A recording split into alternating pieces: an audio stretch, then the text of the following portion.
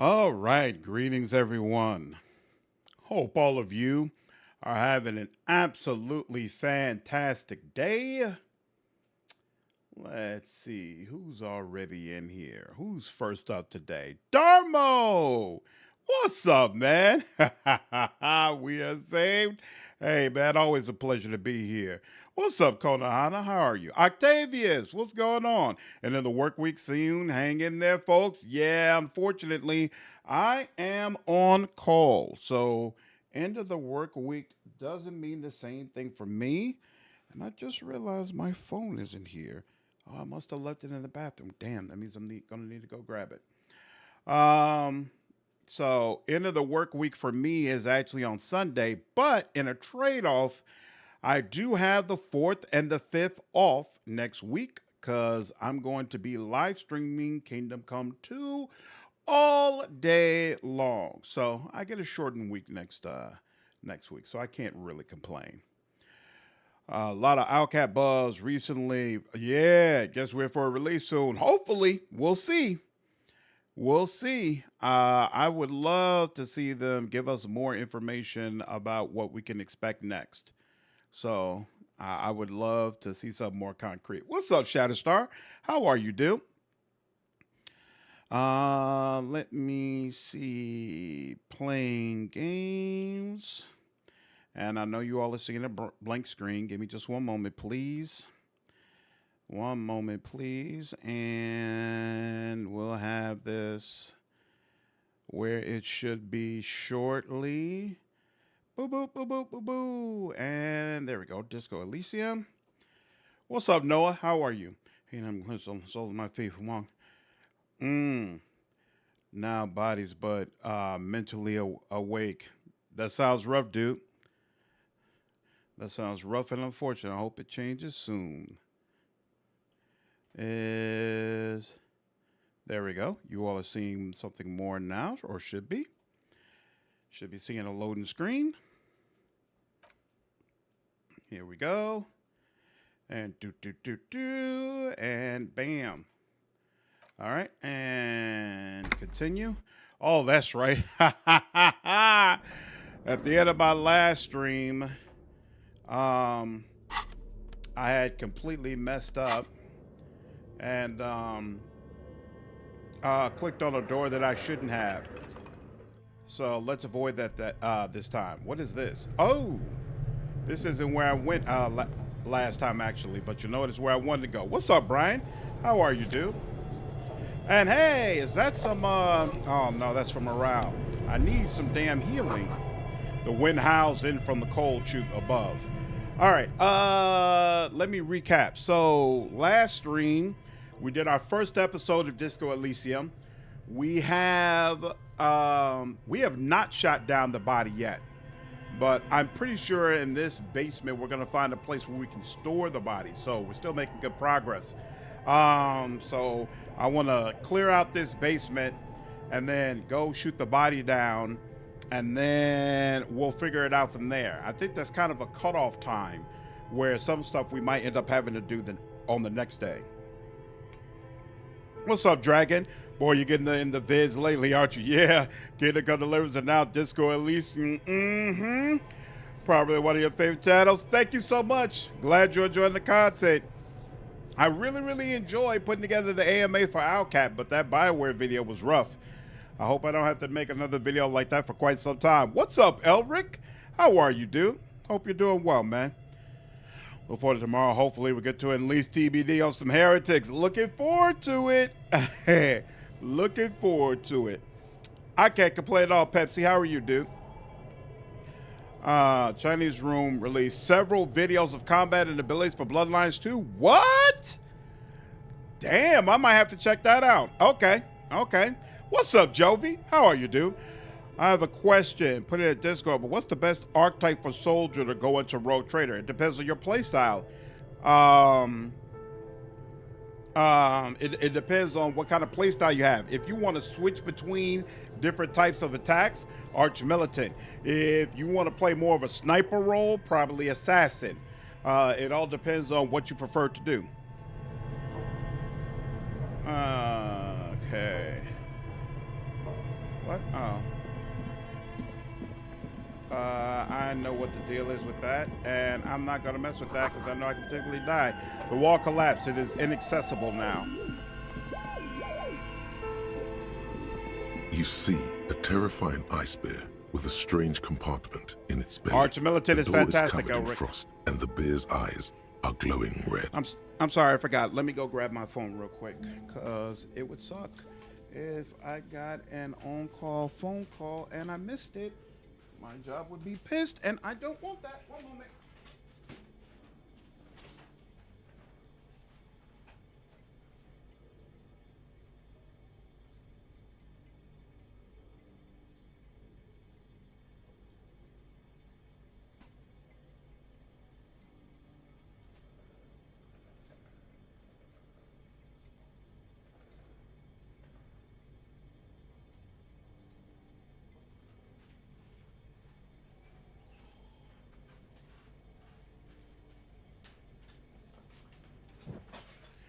All right, I now have my phone again, and let me hook it up.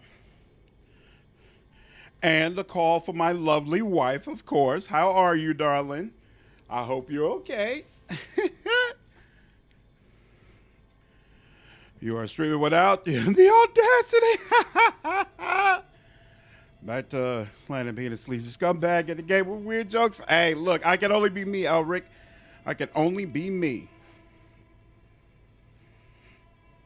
Worf mentioned that unless they changed it, Arch Militant counts single shots and burst shots as different attacks. Yep. For the stack. Also for bolter builds. Yep. Arch Militant is fantastic if you're using a bolter. That's why I always put it on Argenta.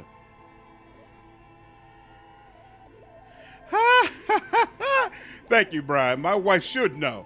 She should know. I absolutely do. The bear looks oddly realistic. Is it taxidermy? Oh, you're walking in now. Okay. Love you, darling. See you in a bit. Okay. What is this thing? It looks like a giant ice bear. The lieutenant doesn't answer. His eyes are glued to the animal. A sharp slice of light shines out from its mysterious belly door. Crack open the door. A gust of freezing cold air rushes to greet you. You hear a low grumble as the bear regulates itself. This is the inside of a refrigerator. What's up, Johnny? How are you, dude? The lieutenant takes a peek inside. His hand has found the holster of his gun. Relax, Kim. It's a fridge. Of course, just a giant ice bear-shaped fridge. He relaxes his hand, his face bathed in the harsh light of the open fridge door. Let's take a look inside. What's up, kid? How are you, dude? The shelves are empty. All you see are crumpled ice cream wrappers with the brand name, Revachol Ice City. A handwritten note has been attached to the door. The fridge is huge. Take the note from the door. You pocket the note and the little fridge magnets keeping it on the door. Examine one of the ice cream wrappers in there. A friendly cartoon bear smiles back at you from a glossy cellophane wrapper. It looks nothing like the fridge. Everything okay? Okay. What is a giant bear-shaped fridge doing in an abandoned cellar in the first place? Good question. It looks like an ice cream fridge. The lieutenant reaches for one of the wrappers. He studies it in the light. Doing all right. Just got done with some PUBG with the crew. My rogue antics pay off again. Awesome, Johnny. Kim is scared. You'll be wise to be scared too. Exactly. I 100% agree. Kim is the one who's got his stuff all straight in this game thus far. So they try to sell ice cream from this hyper carnivore. I know. Hey. What an unfortunate marketing choice. What is even worse, the bear is still costing them money to this day. The lieutenant points at the red snaky cable running from the fridge. The fridge buzzes with energy. The electricity bill on this thing must be catastrophic. Close the door. All right. An ice cream maker, defrosted and unplugged.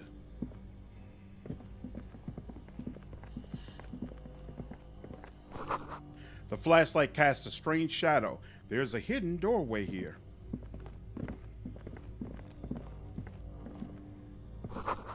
Two rusty rifles are hidden above the piping. They look inoperable. Someone has stuck some busted guns up beneath the ceiling. A few bricks have fallen off, revealing a compartment behind the wall. It's too dark to see in. Look, there's a hole in the wall. Shine light on the hidden compartment. There is, yes. And there also appears to be something inside the hole. Interesting.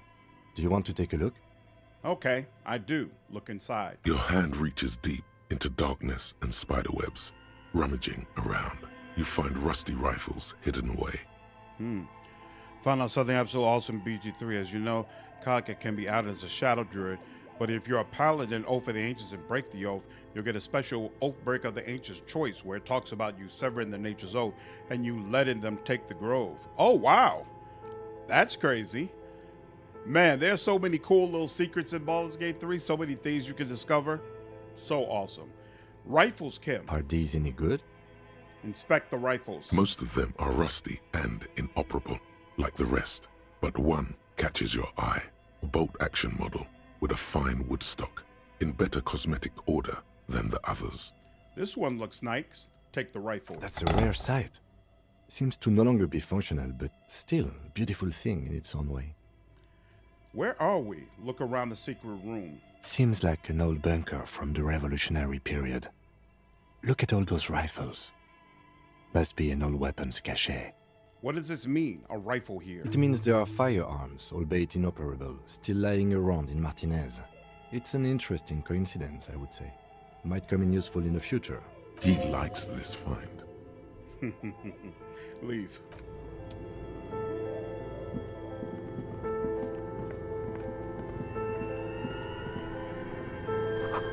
Frozen ice cream maker that's still running.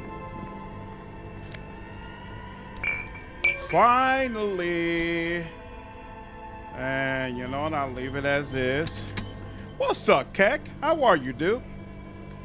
What's up, Raid? We need more RPGs like this, although the quality of Raid in recent years just keep making this game one of the GOATs. There is no other game like Disco Elysium. I agree. One of the best from a writing Two standpoint, for cables sure. are plugged into the breaker box. The red one leads to the ice bear fridge, and the black one to the ice cream maker nearby.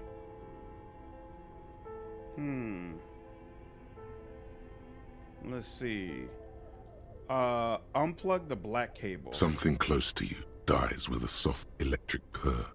Why did you do that?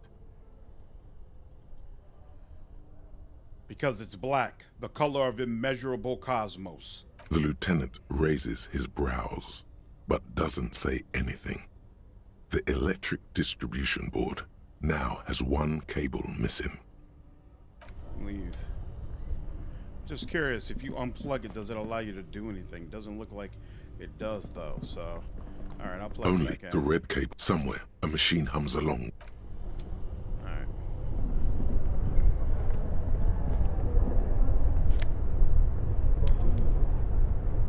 I barely have any money. A cellar window, people's feet shuffling by on the street.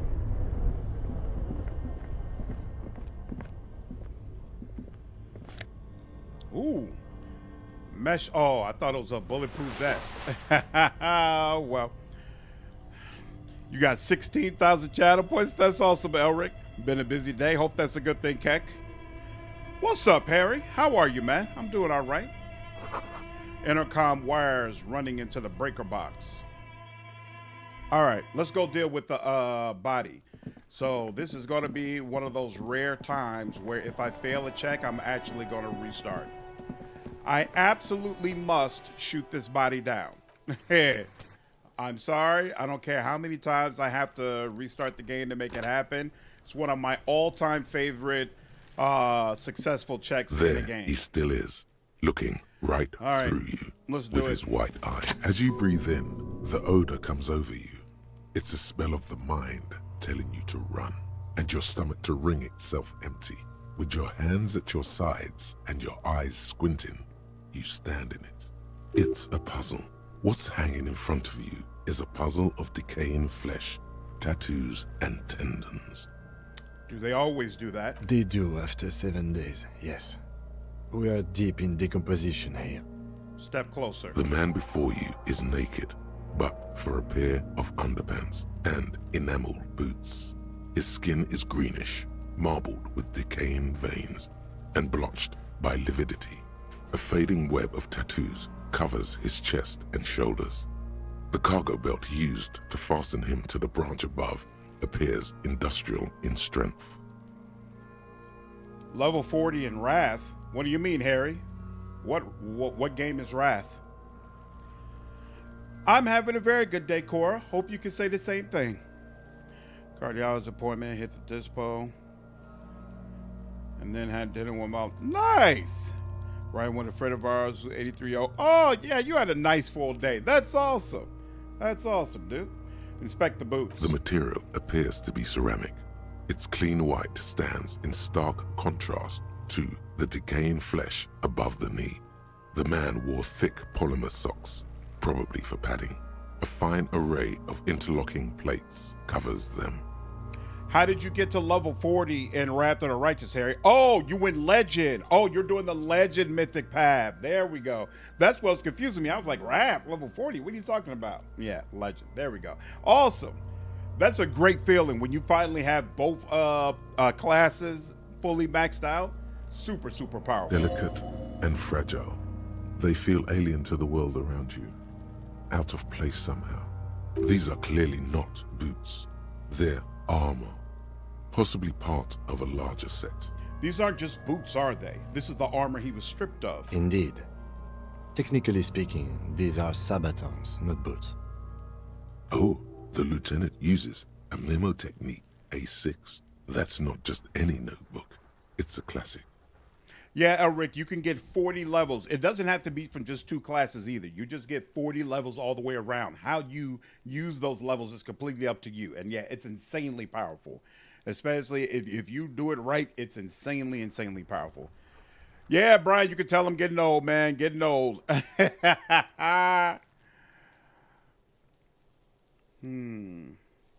a classic. Thanks. Super useful to know. It's all you, baby. What kind of armor is this exactly? Ceramic plate. Zirconium dioxide, most likely. This is where the make would be. Where? Under the hill. Fair weather. Fair weather model T500 VE. I'm guessing that's vitreous enamel. This is advanced stuff. Where's the rest of it? Scavenged by the locals? Piece by piece. He's been out here for 7 days. It would be odd if they didn't. Good point, Elric. We should keep a lookout for these species. The armor could yield information. This is one thing he might actually know. Maybe he was just wearing these boots and there is no no. Understood. The sabatons dangle off the man's decaying form. Ageless and synthetic. The material looks out of place here. It is. It's expensive. The lieutenant draws a line in the condensation on the ceramic with his index finger. We've requested similar material for our tactical units for years now. The constabularies deemed it too costly. In that time, we've lost 6 men to semi-automatics. Ooh. How much are we talking about? For a full set, about 4 years of wages. Damn! What's up, Meyer? How are you, dude? Love Disco Elysium, Sunrise Parabellum. Are you going intellect, psyche, physique, or motorics build for this run? Intelligence. Intelligence for sure. Full brainiac. Yep, perfect way to say it, Meyer. Kim is amazing. I agree, Matthew.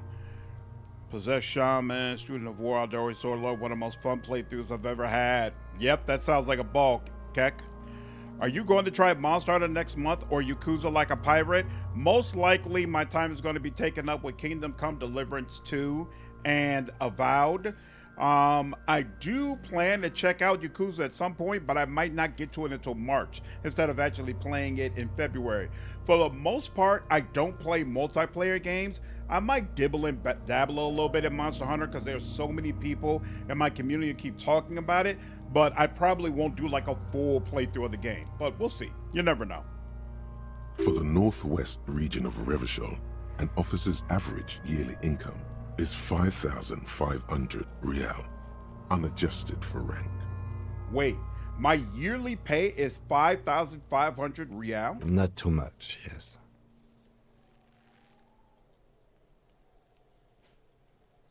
I need to hustle more. It ain't less. Sounds puny. No wonder I can't pay my hostel bill. It's a sorry situation, I agree. How can this man afford such expensive hardware? That's for us to find out. Mr. Gart implied he was security personnel for the harbor company. This confirms my own assumptions. So hype for your KCD2 stream. Appreciate it, Matthew. I'm looking forward to it as well. 10:30 a.m. or as soon as I download that patch, I'm going to be all over it for sure. Conrad couldn't tell you if Evart is good. I haven't played it yet. It seems like every content curator got a key but me. Such is the life of being a small scrub. So I have to wait until February 13th before I get to try it out. Does your line of work allow you to get a better outlook on certain drama topics you've been covering? I think if you're doing this in a healthy manner, you hold on to the understanding that what is online and what is in real life doesn't necessarily match up. And that just because a bunch of people are saying things on Twitter or Facebook or whatever doesn't mean that it's real. And you really, really have to stay focused on that.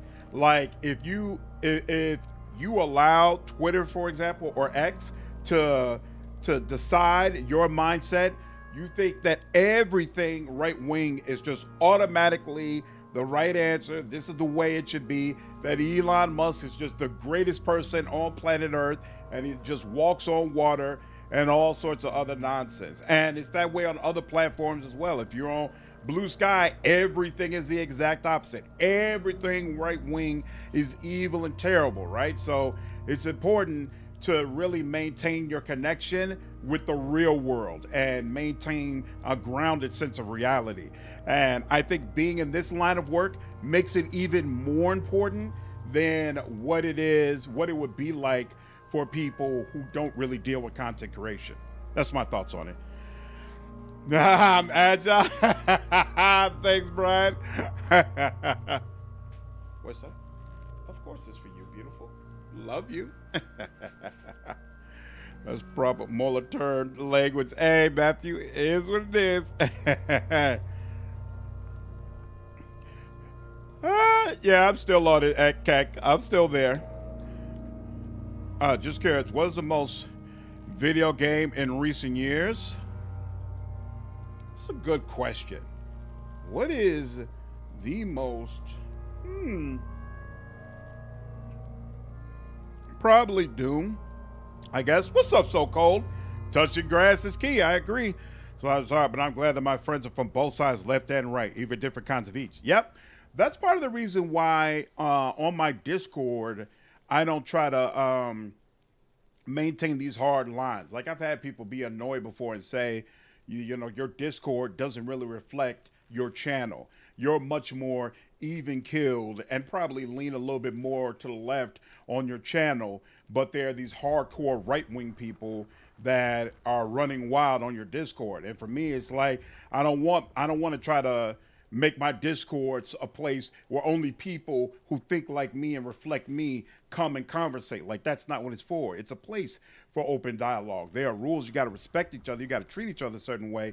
But I think it's very, very important to maintain relationships with people who think and feel completely different than you do, because sometimes those people will check you, right? And get you to see things in a way that you wouldn't have considered otherwise. It's very, very important. Nobody has all the answers. Just something I scraped together from my station. An area report on Martinez. I'm sure you did the same. You say lean anymore? Are you more independent? I'd say independent, but I do lean more so to the left. So like I'm not a Democrat, but my thinking is more left wing. Damn, you're a better man than I. Yeah, I think people on both sides of the aisle have kind of lost patience with each other, so they don't even want to speak with each other. I don't want to be that type of guy. Well, my first playthrough, I am shocked that only 14% of players beat the game, and only 3% beat the Ulbrich DLC. That's the way it always works in those games. Look at the Wrath of the Righteous. Like a lot of people, most people who played that game did not finish it. That's why I never focused on unfair content. You get unfair difficulty content. You get so many people swearing unfair is the only way to play the game. If you make a build, it has to be unfair ready and all that type of nonsense. But then when you look at the actual Steam achievements, there's like what 3% of the community that's actually finished the game on unfair. Most people don't even bother playing that way.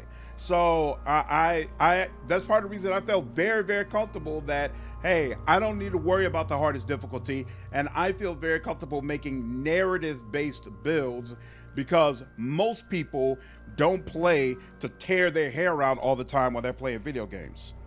It's not the way it goes. Not the way it goes. Oh, you're not in America? Where are you, Elric? So I was gonna love both sides. Without that, no one grows a person. Exactly. Exactly. I agree, Conrad. What's up, Gen? How are you? Lean more progressive while still capitalist support. I've played Wrath of Rights for hundreds of hours and never beaten it. There we go. There we go. Brian, you need to go ahead and make it happen, man. So it's one of those games where character creation alone is people will just replay the game over and over and over and over again. Absolutely. Just something I scraped together from my station. These look pretty advanced for a security guard. I agree. This equipment is way beyond what a guard can afford. Knock on the boot. A small bell-like sound fills the air, like tapping on the side of a porcelain cup. The pry bar in your hand is itching for some action. Will that count as taking away some of my health? Sounds fragile. It's anything but. This material is a kinetic redistributor. It spreads kinetic energy horizontally, from plate to plate, dissipating it entirely. See?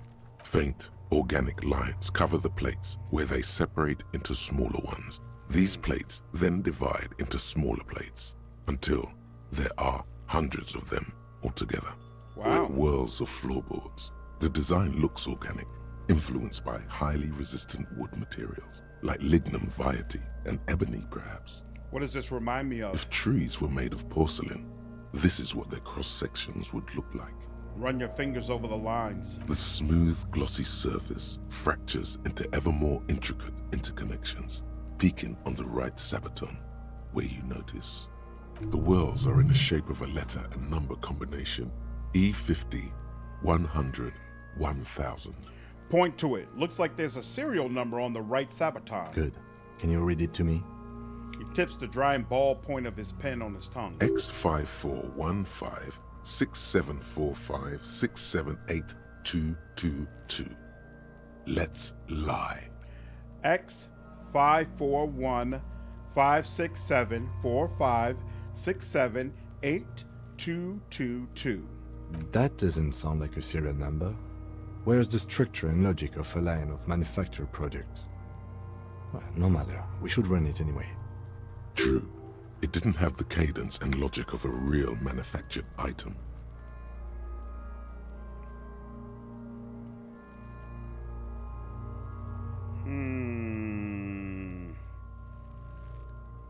Is there an advantage to lying?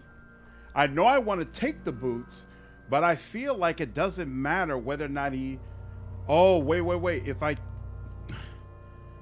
want to take the boots. Would letting him have a false serial number, does that matter?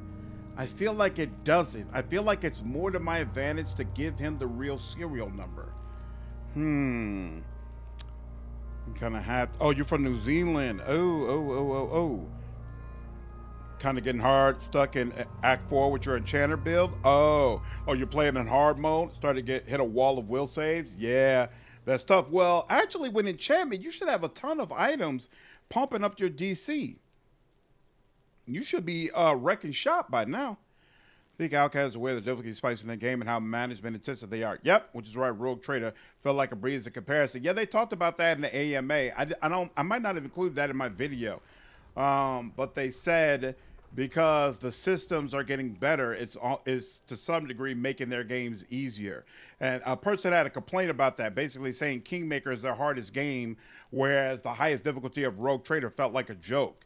And from Outcast's perspective, they're like, Kingmaker was so difficult because so many things were messed up about it. Like, now that we're making better games, the games aren't quite as hard. What's up, Rage? Just started Wrath of the Righteous. I was frustrated and overthinking it first. Now just play it, try to enjoy the story. That's awesome. There's a ton of videos on my channel about Rogue Trader that should hopefully be able to help you out as well. What's up, Dorngaloid? Conceptualization is my favorite skill. Yeah, it's awesome. What's up, Cunningham? I played games since I was a kid. I've never had an issue. I loved a lot of them. Nice. But the thing I noticed in those games without a lifestyle wasn't their defining characteristics. They were just great characters. I think more games need to focus on that. You know, I feel kind of half and half on that. Like, if we look at Dorian from Inquisition, that's what he was like, right? Like, he was gay, but it wasn't the central part of his character. And I did think that was great. But I'm also not of the opinion that a party member or a character cannot be great if their storyline on some level focuses on their identity or focus on a characteristic. It just has to be handled well. And I do concur that we haven't seen it handled well yet in a game. But I'm not necessarily of the opinion that that's because it's impossible, right? That automatically they become less compelling and less good if the aspect of their storyline that they're pursuing directly relates to their identity. We'll see. I'm sure another dev will take another crack at it at some point. Final run in Wrath given all the updates. Mythic path paralysis. I completely understand. You never see someone lie here? Interesting. Okay. You know what? Just for that, I might do it. And the earlier non-pass release was torture though. Oh yeah, the launch was rough. The launch was rough. Need to play this soon. What's up, Mark? Sitting in my library. The artwork is incredible. Yeah, it's really, really awesome. Mind Master's Eyes and all of that. My DC is upper 40s. The Divs have like plus 30 saves. Oh, that's rough. That's rough. One lesbian game that I can love and that don't make the plot revolve about what they are. We'll see. I'm sure more devs will take a crack at that kind of content. Just been real. I've been binge watching your Wrath of the Righteous content. That's awesome, Rage. I'm happy to hear it, dude. Happy to hear it, man. Handles that well. What's up, Ascendant? How are you? Exactly what I've always thought. Nice. If I had a well, a story about a marginalized life could be great. Yep, maybe one day we'll see it. See, you kind of have to be like that. Since your channel isn't meant to be all political, you're primarily a gaming channel. Yep, just happens to be this honestly like stupid dramas around games you played or going to play. I keep saying this, but I'm repeatedly astounded. When I started covering Kingdom Come Deliverance 2, I was sure this would be the run where my channel would have no drama. I'm like, all right, me and all of these anti-woke types, we're going to be in full agreement and alignment. This game is awesome. We all want to play it. Like, there's going to be no drama about this. For this to be a game that has almost as much drama as Veilguard did baffles my mind. Baffles my mind. Every time Daniel Vavra makes a post on Twitter regarding this game, there's a whole slew of clowns, absolute clowns, talking about DEI, don't buy, non-binary, all that type of nonsense. And I'm like, for Kingdom Come Deliverance 2, y'all? For Kingdom Come Deliverance 2? Come on, man. All right, let's find out what happens if he lies. Yes, let's run it as I said. We have a make and a number. That's something. We can use the radio in my kinema to run it later. Either station can chase it for us. Back off and look at the corpse. The cadaver slowly twists on the cargo belt, his torso covered in tattoos and extremities blotched pink and blue. Inspect the belt. The hangman's knot is pulled tight by the weight of the corpse below.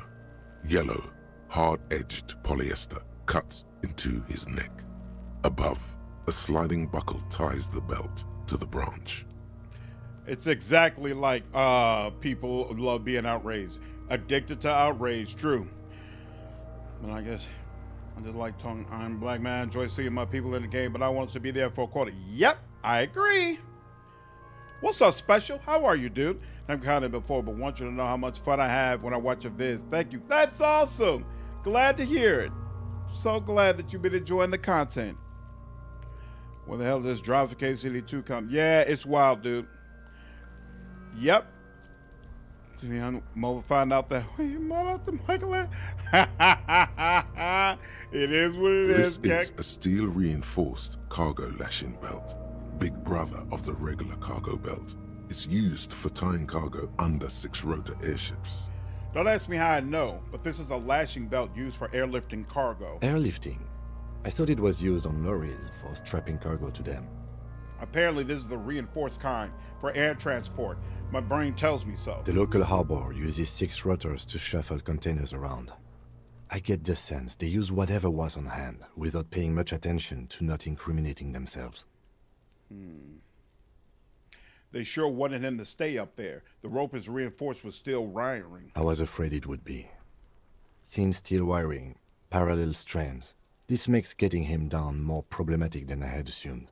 How did they even get him up from there? A noose is one of those things that's easier to use one way around. He points to the buckle tying the belt to the branch above. Did they climb up using the kid's ladder? Point to the one at the side of the tree. That ladder can't carry a grown man. I didn't see any splintering either, did you? I think they lassoed the branch, then pulled on the belt to close the buckle. He makes a pulling motion. Could be. The shape of the branch supports the theory. We're assuming dock workers from the harbor did it? I'm still approaching this as a lynching, yes. Motivated by the ongoing strike. You? I feel like it was something else. Yes, it often is. This bell worries me. Back off. The cadaver hangs from the Respect cargo the belt. tattoos. An intricate web of blue lines stretches across the torso, from the right shoulder to the solar plexus. Each time they intersect, a small white star is formed in their crossing. Hundreds of fading asterisks riddle his skin. Their concentration is highest around his heart. Instantly I started playing Star Wars. Oh, Outlaws, how are you liking it?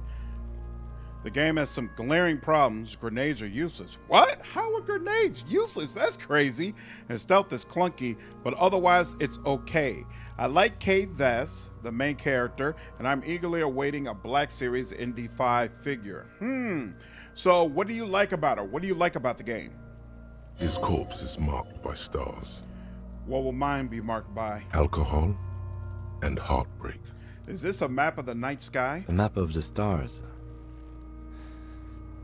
I do see some similarity to astronomical charts. Great Century Messinian, maybe. But this seems more particular. Customized somehow. As if someone left out most of the night sky, filtering it through personal choice. The principle of this filter remains unknown to you. The thought dissipates, and you feel as though you were only half right. I'm missing something here. So am I. A sudden ringing fills the air as the lieutenant pulls down the zipper of his orange jacket. He takes a thin piece of milled aluminium from his coat pocket and pulls it open. Sounds like a sword being unsheathed. A small lens appears, some sort of camera. Listening to this game with headphones on is so freaking cool. The amount of work and dedication that was done towards making all of their actions have really cool sounds come through the headphones. Awesome. I'm really enjoying that aspect of the game. What's that? A Trigger Sunshine Mini. Triggered is the world's leading manufacturer of intercommunication devices, primarily projectors. The camera before you looks familiar somehow. When I just noticed the dude was hanging there, I thought he was just standing there.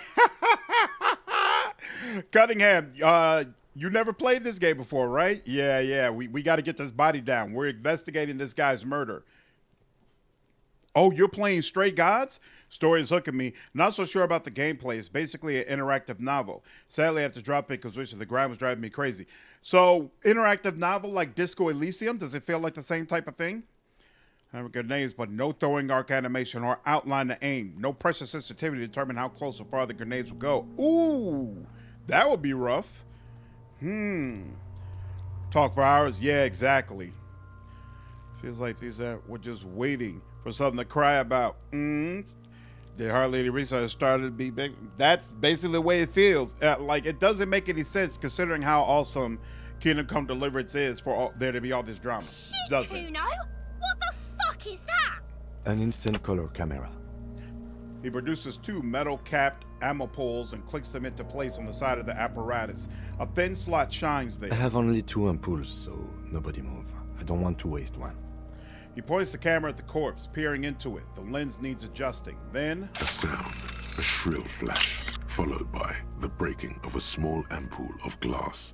You see streams of color pour onto the thick, glossy piece of paper, rolling out. In case we need it. the lieutenant says and shakes the paper, letting it dry in the cool wind. On it, a color-perfect copy of the dead man's tattooed chest. Cool machine. Yes. It is pretty cool, isn't it? What do we need this photo for? It contains insight to the victim's person. By his build, I'd say this was a man of physical violence. The story he wanted his body to tell was important to him. It is his letter. To us. Someone should decipher it. We'll need to show it around. Can I have it? I should look at it later, without the corpse smell. Sure. Just don't lose it. He hands you the piece of rolled up photo paper. It's no larger than a pack of cigarettes. The glossy-eyed corpse looks by, his mouth mute and his skin as colorful as the chemical rainbow on the photo paper, teeming with opportunistic organisms. Look him in the eye. His eyes are milky white and blind to the world, protruding comically from their sockets. There is no one home, just subaquatic terrors there. Watching me is expensive, Cunningham. Hey, man, I plan to add more games onto your docket for this year. You better get to it. Stray Gods is even less interactive. You can't even move in the place. Just select items from a list to observe and dialogue choices. Ooh, that's interesting. I bought it to support Gator, but never played it. You know, I might stream that later on this year. Just as a, hey, thank you, Gator. I hope your next game does well. As far as what I like, hey, she is written as young Han Solo. I could really imagine the game originally being made for young Han Solo after the Solo movie. But that movie was equally panned. Yeah, I never watched it, but I heard it was terrible. What's up, BioArc? I had this in my Steam library and have not touched it yet. I wish I had bought it on my Switch. Yeah, it's definitely worth playing. I forgot they did release a Switch version. Whatever platform you need to play it on, dude, I highly recommend it. It's Dark great. brown hair grows on his head. His face is ready to explode from the organic processes inside. The death's head grin has passed. What remains is an unrecognizable mess. Tell me, who are you, dead man? I'm gone. Where have you gone? Into the wild pale yonder. Where is that? In the past. Way out in the west. I can see you're gone, but who are you? I'm a joke. Look at me. You are now, but who were you when you were alive? A killer. A motherfucker. And a killer. I have another question for you. Go ahead. What is happening? What do you mean?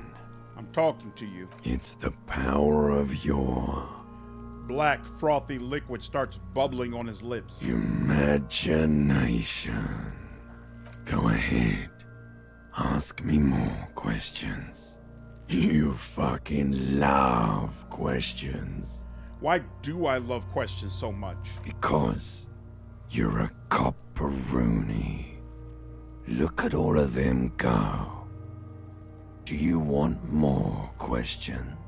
Give me a comical amount of questions. Coming right up, copperoonie Rooney. This is getting upbeat now. Is my name Rooney? Fuck no. You're no Rooney. Rooney is obviously not who I am. Between you and me, your name is probably Harry. I feel like I've been getting a lot of Harry lately. You might be onto something there. Why do I feel like I've forgotten something terrible? Because you have. Who killed you? Loved it me in Provocopo. It was was love all along. Can you ask me a question? Sure, Lobo.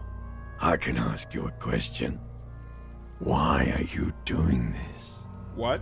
Looking at my face, motionless. Looking into my eyes, standing here. Why are you investigating my murder? Maybe this will lead to something. Something indescribable, unforeseen, miraculous. The clown lips on the corpse appear to smile. The face rotates before you, slowly. Something is on its way. Something hidden. It's coming. A miracle from the northwest, and it's almost here. You can feel it in the air, on your hands. The cold spring air smoothing them over. I hate you. You stink and you're boring. Do I remind you of someone? A child born with Muller's disease, harlequinism, grown up miraculously. A baby affected with harlequinism. You sure wriggled out of that one? Coppellini. Enough. Come back later, Corpo. Amuse yourself with my frank manners and my memento mori features. If possible, also, see me in your dreams. Wow. There wasn't even, interesting. That was crazy. Yeah, that's a really nice voice, Bio. You didn't think the Solo movie was terrible? It was just okay. Yeah, that's a kiss of death for a Star Wars movie. Yeah, Elric, Disco Elysium has a lot of scenes like this, for sure. Anyway, when you played this game, is there a lot of alcohol drinking? No, Bio. Actually, there's a big choice in regards to whether or not you want to go clean or if you're just going to give in. So if you want, you could do the whole playthrough never taking a drink and never taking any drugs. Or you could do the exact opposite and basically let him fall into addiction. Step back, hang with the pastry. Thanks, Cody. I appreciate it. Ooh, Crusher Raptor Righteous. That's awesome, dude. Just for that sexy voice. Yeah, they got multiple awesome voices here for sure. All right. Squint and take a step back. As you narrow your eyes, the monster before you blurs into a violent mess of green and pink. Yep, no problem, Bio. You can absolutely be a person who resists. Now, keep in mind, there are a couple of dialogue options or a couple of sequences where the question will be posed to you, right? Where he'll see a drink or he'll see drugs and the game will talk to you about it. And they'll tell you, hey, you're addicted and hey, you want this. And then you'll have the option to say, no, I don't want this and keep it there. So, you know, I don't know if that type of dialogue is going to trigger you or if that's a reason for you to stay away, but absolutely, you have the agency to decide that you want to stay clean. That's wow. Is that a bunch of these voices are all the same guy? Exactly. Exactly. All different aspects of him talking to him all at the same time. This is a trick. You've done it before. Pink is where the blood settled in the first hours post-mortem. You can use it to see if the corpse has been tampered with. Does his position at the time of death match the discoloration? Yep, no problem, Bio. The game is written by alcoholics. Yep, it has very realistic references to the cravings if you have high electrochemistry skill. Yep, that's a fact. Only the lower extremities are pink with a dash of blue. His fatted hands, thighs, and his neck, just above the noose. The rest of the corpse appears dark green in the cold spring air. His face and hands are pink, thighs too. I see it. His neck too.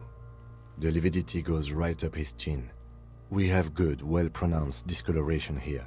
Relax your eyes. The monster comes back into focus, an explosion of color coursing with dark marbled veins. His stomach appears pregnant with something. Black liquid streams down his thigh and onto his boot.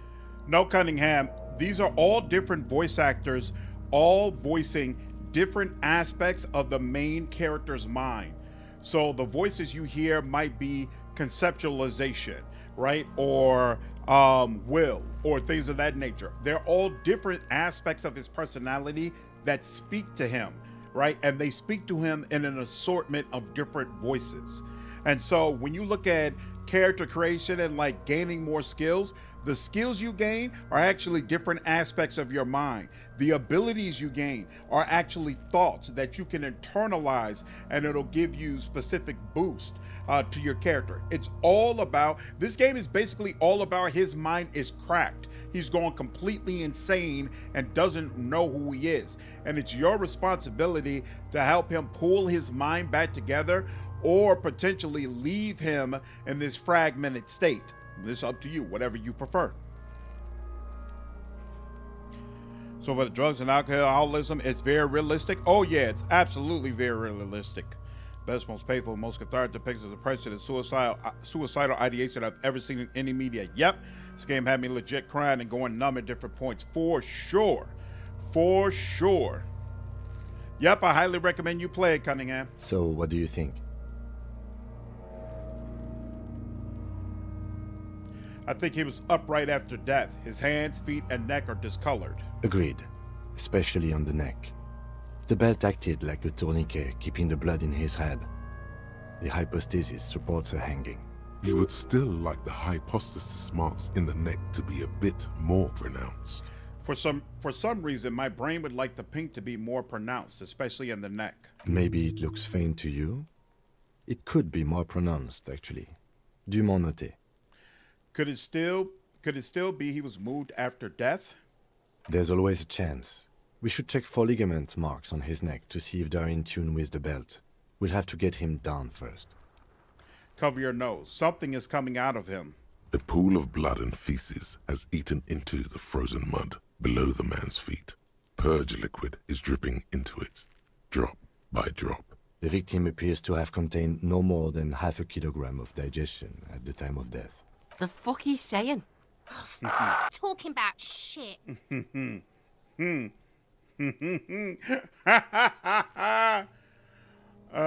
We got lucky. Did we?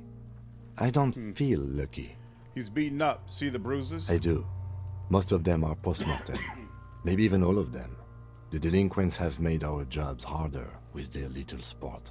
Stop talking in riddles, coin slot. It means you fucked him up good, Kuno. Fucked him up brutal like. I think he's dead. I agree. His personality is no longer a part of the world. Totally dead. The world no longer stores his personality and his composition. There was a time for that, and it ended 7 days ago. That sounds about right, yes. Back off and catch your breath. But there is no breath to catch. Only the cadaver filling the air and your nostrils. He slowly rotates before you, decomposing. That's why I have to add it to the list. What's up, Nick? How are you? He's already there, Slater. This is just seeing how he goes. That's true, too. What's up, Grim? How are you? Bio! What's going on, man? Appreciate you joining the channel as a member, dude. Thank you so much. So we weren't talking to the dead person. We were such psychos losing our mind. We just think we did. That's correct, Elric. Yep.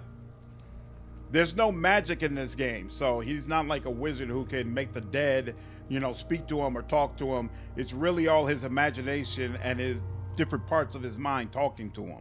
That's what actually happens. I have something I need to know, Corpse Man. Of course. You have questions, don't you?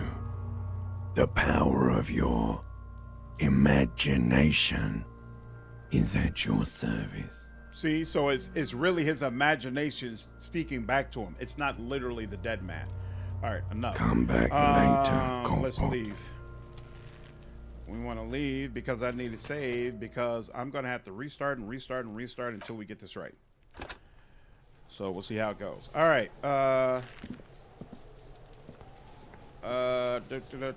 Let's see. What happens if I talk to you again? You have Look, anything see? there to say? It's the fuck. You belittled yourself before the Kuno. Now you must seek his forgiveness. Look, you're on my crime scene. I can't have uncooperative civilians here. Whoa, whoa! What's this psycho shit? You're gonna pretend like nothing happened? He's trying to forget it, Kuno. Don't let him forget it just like that. Reminisce with Kuno. Such a little twist. First, You tried to fiddle this, then you punch yourself in the face. What was up with that?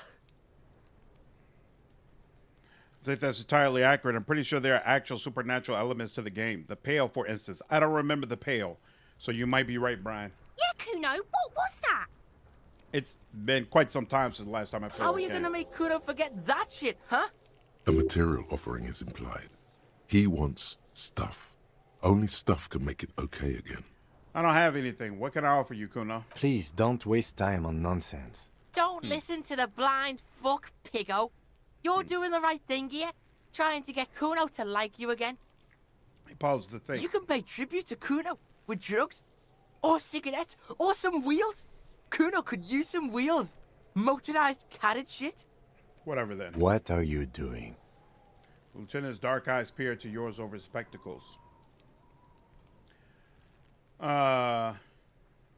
Need to make truce with Kuno. Offer him something. No, you really don't. That is a 12-year-old boy. His opinion of you doesn't matter. You don't fucking matter, buck imp. I'm still going to mark it down as something I need to do. But why? He looks You're truly turning this puzzled. into a huge thing. It's just very hard for me to let things go. I know it doesn't matter, but I need to make this right. Okay. If you absolutely need to. But right now, let's move on. There are some things we consider magic, but not like wizards. With high intelligence, you'll learn about it. Okay. Sounds good. Memory says the pail is just a straight-up white void. Like when Nano and Morpheus go to The man loading before room. you is naked, but for a pair of Awesome. underpants and white boots. I can't His complain skin at all, is Grim. marbled with All right. decaying veins So, and blotched how do we get him by- down? Are you sure we finished the preliminary examination of the cadaver? We might miss some of these things once he's done. He stops to think, then checks his notes. The Step cadaver back for a slowly minute. twists on the cargo Yep, belt. the preliminary His torso examination is covered done. in Let's get him tattoos, down from there. and The steel-reinforced belt presents a unique challenge. I brought chain cutters, Excellent. but I don't see a good angle of approach to the belt. he doesn't actually think the challenge is unique. He thinks it's frustrating, annoying, and harder than he thought. The cadaver is a good 1.2 meters up. Neither one of us can reach the belt without assistance. And even if we do, there's the question of cutting the airship strength material.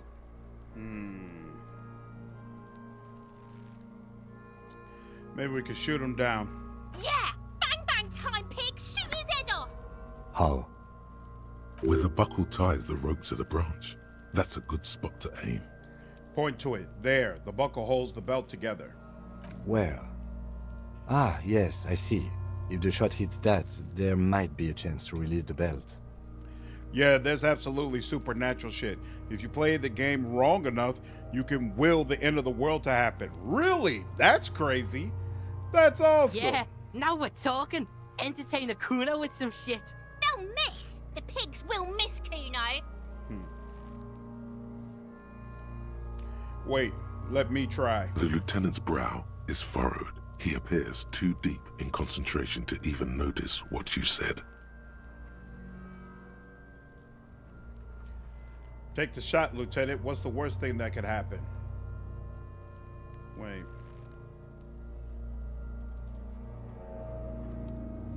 I'll blow his head off. Huh. Take it! Take the shot! Yeah, take the shot. Kuno wants some of that shit. Silence. With his elbow sharp, the lieutenant unzips his jacket and produces a lightweight firearm. He drops a paper cartridge in the barrel, separates the scouring stick, and gives the cartridge 5 tucks. That's a Kiel A9090 Armistice, mass-produced muzzle loader, ascetic, frugal, one of the most common firearms in the world.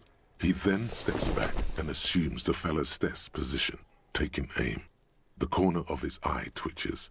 His finger is on the trigger.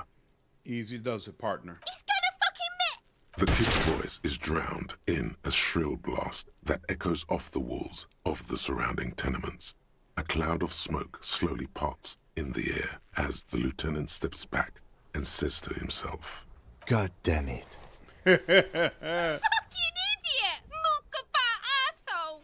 Kuno could have hit it easy, but then Kuno's not fucking handicapped, is he? It's okay, man. Kuno's sorry too. Kuno feels sorry for the Beano Cloud. The lieutenant doesn't say a word, just looks at the gun in his hand. What now?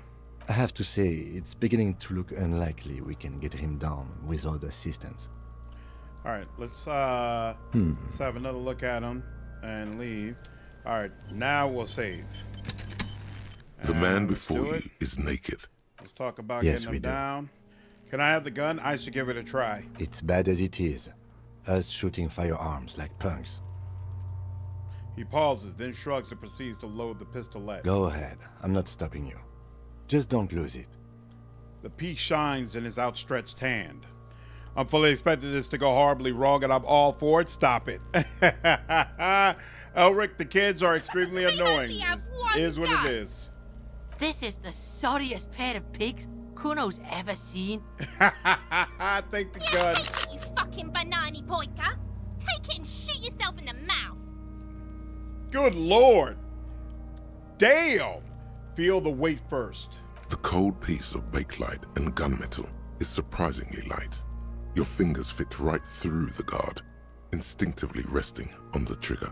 The fuck are you waiting for, Kuno? Tell him to shoot himself in the mouth. Point the gun at the belt. The buckle comes into focus in your sights. You stand with your feet planted firmly in the ground and your left hand supporting your gun arm. Why don't you just shoot yourself in your mouth? At least you won't miss. Oh, you could point the gun at Kuno. Close your left eye first. Your field of view narrows. The branch slowly moves, becoming entirely two-dimensional. What's up, Jared? The metal buckle glimmers, catching the noon light as the corpse slowly rotates. The slow movement of the branch in the wind and your shoulders directing the gun sync up, dancing hypnotically. Look, he's crying. You gonna cry now, fucking faggoty? 28%. Not the best, not the worst. 1 out of 4. They are annoying. All right, well, let's give it a whirl. Oh, well. First one doesn't work. A plume of smoke erupts from the barrel. Your hand goes numb from the explosion. With your ears still ringing, you lower the weapon to see what happened. You missed the belt, but hit the corpse straight in the chest. Bits of ribcage You could easily protrude end the from game right skin. here. No blood, only a murky sludge dripping down his belly. The sudden stink makes your eyes water. Oh my god, he's gonna fucking cry. I knew it. What a mulko. There's something wrong with your weapon, Lieutenant. It keeps missing. The armistice is sufficiently precise, officer, especially at close range. He takes the sidearm from you and holsters it. It's not the gun's fault you can't shoot. It's your pig hands. Pigs don't have hands. They have, like, fucking hooves or something. Kuno has hands. Kuno can shoot that shit down for you. Ha! Lieutenant, I'm about to restart anyway. Lieutenant, we shouldn't trust Kuno with your service weapon. He says he can shoot it down. The lieutenant does not dignify that with an answer. He snaps the button on his holster and says, We still need to get him down somehow. His tone is growing tired now. The stench makes him turn away from the corpse. But how? The bad way. The way I didn't want us to. By asking the harbor for help. They have the tools and the men. If they put him up there, they can take him down too. But won't it be dangerous? To ask the suspects for help with the victim's body? Well, we'll probably have to do this when we reload anyway, so... Here, look. I want that check. I like that check. But we're going to make things a little bit easier for ourselves. We could put a point in hand-eye coordination. Do I want to do that? I forgot how the white checks work. I think that's fine. Yeah. There we go. Let's see. The how man this works before you. now. Yep. Yes. Oh yeah, Cunningham. They do not hold back in the dialogue at all. Extreme failure. Go ahead. This is... Yeah, take it, you fucking The coat, Feel away. Point the gun at the buckle. Why don't you just shoot yourself in your Close Your your feet are slow. Look, he's crying. 42. Here we Cry go. now, fucking faggoty. Still? Yeah, no rage. A plume. Let's try it again. I want this. There's not. There are some checks I'll let it go, but there's a couple of checks here I have to have. I want it. I want it. I want it. I want it. I The love man this before you. scene when you do Yes, it we do. properly. It's Can go I ahead. have it? This is the sorriest. Yeah, take it, you. The coat, Feel the way. the buckle. Why don't you just shoot yourself in your mouth? Your feet are slow moving. Look, he's crying. You're gonna Uh, cry now. Come on fucking now. Faggoty. By now, I should have hit it. A Come plume on of you. now. It's freaking 42%.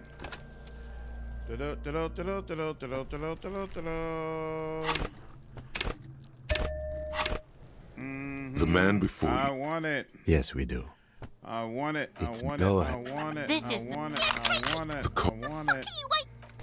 The buckle. Why don't you just shoot? Your feet are slow. Look, he's crying. You gonna Are cry you serious? now, fucking faggoty. You know, I had this issue A plume of when you. I was doing my review of the Final Cut a couple of years ago, where The I man before felt like you there was is- some checks Yes, we where do. the game was It's just back- go automatically having This you is- fail over and over Fucking again, even banana if it point, didn't huh? make sense. The co- Uh-oh, I forgot to The buckle. Why don't increase you the just damn shoot yourself? skill. Your feet are slow.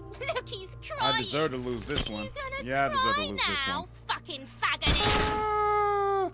I don't re- A Hey, plume of you miss. you shot Kuno? Keck? That's wild. Yeah, satisfied when you get it? Absolutely, Rage. I agree. All right. In case I need... The man before you is Yes, we do. It's back. Go ahead. I actually This hate is the- restarting checks. I'm much more the the buckle. mindset of, Why hey, don't you just just roll shoot- with it. You're So this that makes He's this double trying. annoying. You gonna cry now? Finally, fucking let's go. The buckle explodes into tiny pieces. So cutting loose with a satisfying. whir. With your hand numb from the recoil, you look at the body slump down. For a moment, the man appears to kneel in front of you, So looking freaking straight cool. at you, helpless, trapped within itself. Who killed you? Communism. It takes a millisecond for the association to flash within your cortex. You have no idea where it's coming from, only that it's right.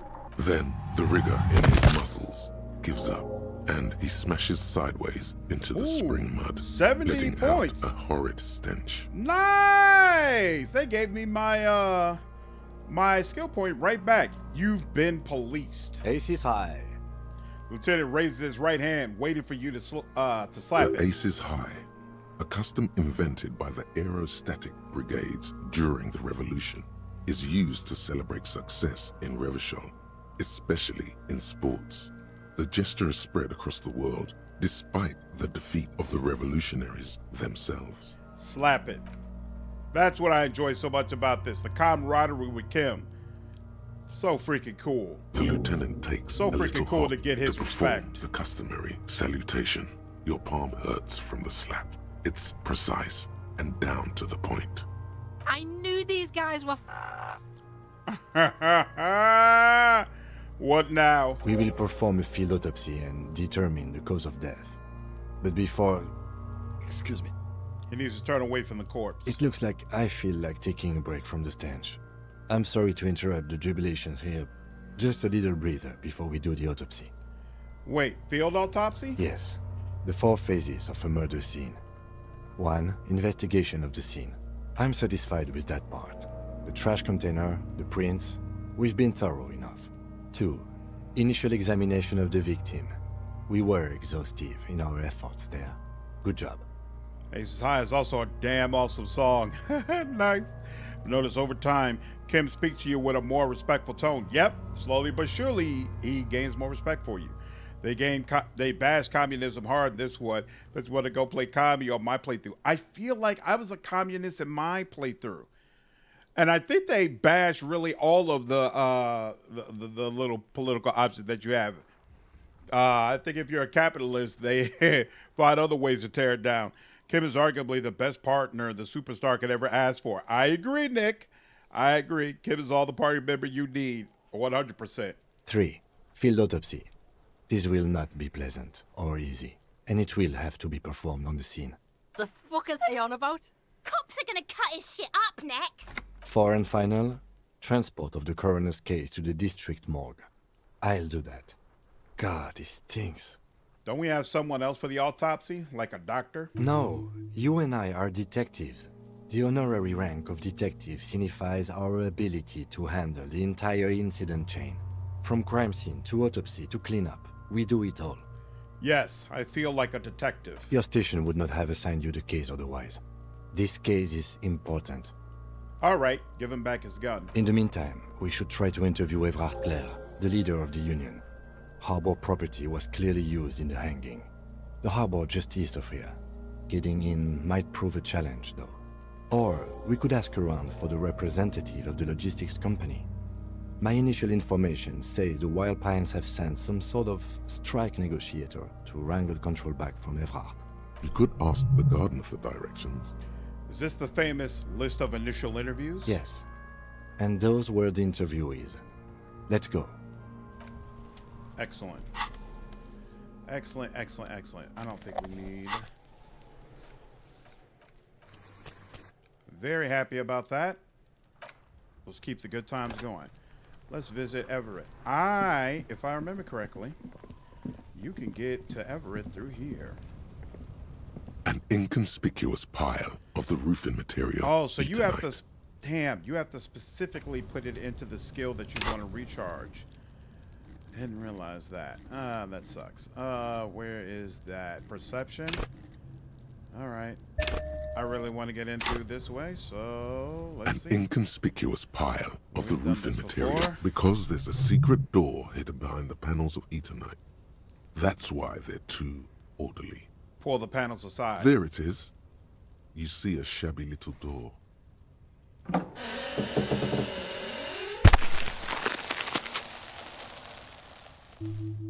Search room. Oh, appreciate that, Brian. Yeah, if you all are enjoying the stream, I would definitely appreciate you hitting the like button. Kim gives us a good example of how just having a person there to support you is all you need. You don't need thousands or hundreds of people. You only need one solid person. You have more help than expected. What is this then? A tool Absolutely. shed? Let's investigate. Indeed. Let's investigate. A silver plate with traces of bone yellow Be powder. still, my beating heart. It's amphetamine. Sweet amphetamine. I don't remember which one of you were talking about, do you have to be an addict? But I think this is an example of, like, them trying to tempt you with drugs. The lieutenant isn't studying the powder in the mirror. He's studying you. There's a good vague way to ask where he stands on drug use. Professionally, I mean. Oh, yeah, Kim is definitely a proponent of you staying clean. Make you really, are you a really good detective? Someone is taking narcotics here. Perhaps the police should interfere. Perhaps not. This is below our pay grade, detective. However, He points to the ladder in the corner. see that ladder there? It's probably another way into the industrial harbor, no? A secret path the local kids use. Lloyd, thanks for the $5 donation, dude. I already like, so I'll hit this button instead. Hey, thank you so much. I appreciate the support. The poster says, get out of the way or get fucked up. Ooh, more real. I'll always accept that. Cured pig's head. It looks mummified. The tube of magnesium supplement. A magnesium supplement you rub in your chest to live a happy, magnesium-rich life.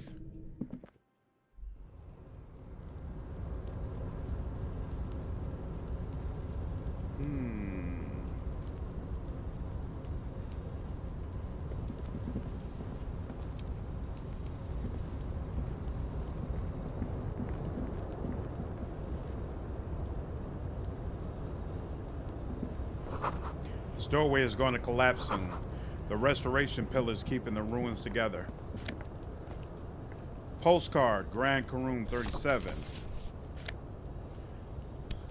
Some more Real.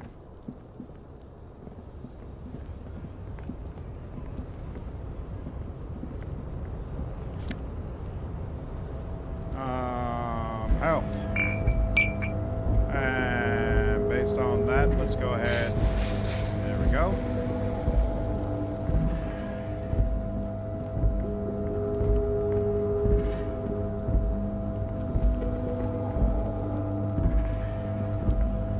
Yes, I do plan to stay clean in this playthrough. Looks like someone left his tarpaulin cloak hanging on the railing here. Look, Lieutenant, point to the flapping cloak. Someone left his cloak behind. Yes, it's probably yours. It bears the RCM insignia, and you have a habit of being careless with your equipment. He judges the drop. You could probably make the jump. You look like you've done some track and field in your day. Look around. The wind is aggressive up here. The lieutenant looks at the enormous crane towering in the distance over the container yard. Then he turns back to the sad piece of fabric flapping in the wind. What exactly are we doing up here? I was under the impression we are on I our agree, way Octavius. to meet the king of this castle under siege, Evart, one of the people we're interviewing. This way we may be able to get around his henchmen. Or it could be that we are just exploring. He looks around, wind rustling his hair. Do you really think this cloak is mine? Should I go for it? Jump? The cloak? I do think it's yours, yes.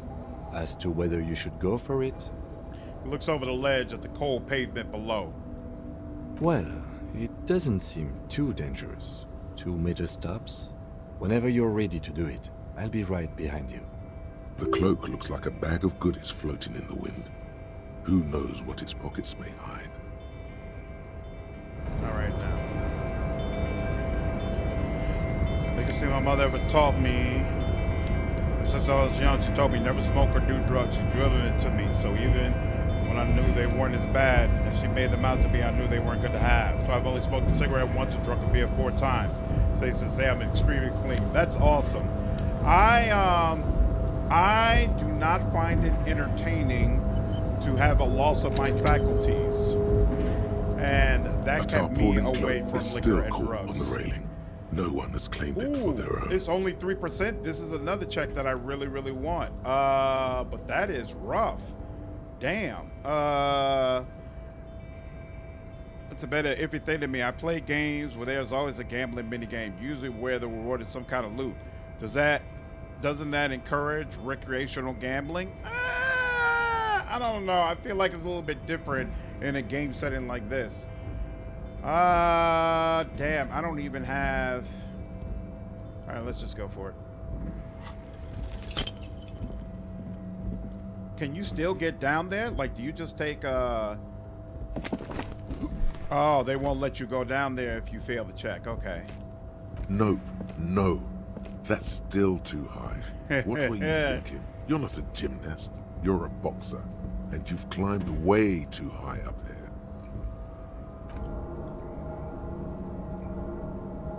You could have died there. Shit.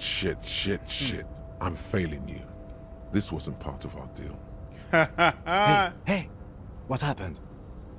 He sounds genuinely worried. I'm all right, Cam. I just can't do it right now. I understand. We can always come back when you are feeling better.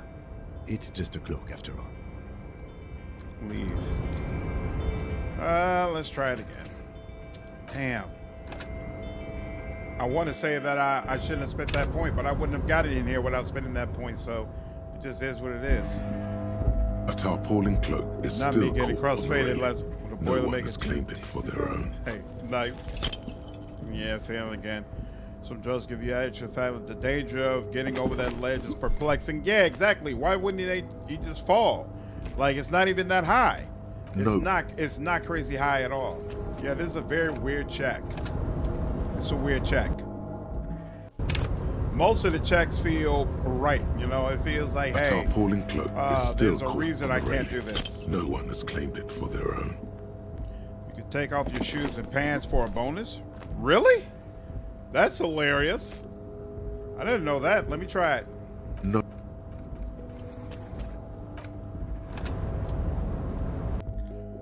Which may be boring, but of all the voices, it would literally, it would try to literally not kill you, which is helpful.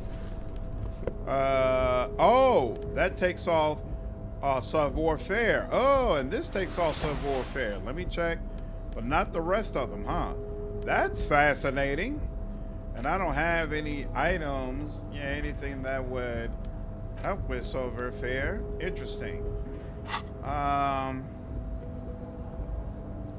Oh, I need a skill point to take this off too. Ooh, rough. I am low on skill points right now. A tarpaulin cloak This is still hilarious.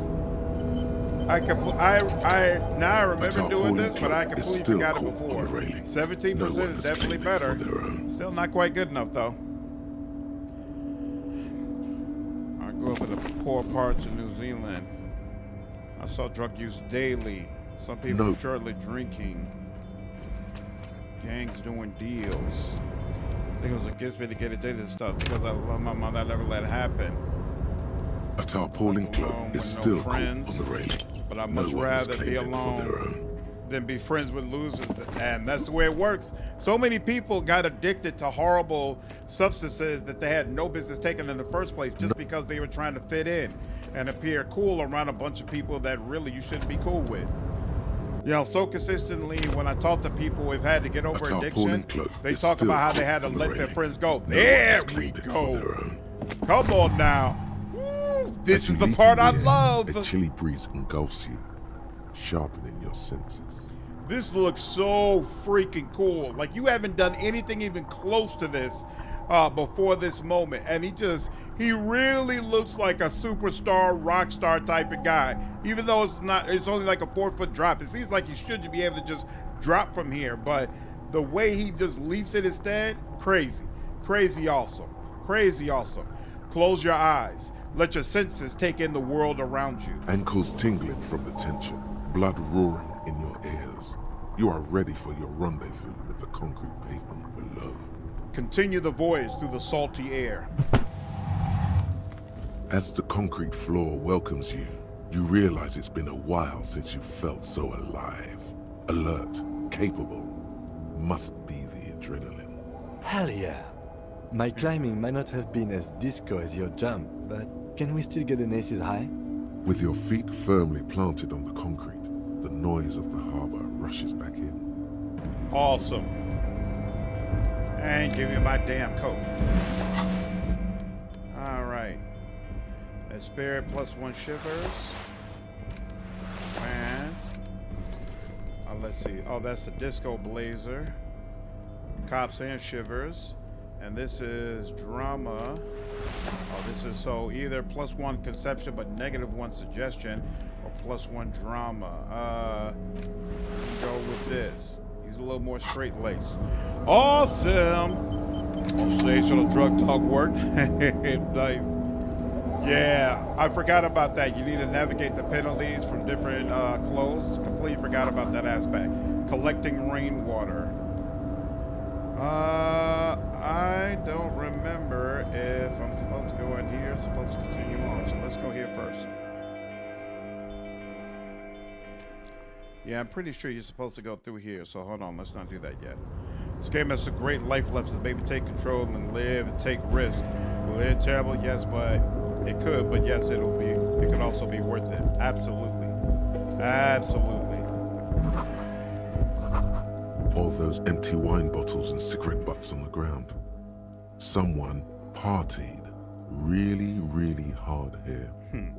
Does this game take some inspiration from that movie, A Scanner Darkly? I haven't seen A Scanner Darkly in a long time, but I would say, yeah.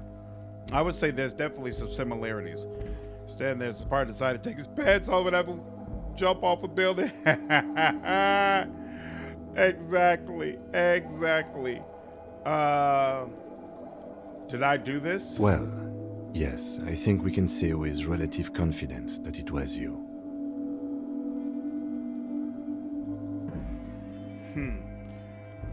This was really sad. I must have been miserable. Yes, this scene isn't exactly ripping with joy. Let's just move on. He turns to leave. This is the night watchman's booth. The name on the door reads, René Arnaud. Listen, it's okay to take a few minutes to yourself. Sit down and have a breather. Kim, I'm going to take a quick look inside. If you must. But please hurry. We are pretty easy to spot up here. Nothing incriminating catches your eye. The cabinets are clean and their sparse contents meticulously organized. There's a framed photograph on the table.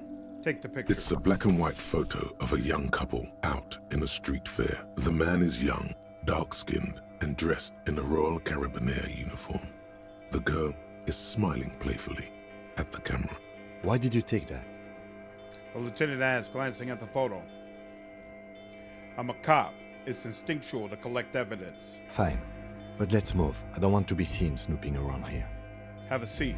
Rest. The chair is not as austere as the rest of the booth. A thin grey pillow is attached to the seat, secured to the stiles by black ribbons. Breathe deep. Stale air floods through your nostrils. Not a single mote of dust floats inside your lungs, though.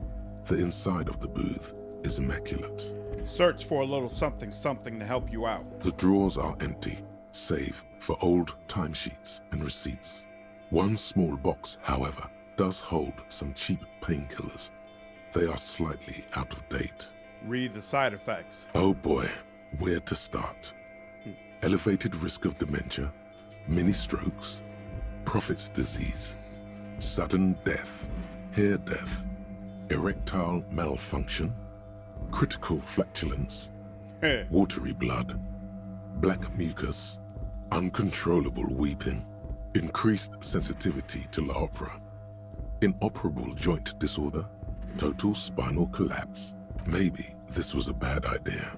Take the painkillers. You take the painkillers. They are yours now. Get up. You stand and exit the booth. All right.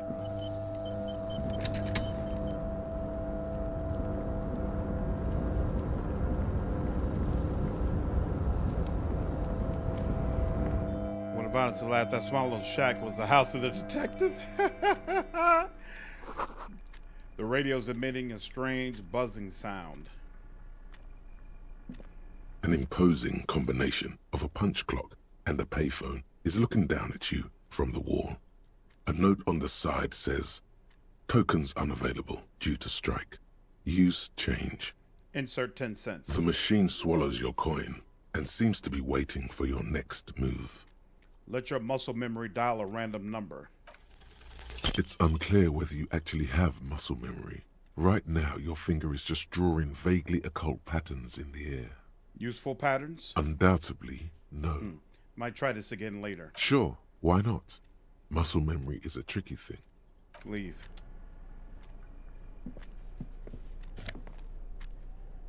Book La Fume, Volume 1, Number 4. A standard office file cabinet. The drawers seem to be locked. Someone left the coffee machine on. The dark liquid in the pot seems almost sentient. On second glance, someone has forgotten to properly close one of the drawers. Uncontrollable weeping? How they managed to cause that particular side effect? Excellent question. Another stoner detective flick. Inherent Vice. I don't think I've seen Inherent Vice before. When I was like, I felt like how you felt when you were kind of alone with your love for gaming when you were younger. But when I found out other people were nerds, man, it was so easy to make friends. Loved it, man. That's awesome. The great past is so beautiful to see. Thanks, Elric. We're doing the best we can, man. Doing the best It's we can. unfortunate for the Union to just leave their paperwork lying around like this. Open the drawer. The drawer opens smoothly. Inside is a well-organized selection of brown folders. Browse through the folders. Hundreds of documents containing logistical data. Two kinds of transactions stand out. Materials coming into Revachol from the outside world, from Muindi, Grad, and even Ilmara, and the same materials being handed over to companies inside Revachol. Couron, Coal City, La Delta, and Jamrock are listed among the many districts where the imports are being sold. Anything interesting? It's hard to make sense of this thicket of company names, dates, quantities, and percentages. You try to focus, but the lines are getting blurry.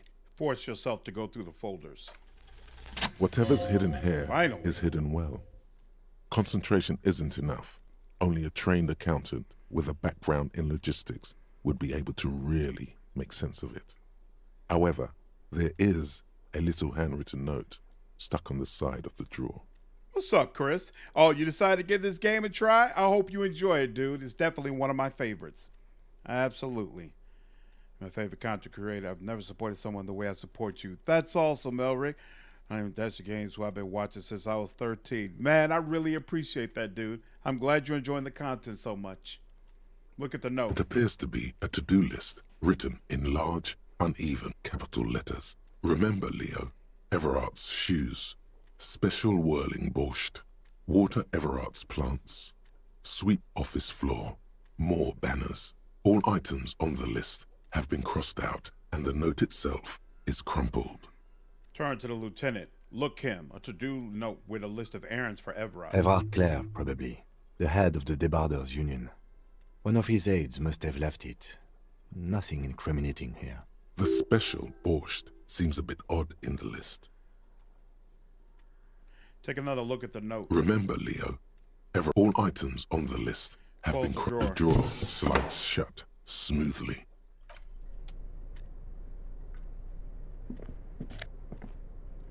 Postcard. I don't remember what I'm supposed to be doing with these postcards, or if you just collect them. Hey, more that I can do for morale. Excellent. And, ooh, shades. Visual calculus. More visual calculus is always nice. I'll take that. This is a Dewey typewriter. The model name is on the back. Every worker member of the board is written at the top of the flyers, and at the bottom the union logo and demand democracy. This door is locked. It cannot be opened from this side without a pass card. Guess you have no choice but to talk to the union leader. All right.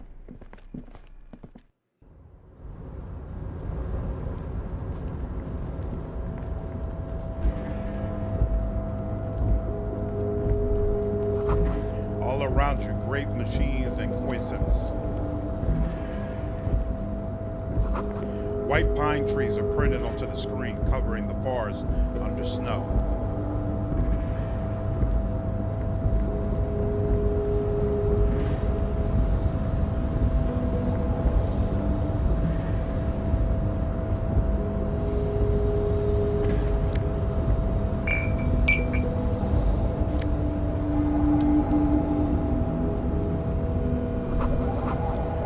Faded industrial lettering on the platform. Carlson. Carlson means whale forge in Arden.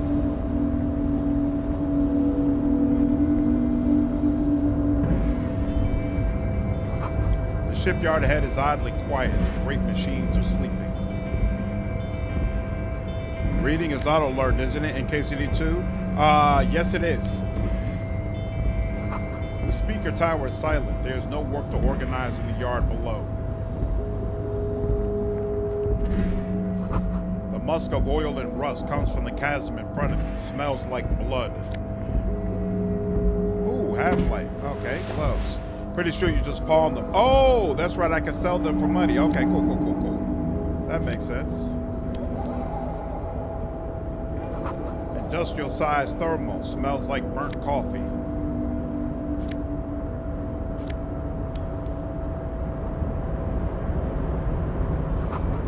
Banner sags under the weight of rain and snow.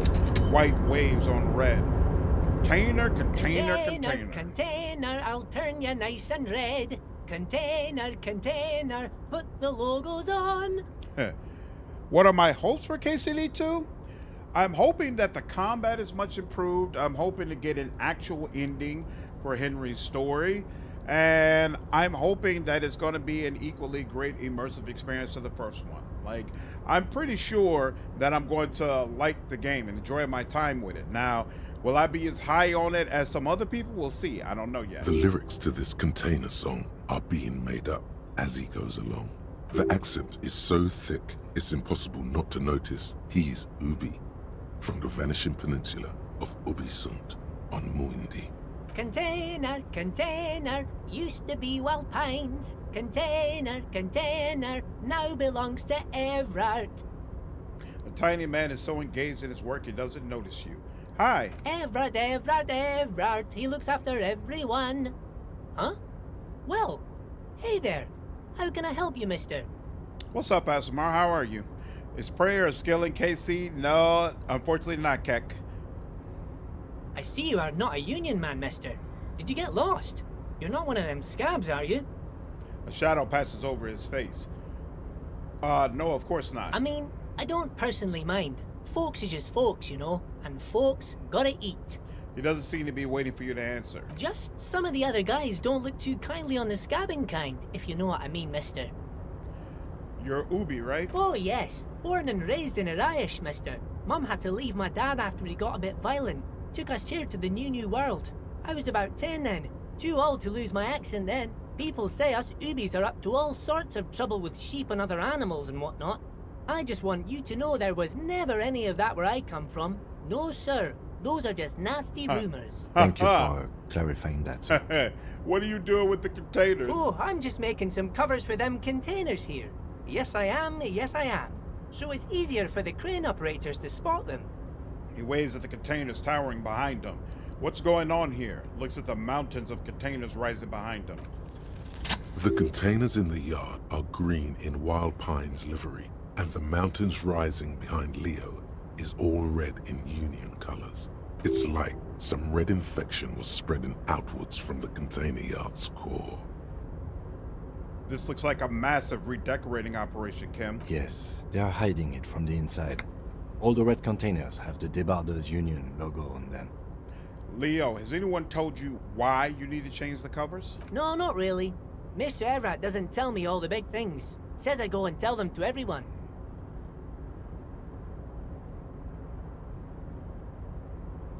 Thanks, Leo. You've been very helpful. Oh, no trouble at all, mister. No trouble at all. The little guy affirms merrily. Where is everyone? The harbor is empty. Oh, most of the guys are down at the gates, keeping the scabs from coming in. He leans in with a confidential look. We're on a strike. The whole union is. You don't have to work when you're on strike. Ha! We haven't worked for 2 months now. Bored. Lots of games, still don't know what to play. High anticipation, expectation for KCD2. Oh, so you're bored because you don't want to start anything until KCD2 comes out. I understand. What's up, Pukeko? Hey, everyone, consider KCD2 pre-order, but I need to play the OG still. Well, hey, you got 3 days, right? Go ahead and make it happen. I'm sure you can finish the game in 3 days, can't you? So no one is working? Not everyone is down there, of course. Mr. Evart is in his office, where he always is. And Jean-Luc is guarding the gate. He pauses to think. But Titus and his boys got into some drunken trouble and Evart sent them on a nice vacation. For a week or so. He stops, but seems eager to tell you more. What kind of trouble did this Titus and his friends get into? Oh, I'm not really supposed to talk about that. That's union business. He smiles and leans closer. Him and his boys stirred up something in town. Probably drank too much and got into a fight or something. I heard Mr. Evart telling them to take some time off. But what did they actually do? I guess the boys got a bit too rowdy and had to let out some steam. I don't really know the details. That's just how boys are, you know. I haven't been in a fight since I was in middle school. Easy, Leo. Let's keep this on the hearties. He looks to you for assistance. Look at him.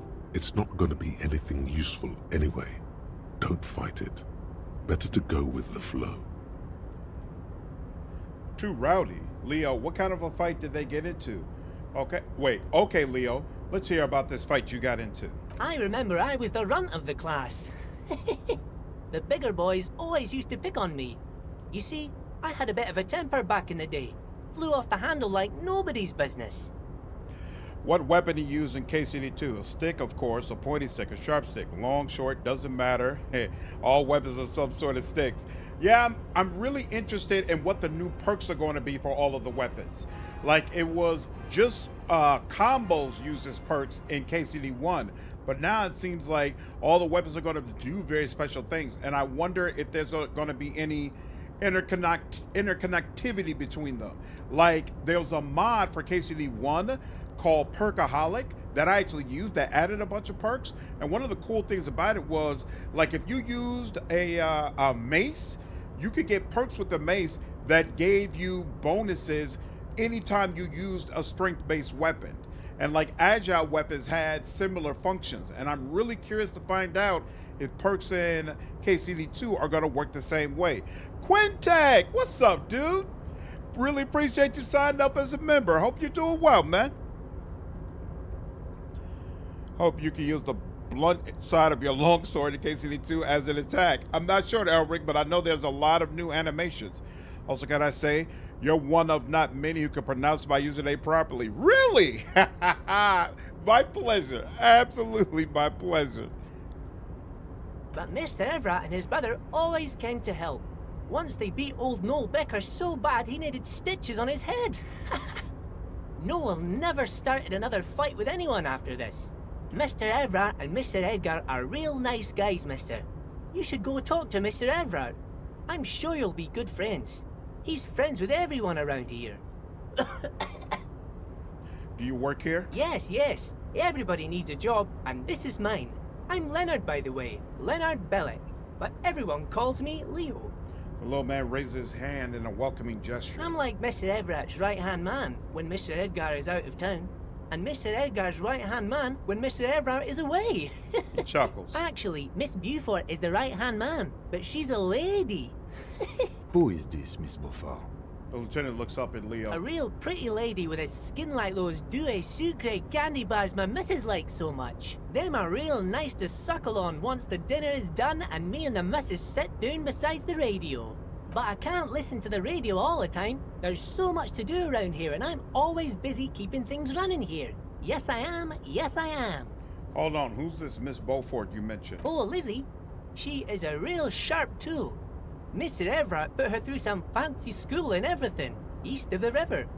4 years she was gone, and when she came back, she was all fancy and lawyerly. He respects that word. That's obvious. But she's a real nice girl. Grew up in this here neighborhood, knows everybody and gets along with everyone. Real pillar of the community one day, I'm sure. If me missus and me was to have a child, I'd be real happy if she turned out like her. But she can't have kids. Dr. Lemaitre said so, and she knows about such things. Been a doctor for almost 50 years, she has. She sighs and falls silent, watching you meekly with his blue eyes. So Evart trained a lawyer named Miss Beaufort. Interesting. I think you're doing a great job around here, Leo. Yes, this place really seems to run like clockwork. Keep it up, Leo. The lieutenant smiles at the little man. Well, thanks a lot. Coming from you, it means a lot, really. You didn't think it was possible, but the smile becomes even wider. I would like something like counter armor versus weapons, like swords not as god versus heavy armored, but Warhammer will be, and such. Sometimes I feel some of the guys don't really get how much I bust my ass for them here. But you guys are alright. Are you the Leo who wrote the note to make more banners? Oh, yes, yes. I leave all kinds of notes for myself. That old head of mine ain't so good at keeping things in no more. I almost forgot about the borscht. What was that about the borscht? Oh, yes. I've been taking special whirling borscht to the men every day since the strike started. The little guy chuckles It's merrily. very, very good. Makes a man feel so warm and happy. I feel like I could take on Mr. Renadan's boar dogs every time the lunch is done. What do you mean by taking this soup to the men? Is it for striking? Yes, yes. I'm taking it to them. The borscht keeps them happy and in fighting spirits. Makes you all warm inside. They brew it in the whirling in rags. Hold up, who makes it at the whirling? Oh, the whirling's cook. He makes it. Them is always talking with Mr. Manana in that weird language and laughing together. He doesn't speak what we speak. He's from Grad. Something is off about this borscht. I'm going to look into it. Oh, sure, mister. Sure. You do that. Yes, sir. What's in that container over there? Point to the container suspended from the crane arm. Oh, that one. That should be empty as far as I know. Lots of containers here have nothing in them. They're just waiting to be loaded up. I'm looking for the leader of the Dock Workers Union. Oh, you want Mr. Evart then? He's an awfully nice fellow, he is. Him and his brother are both nice fellows. They've lived their entire lives in this here neighborhood. He coughs, then continues immediately. Guys like Mr. Evart and Mr. Edgar, his brother, are real good guys. Made Martinez what it is today. Mr. Evart and Mr. Edgar and I went to the same school we did when we were boys. Easy now, Leo. I just want to know where I can find this man. Oh, Mr. Evart is where he always is. In his office, of course. He points to the 2 joint containers on your right. Okay, I'm off. Bye-bye now. He returns to his work.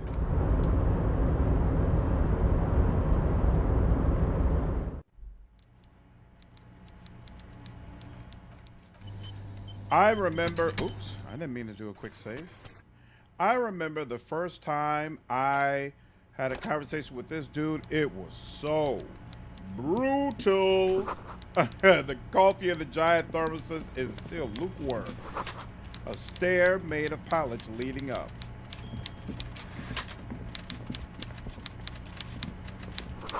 A taxidermy fish that tells time. Before you is a walrus of a man Look at that seated smile. behind a large desk. He looks up from his work, not the least bit surprised to see you. You see him point the gun at me before he started sitting back? With Wild. great effort, he straightens himself up in his chair, yet says nothing. He simply stares at you. Are you in charge of the dock workers? Welcome, Mr. Dubois, Mr. Kitsuragi. It's good of you two to stop by. Please, have a seat. That's a really interesting nasally voice in comparison to the other voices we've heard. That's so freaking cool. He gestures to a tiny chair opposite to his giant desk. I'm Evart Clair, head of the Night, Debarders kid. Union here in Martinez. The man relaxes into his chair and continues. I'd offer you my hand, but unfortunately my health prevents me from getting up. You understand? He looks extremely comfortable. The tiny folding chair, on the other hand, looks like a torture device. You go ahead, detective. Lieutenant nods at you, then the chair. Whatever he has in store for you, it can't be good, he thinks. I'll do my best. Forget about that. What's with this Dubois stuff? You're getting some seriously bad vibes from that name. Why are you calling me Mr. Dubois? Please, Mr. Dubois, let us converse in a civilized manner, as equals. Take a seat. I insist. It's nothing. Yes, that's probably right. It's nothing. Forget about it. Filter it out. All right, I remember. Don't sit. It's kind of my thing. Something tells me he's just gonna push again. Take a seat. Excellent, See what Mr. happens. Dubois. I can see that you're a reasonable man, and reasonable men can be of great use to one another. He gives you a sly wink. Remain serious. So tell me, how can the head of the Debarders Union help a representative of the Revachol Citizens Militia today? The chair you're sitting on has got Ooh. to be the most uncomfortable chair Damn. in the world. Immediately. It's violating your backside. Oh, by the way, I heard you got a rather rude reception from a certain Lawrence Gart. Some people have no manners, it pains me to say. This should take care of that nonsense. He points to a giant novelty check on his desk. It's absolutely comically huge. It should be sufficient to cover your expenses for a few days and patch over your differences with a cafeteria manager. Go ahead, take it. He points at it again. Wow, that's 25 real. That's good money. You need it. Yes, but you owe him for it. Wait, you know Gart? Yes, I know Lawrence. He's a real character. No union man in him. A real piece of work, that boy is. With a grin, he points to the checker game. It's like you're on a game show. At least don't thank him for it. Keep it. I'm good. Leave the check. Okay. I don't want to be owned by anyone. I respect a man with principles. No handouts, then. He crosses his arms on his ample midsection and sinks further into his chair. Now, I'd like to set your mind at ease about one other matter. Your lost gun. Let me assure you, Union people are on it as we speak. I've got my best hounds looking for that lost gun. His slug-like lips move, but all you hear is an echo. Lost gun, lost gun, lost gun. The world is swallowed by a Oof. black hole of fear. Only 2 words escape its gravitational pull. Lost and gun. I thought we would avoid the loss of morale because I already know that my gun is missing. But I guess it is also a massive shock that he realizes When my he gun said, is missing. "Don't worry," he actually meant, "Be very worried." I'm not worried. I got this. Are you all right, Harry? You say you got this, but you seem a little anxious to me. Don't be. Everything's going to be all right. It's not like you left it loaded. You didn't lose a loaded gun. Local children aren't out there playing with it right now, pointing it into their own mouths. It's in a safe place. I just know it. I have a feeling everything's going to be all right. It was loaded. There were 2 bullets in it. You always keep at least 2 barrels loaded. Ooh, the chair is killing you. Side effect spooks. What does that mean? Side effect spooks. Think you get a penalty on a check if you're surprised here. But how could I not be surprised? Oh, that's what the side effect spooks mean. Interesting. God, you're sweating. Your knee is jerking. You're about to cry, aren't you? You're about to cry because you lost your gun and those children are gonna shoot themselves with it. Ooh, no, I'm not about to cry. Try to stay cool. Mr. Dubois, you don't look so good. From inspecting the meds in the watch house? Maybe? It was like that in KCD1, wasn't it? Where your sword wasn't as good versus heavy armor, but maces destroyed it. That's true. Yeah, swords were best against unarmored foes. Ah, crap. What is this, Mr. Dubois? He keeps repeating. What is he trying to pull here? You need to cool the fuck down. Chill. Mr. Dubois! Mr. Dubois! Harry! The large man snaps his fingers, but to no effect. You're in some stupor. There are no... keep sliding down the chair like a jello shot. Mr. Dubois, are you okay? Can I get you a glass of water or something? Are you having some kind of medical emergency? Maybe you could use your hands somehow, in a kind of throw-in motion, like you're throwing that Mr. Dubois act right back at him. He's Mr. Dubois. Nah, I'm as good as it gets, Mr. Dubois. Vaguely gesture with your hands above your head. Don't be dramatic. I can see your condition isn't terminal. What an odd demonstration of... you got me, Harry. I don't even know what. As entertaining as it was, I'm afraid we're wasting our time. And I'm an extremely busy man, as I'm sure you are too. Okay, enough. We are here to ask you some questions pertaining to a murder investigation. Quick, here's your window. Get yourself together and ask him questions. Police officer questions. You called me Mr. Dubois. Why? Of course. Let us dispatch with the formalities. You call me Evart, I call you Harry. That's what the hanged corpse called you. Harry. So that's really my name. My God, so it's true. I didn't want to believe it, but you are a fantastic science fiction amnesiac cop, aren't you? What are the odds of that? I think the odds of that are very low. It might be a good idea to hide your confusion. I mean, see what his game is first. My memory is fine. I'm just testing you. So good to hear that, Harry. Apparently my sources were wrong. However, if you did have a spot of memory trouble, I could help you out with my big fat folder. As far as voice is deeply unpleasant, they did a great job with this because Everett's voice should be unpleasant to you. Words flow like a river of honey from his lips. I guess word has already reached him. No matter. No harm done. Are you trying to tell me you've gotten hold of some of our documents? The lieutenant inspects Everett over his spectacles. Mr. Kitsuragi, would you mind? Me and Harry are talking about his lost identity right now. Don't just jump to the folder. That's not smart. Shows you're on the edge. Do some probing first. Ooh, hi, okay. Oh, +1, read the shipping folders first. Let's get this straight. What is my full name? It's Harry. Harry Dubois. Wait. Okay, I like it. I can work with that. And I can work with you, Harry. Now, What else can I do for you? Do you know where I live? But of course, Harry. Your precinct is the 41st and you live in Jamrock. You're a Jamrock boy. A long way from home, but that's okay. Quintek, that's a great question. Will a firearm build be viable in KCD2? I know you do not have access to firearm perks right from the start of the game.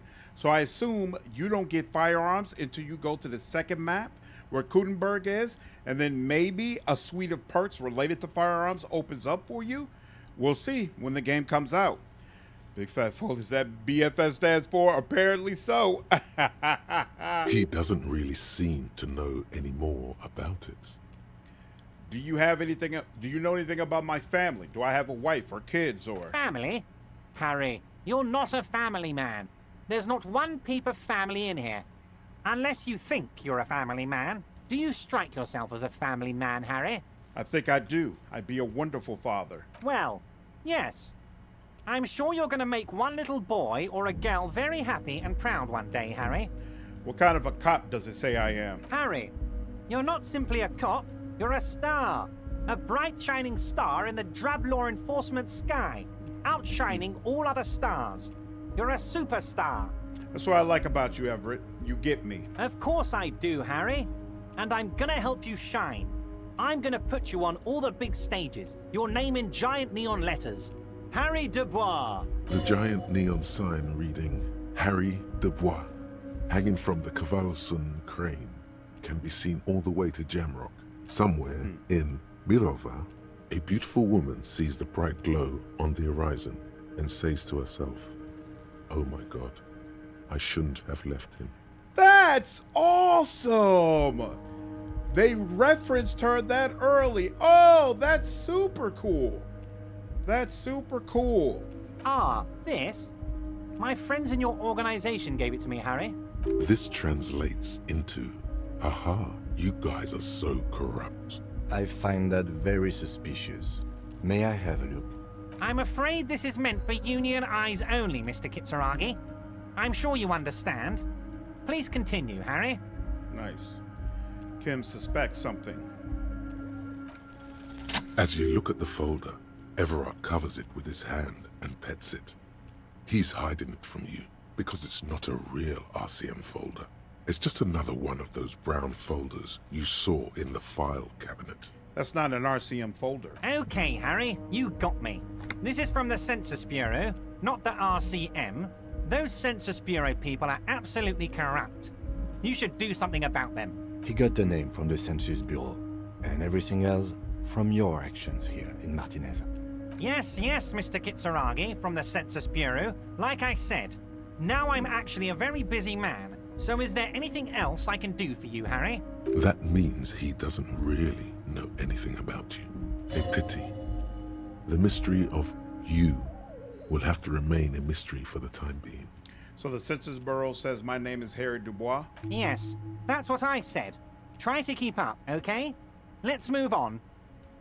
Aren't you going to ask me how I got in? Harry, honestly, I'm just relieved you didn't get a hernia. A man your age... I too am surprised by the resilience and athleticism of this tool I've been provided with. Tap your chest. Yes, Harry. You are obviously in peak physical condition, and I salute both your initiative and your physical prowess. Very impressive, Harry. Very impressive. Anyway, I assure you, I am a very well-informed man. Information reaches me before I even get the chance to request it. Let's talk about my lost gun. Yes, your lost gun. My best men are on it. They're turning every stone, searching every playground, asking kids, grandmas, everyone. Your gun will be found, Harry. Let me assure you of that. It's just a matter of time and effort. The only way to find it seems to be working with him. He might even be holding your gun hostage.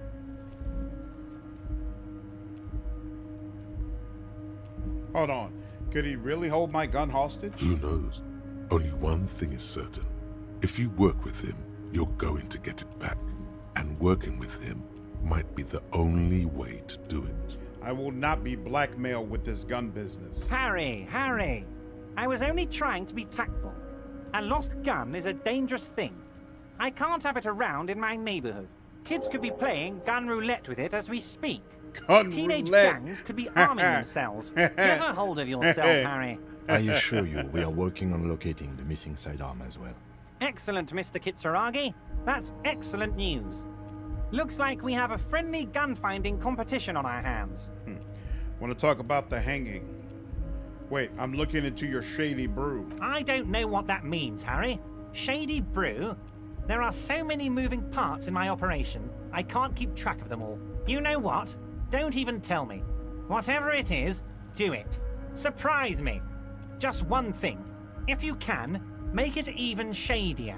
He sincerely has no idea what you were talking about. And he doesn't care either. Awesome.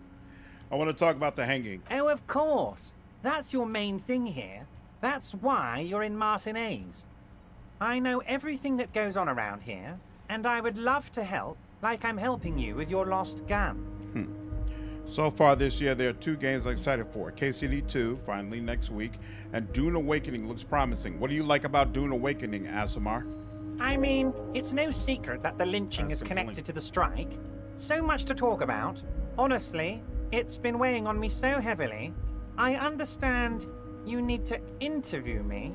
I sense there's a but. But there's a thing that's been keeping me up at night. I want to talk about the hanging. I mean, if we could just calmly talk, exchange information, we could blow this thing wide open. Yes, that sounds good. Let's do that. But I can't think straight with this thing weighing on me. You're police officers, aren't you? I have a crazy idea. You guys are basically door-opening machines. Incredibly talented at opening doors. I've opened a few doors in my life. And I'm sure you're going to open this one with flying colors, Harry. This really is very simple, and there's nothing shady about it. An excellent opportunity presents itself, sire. You could win the trust of the arch-liar, pretend to play into his hand. Arch-liar. Then, should you wish, bend his efforts towards your own. Why don't you just open it yourself? Harry, I'm a very busy man, and more importantly, I don't have that extraordinary physique you do. You look like you could run around all day. You want to send someone a message that the police are working for you. Whoa. Hello. There's barely anything in there. What's wrong? What's that?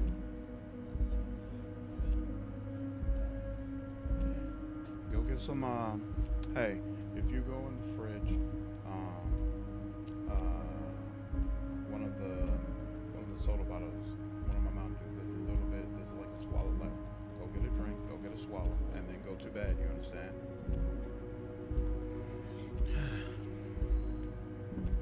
Kind of miss playing a big multiplayer game. Dune kind of looks good. The worms look gigantic and scary. If it's better than Ark, I am all for it. Nice. What was wrong with Ark? Yeah, little Slater just running in. I repeat, I'm a very, very busy man, Mr. Kitsuragi, and therefore I must occasionally enlist outside help. So what will it be, Harry? Whose door is it? Oh, no one's. It's just a weasel. A weasel lives there. Nothing for you to worry about. What do you mean by a weasel? A loud blabbering weasel. When weasels feel no one is watching, they start acting foolishly. He removes his glasses and rubs his nose. Just go there, unlock the door, and leave it open. It's been such a burden on me, Harry. I just want this to be over so I can discuss business with you. He puts his glasses back on. I bet you don't even know anything about the hanging. Harry, my dear friend, I am what people call a local bigwig. I know everything that goes on in Martinez. Damn it, fine, I'll look into it. We need to talk about that murder. Fantastic, my friend. Just let me know when it's done and we can take our friendship to the next level. He flicks his fingers. You can get the key from Manana. He's down by the gates. Manana's like a free agent in the Union. Special operations. Hardened socialist. A real free thinker, too. He'll tell you precisely where the door is. He One smiled. last thing, Harry. Just open the door. You don't need to go in or anything. I just want that weasel to come home and see the unlocked door. Everett, I'm going to leave now, but we might talk again later. Wait. You need this to get in and out through the gate. Thanks. I was wondering how I'm supposed to get out. Here, you're one of us now. A real red and white Union man. Take care, Harry. Nowadays, there are not really much good MMOs left to play, and modern games tend to only exist to let you play with microtransactions. Gotcha.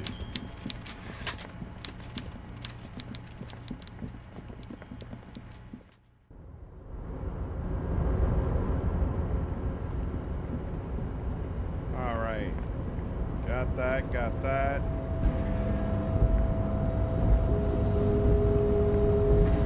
How do I get down? Oh, here we go.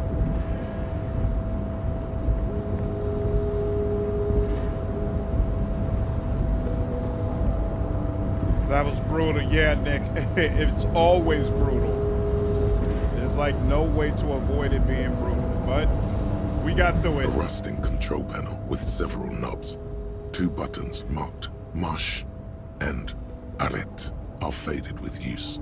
It seems to control the large crane above. A container is attached to its hook block. Marche. On. Arrête. Off. Press march. With a loud grind, the crane shifts overhead, moving a massive metal container through the air.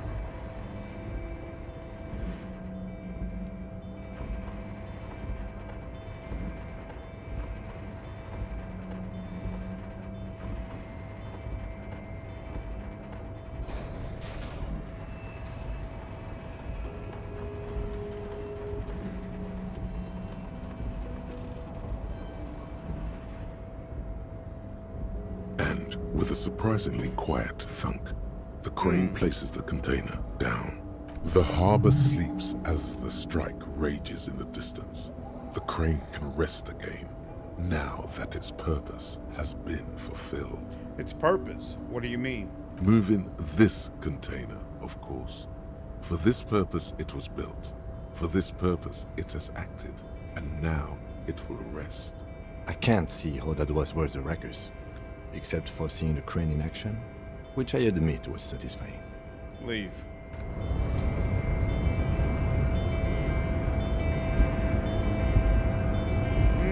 I don't remember what this does. I agree, Robert. This game is amazing. Before you One of my stands favorites a for cargo sure. container. Just one of many in the yard. Lieutenant, I think there's something special about this container. You do? Because I don't. What? Why not? There are a million containers here. Why are you fixating on this one? It was hanging from the... I don't know, Kim. It just feels special. It's a cargo container, detective, just like all the others. He doesn't even look at it. We are not here to interact with containers. We are here to talk to the Union, right? Knock on the door. No reply. Open the door. You attempt to turn the handle, to no avail. The doors seem to be mechanically locked. To your left, the lieutenant considers your actions with some puzzlement. Impossible. Okay. Nothing to do here for now. We'll have to come back. Rhetoric. Larry with BG3 Divinity Wars with KCD and Outcast with other PPGs are my heroes at the moment. AAA games are more or less bad and are more about politics than about gameplay and story. Small studios put their heart into the game and they have success. Absolutely. Absolutely. It's not that many developers making great games. What's up, Ashley? How are you? I love the last video of you speaking out about EA and bringing attention to that. Thank you. Thank you. I try to raise attention and stand on the things I believe in. So glad it seems like there are many people who agree with me. How do I get here? I thought that goes down, but maybe not. Oh, here. Maybe I need to get through it this way. Maybe now that I have a key, I can get through there.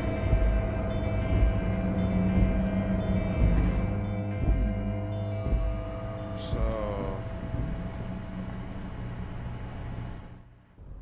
and then if I go... oh, here we go. Notice, in case of a strike, press button behind guard. Nobody comes close to Measurehead.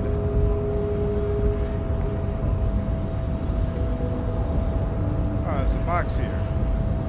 I can't remember. Your body betrays your degeneracy. Yeah, Measurehead. His body totally betrays his degeneracy. My body is unimportant. I'm with the police, and I have police business with you. That is precisely the negligence that has led you to succumb to Al Ghul. His face contorts in disgust, as if he was smelling a dead rat. You reek of it. An invisible sword of Al Ghul emerges from your throat. You cannot see it, but others can. It is making the woman in my company sick. You're right, I'm an alcoholic. Now I need you to cooperate with me. No, you don't. You need to get another drink. Occidental Haplogroup B4 is done giving orders around here. Oh, wow. The influence of the ham sandwich race is waning. Ham sandwich race? I am the police, and I need you to comply. Now, takes a step closer. Jerking motions. Signs of a late-stage neurodegenerative disorder. How far the Occidental Haplogroup has fallen. You were once a noble and powerful race. You gave the world eugenics, electricity, and powerful weapons of war like missiles and aerostatic aircraft. You made great gains in metallurgy, race theory, and statecraft. Just check out the audiobook Woolly Verses did of Sacred and Terrible Air. It's a novel that takes place in this universe. Really? Oh, that's interesting. You dominated lesser cultures, like the deformed Hemians and the inexplicably potato-obsessed Quakers. But now your ascent to the genetic summit has halted. You are obsessed with sadness and with frivolous pop culture. You will be superseded. Isn't that right, babe? It is, baby, yeah. You know it. You're right about all this. Now I just need you to cooperate with me as a police officer. Enough with this begging. You should leave the stage of history with dignity by inviting the other races to a great world war. Bring your troops to the Seminine Islands and to Boogie Street, and we will pulverize you. When you are gone, we will build a museum for you. The walls will be lined with bottles of Al Ghul, your beloved beverage. Inside, we will store the odes to homosexuality you call art, and your microcephalic skulls. Good lord! You could internalize Measurehead's race theory. It would enrich you rhetorically. Wouldn't that mean I have to become a Seminese supremacist myself? Well, not as such. What you do with the mastery of advanced race theory is up to you. You could reject the findings, sure, or accept them and become an advanced racist. No idea it was even translated. Isn't Everett the union boss white? Don't be vulgar. White or not has got little to do with this. The race enigma runs much deeper than that. He turns his eyes towards the harbor, seemingly bored with you. Yeah, but you still serve him. How does that factor into your life? Mr. Clair is a man of vision and means. He has the will to confront international capital, which is something your race naivistic communists never did. Also, to serve is noble. It takes discipline. Your petulant individualism has only contributed to your race failure. It is lax and moronic. Communism is pretty cool. Idiotic communism is the single greatest contributor to your race descent. everywhere around you. The fruits of its failure to challenge the world order. Individualism, rock and roll music, sexually transmitted diseases, above all, rampant multinational finance still reigning large. Tell me, where have you gotten your love of pathetic communism from? Degenerate youth culture? Rock and roll music? It's true. I am a rock and roll star and a rebel. Rock and roll is moribund. Only Koikos listen to it anymore. There is no life left in it. My people abandoned it long ago. It leads only to neurodegenerative herpes and heroin overdoses. Good lord. I am not surprised you enjoy it so much. This has happened to many of the side products of the inevitable cultural victory of the Seminoles race. Okay, I'll ask. Who are the Seminoles? The South Island race. Haplogroup A4A. We are the rightful masters of the Insulindian archipelago. We descend from the Areopagites of ancient Pericarnassus and arrived here 4,000 years ago. Millennia before you. We are the future. That is all you need to know. So you were born and raised on the islands before you moved to Revachol? I am a descendant. The narrow streets of Ulimbuir are with me in my genetic dreams. I see young Seminoles women walk into the grey mass on Ile de Fantôme, waiting on immaculate conception from the Bay. So you did not come from the islands? No. I have heard about it on the radio. So you're not really Seminoles, you're just from Revachol. I'm from Couronne. And no, it is not just in Change Revachol. tactics. The city is central to the Seminoles strategy. Spreading through its trade networks, our culture will dominate the world. You have heard enough about our phylogenetic secrets for today. You have extinction to come to terms with. Think upon it. Know anything about this mug? Show him the mug. He does not so much as glance at the object. This your kind of thing? Stop showing me your pathetic cup. I have no interest in it. Take care, Brian. Have a good one, dude. He had nothing to do with it. Kim, what do you think about this? I don't think anything about this. We are wasting our time having this conversation. Your pedomorphic friend is right. You should leave here with your tail between your legs, contemplating race extinction. I am an immovable obstacle. These three got people to play RPGs and try out D&D you never would otherwise. If it doesn't generate clicks, so people don't play stuff. And there are people like Slander love this type of games and kind of don't care. This is true, right? Like, and it's a bad habit that I told myself I would work on, and obviously I still need to work on it, but I play games all the time that don't really help my channel.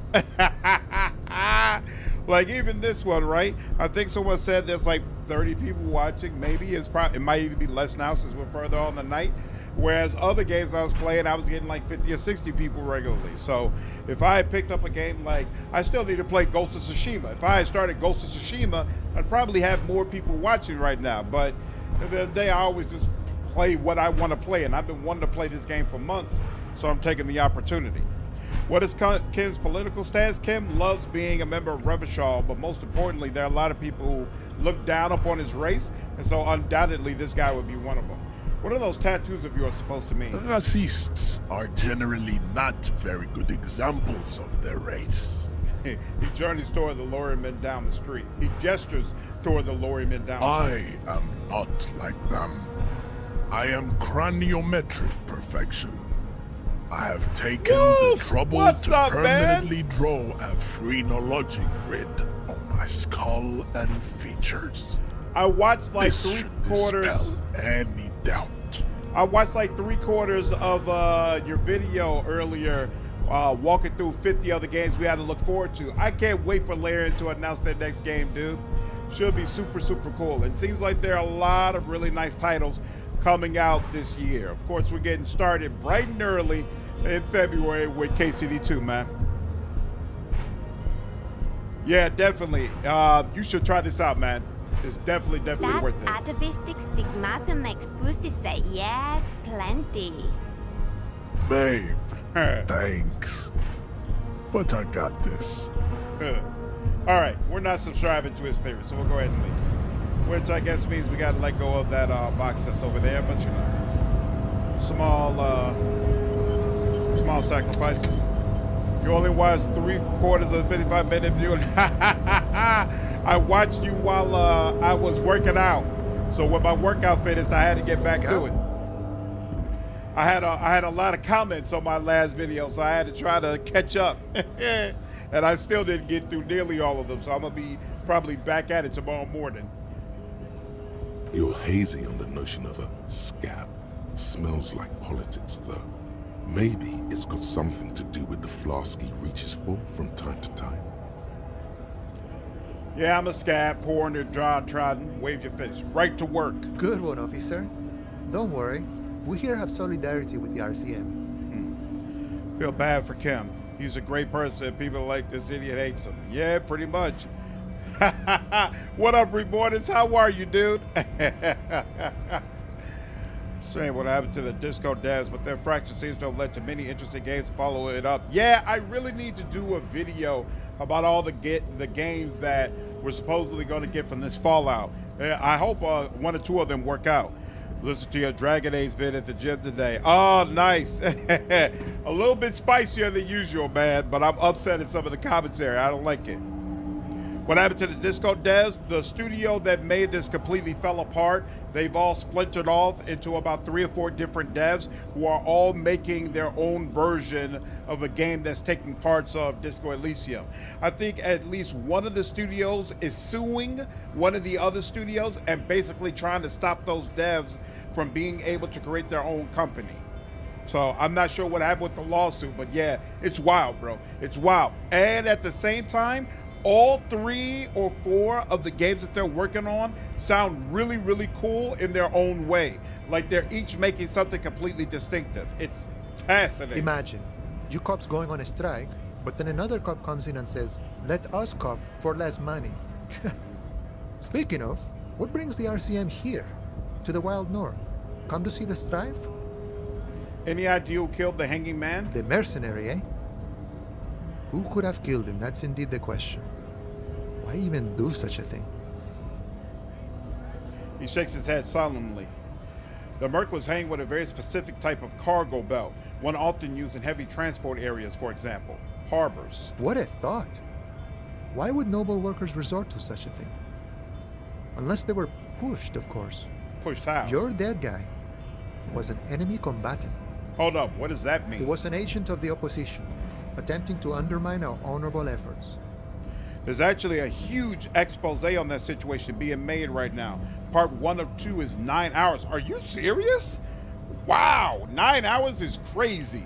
Do you know which games they're making? No, I don't remember the names of them.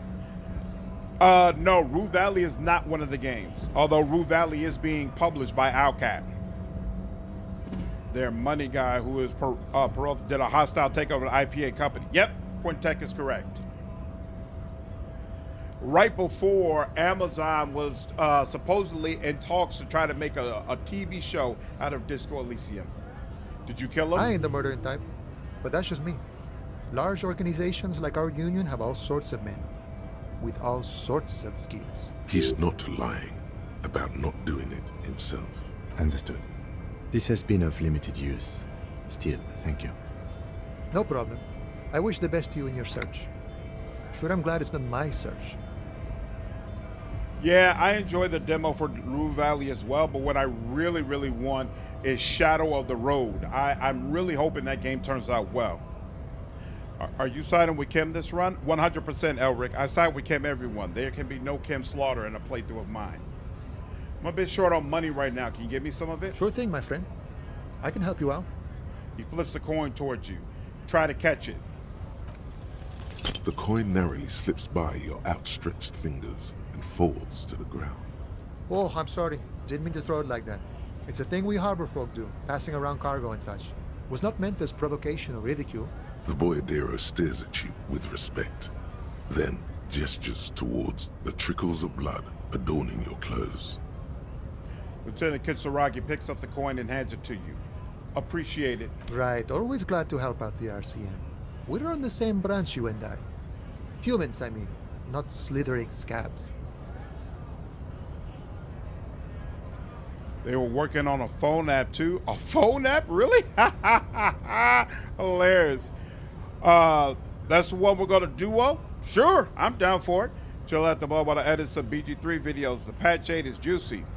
I think we had talked about collaborating on Baldur's Gate 3 actually. I plan to do an honor mode run after they release a new patch, but it's gonna have to wait until I'm done with playthroughs in both KCD2 and Avowed. So I don't know what the time frame is supposed to be for the patch release, but if it makes sense, I definitely plan to do a run where I'm just gonna have all the party members on the team. So at any point in time, there could be 11 other people with me on my squad, and we'll just all run around and have a ball. Who are you collating with? What do you mean collating with? Everett said you have a key to a door? A key, huh? What door is this key supposed to open? He said it's belonged to a weasel. Oh, say no more. I got you. He taps the side of his nose with a little wink. I got that key right here. And let me tell you, it's mighty good of you to help us out during the strike. Working class solidarity, as they say. That'd be sick. Exactly. I'm down for it. Hoping the full releases in March at the earliest. Exactly. Give me a window. Give me a window and push that back, because I got a whole lot of stuff to do. Something about a weasel. It did sound like a local polar weasel, if you know what I mean.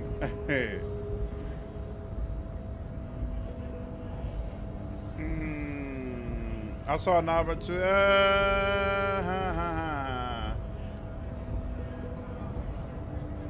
I saw an opportunity. I took it. I'm a hustle grinder. I'm not so sure about the hustle grind, but you know, it doesn't matter. It's a good thing you're doing. Thanks. Collabing. Elric. Two content curators, Remortis and Wolfhard FPS, are in my chat over on YouTube. That's who I'm talking to. And Remortis and I have talked a couple of times about collaborating on some content, like live streaming together when we cover the game. So I feel like there's actually 2 or 3 games happening this year that we could end up joining in on, because there's the Baldur's Gate 3 patch coming out. Rogue Trader's supposed to come out with another DLC. I'll probably do another playthrough of that game when the patch comes out, and that'll probably be co-op when I do that live stream. And then there's also Shadow of the Road. I wonder if that game What will you're be looking co-op. for We'll is see. a basement door behind the greenhouse. That's behind the Wailing in Rags. That's all I know. Our organization is what you call compartmentalized. Means we keep out of each other's business. Okay, but where did you get the key from? Elric says, hey. The janitor gave it to me. Nice fella. We talked about life and things that really, truly matter. Whatever, Remortis. I'm sure there's something I'll be playing in October. None of this mess we're in. This jiving and juggling. What's it for? To feed our children, I guess. Not a chance I'll be able to stream this game interacting with a live chat. I'll be so lost with the story. Going to save this one for myself. You know, Wolf, I definitely get why you say that, but one of the interesting things is usually when it's like early in the day and there's more people, there's also interaction about what's happening, and they kind of fill in gaps. So it's kind of 6 in one hand, half a dozen in the other. And anything else I should know about this task, this weasel person, when he'll be home? I'm more of a philosophical dock worker. I like to talk about the big picture stuff. Who I am, who you are, what we are fighting for. The man takes a big sip from his flask. It means he's not going to tell you because he doesn't know. But he will shoot his mouth off with you now that you're working for Evart. Who he is and what they're fighting for. This is interesting. Why are you striking? We're negotiating our share. Your share? Aye. How large a share would you like? All of it. However, right now we want all the harbor workers to be on the company's board, so they could take part in the decision-making process. This seditious talk sounds like communism. Just so we're on the same page, communism is basically wanting to kill the rich people or deporting them to a labor camp in Southeast Grad. But don't say that out loud if you're a communist. Are you a communist? No. I don't think I'm a communist. Seeing something of value and saying I want it all to myself is a much older and simpler notion. No science to it at all. Even a weak child can think it. The only things holding someone back are I can't and I shouldn't. Yeah, people backseat hard in this game usually. Exactly. More than other games. The game that has happened to me the most is actually Kingdom Come Deliverance. The Kingdom Come Deliverance fan base, super passionate about how you play that game. There were definitely some people screaming at me in the chat like, no, you have to do it this way. And I was like, whoa, pump your brakes, y'all. That was interesting. It's really so hard to say. Well, there's a very passionate community. Yeah, absolutely. Absolutely. This game does as well. Playing BG3 every 1 to 2 weeks with some streams is a lot of fun. Oh, nice. And on crowd control, the chat can do a lot of shenanigans like summon monsters. Whoa! We have like 2 to 3 TPKs every day we play. Kind of fun and frustrating at the same time. Wow, that's awesome. But the stuff you do aligns admirably well with the World Republic. Why not call yourself a communist? I have nothing against communists. They are honorable boyaderos. And they have good analysis. Oh yeah, I'm ready for day one backseating. It's all But good. my own code serves me Par well. for the course. If my code starts failing, a code can fail a man as well as a man can fail a code, then I will have to submit to a new one, which may well be communism. It sounds like you're a communist who thinks he isn't doing enough to call himself one. See, I am primarily a lazy person. No doubt he's communist enough to call himself such, but he won't. Why is that? He likely believes that when someone has radical ideas, he should still rather present himself as a self-interested moderate, not as a missionary of a minority ideology. Because? It might come in handy to present ideas as a part of reality, the only reality that exists, instead of some abstract true form. On the other hand, he's not lying when performing this sleight of hand. He's a self-interested moderate. Basically, you're a self-interested moderate? That's one way to call it, friend. An unnecessarily complicated way. Laziness, self-interest, and negligence certainly fit the doctrine espoused here. Is it the dulcet tone of ultra-liberalism I hear? At least some people are willing to make the necessary sacrifices in order to reach higher and to better the world. Love the writing in this game.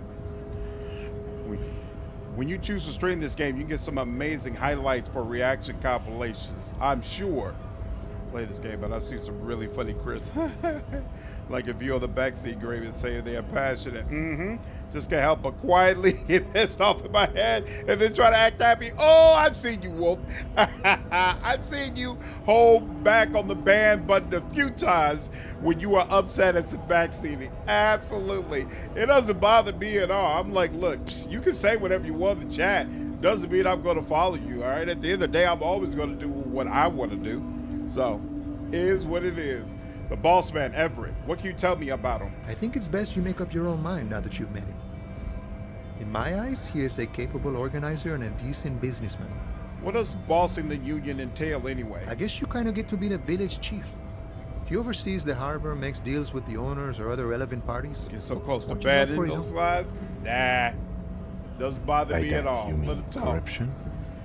It only bothers me if somebody backseats and I ignore them and then they start harassing like other people in my chat.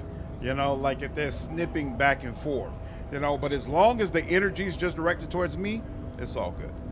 I'm on the backseat. I just don't like the spoilers. You know, that's another thing that I've kind of decided is par from the course. Games are going to be spoiled for me.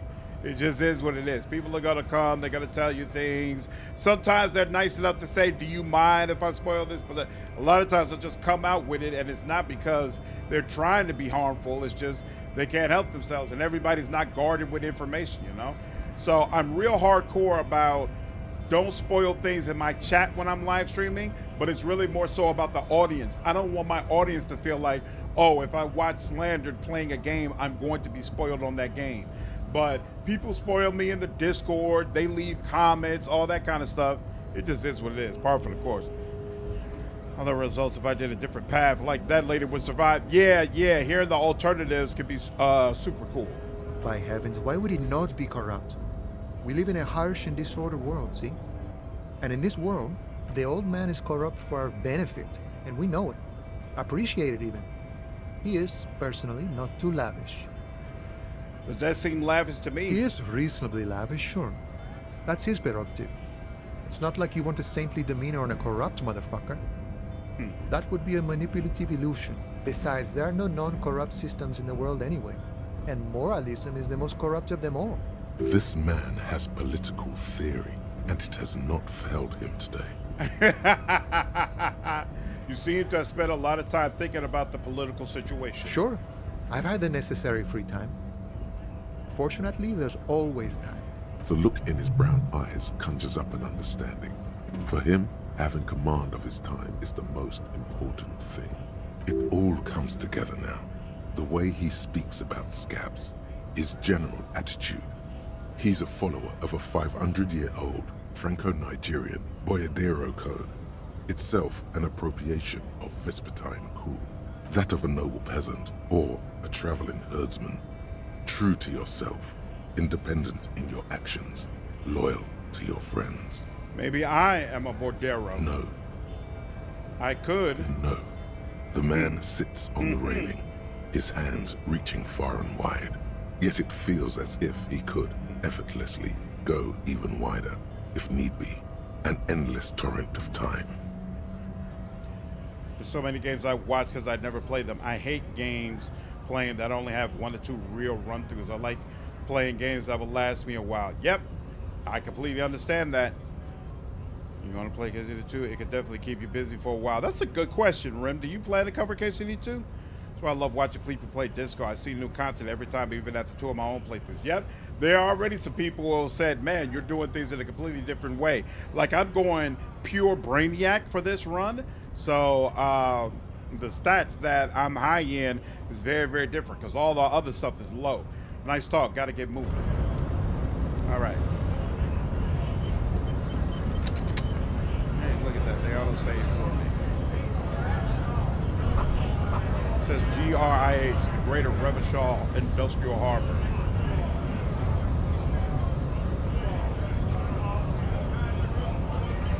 Actually, I feel like it's been a while since we did a full save. Let's do a full save. I'll play it, but I don't think I'll make too many guys for it because I think it's a game that's better to experience yourself. You really enjoy KCD1? That's awesome. I just love this voice actor. It feels like I'm in a Guy Ritchie movie. All the voices have been fantastic. I don't remember this guy's voice at all. Bastards! We have a right to work! I am the law! Hold up and stay frosty, everyone. Cops are here. The broad-shouldered alpha male turns to you. He's a full head taller than everybody else here. You here to fuck with us? Beat the honest worker down. No. Good. We're fighting for a cause here. Right to work! Right to work! But I'm talking more like games, Ghost of Tsushima or those boss beat-em-up games or Uncharted. Yeah, I want to play Ghost of Tsushima before the sequel comes out. How many of the KCD expansions did Slander play? I played all of them. I did not finish Woman's Lot. I got to the point where her time was overrun and she had to sneak around to find her brother. And I was like, all right, I've lost my patience. Because I had already put so much time into building Henry up, you know, so Henry was a monster by that point. I hated going back to playing someone who was weak. Besides, we're not that different.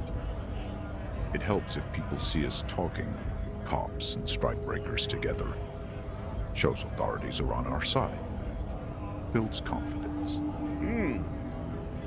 Yeah, I agree. It's good to keep some games for yourself. You just got to be careful about what games you do that with. Like, I actually did my first playthrough of Baldur's Gate 3 myself, and my channel kind of came to a halt. I wasn't doing any Baldur's Gate 3 content, and to be honest with you, even though I really enjoyed that experience, I thought it was so amazing and loved BG3 so much, I regret doing that. Because I feel like my channel would have benefited so much more if I had just done it, treated it like a regular game, and just live streamed it and done content and done it a regular way. I would have lost that initial playthrough I had, but I feel like, again, it would have done so much for my channel that there's definitely a regret on my part where I wish I had handled that differently. But, you know, lessons learned. It is what it is. I actually love that DLC, seeing it through. Yeah, I saw that you loved it. It's a divisive one, though. Yeah, I hated making my way through the mines, and then to have to sneak around the countryside right after that, it lost my patience. But it was great stuff. It was great content. Seeing, like, the alternative perspective on all those people, really cool. Just do guides on mechanics for KCD2? Mm-hmm. Half was broken up. Right. Yeah, I know. Your channel went crazy with BG3 Remortis. You really did a great job of taking advantage of that opportunity. And you know, that we were talking earlier about how I don't do the things that I'm really supposed to do for my channel. Like, I'm not disciplined enough about what games that I play. And so I feel like there have been 2 or 3 major games that have come out while I was a content creator, and I screwed up all of those releases. Like, one of them was Elden Ring, which I don't feel so bad about, because I'm just not a Dark Souls type of player. It's just not my thing. And so I know if I had played it and done content for it, I probably would have got a ton of views, but it would have been a ton of views for a game I cared nothing about. I'm not going to play a lot of those Dark Souls games. So that, I feel, I'm good with that, you know? I might end up playing Path of Exile. That's another major game that I feel like, man, maybe I should do. And I've seen Wolfhard talking about it so much that I think when 1.0 comes out, I probably will go ahead and give it a whirl and see if maybe it's something that I can kind of get into, at least if I'm playing with other people. And then Baldur's Gate 3, that's the other real launch where I was like, this is a CRPG right in my lane. I shouldn't have taken that opportunity to be a fan. And that's what's basically happened. I played and I was like, I just want to sit for a week and play this game and be a fan.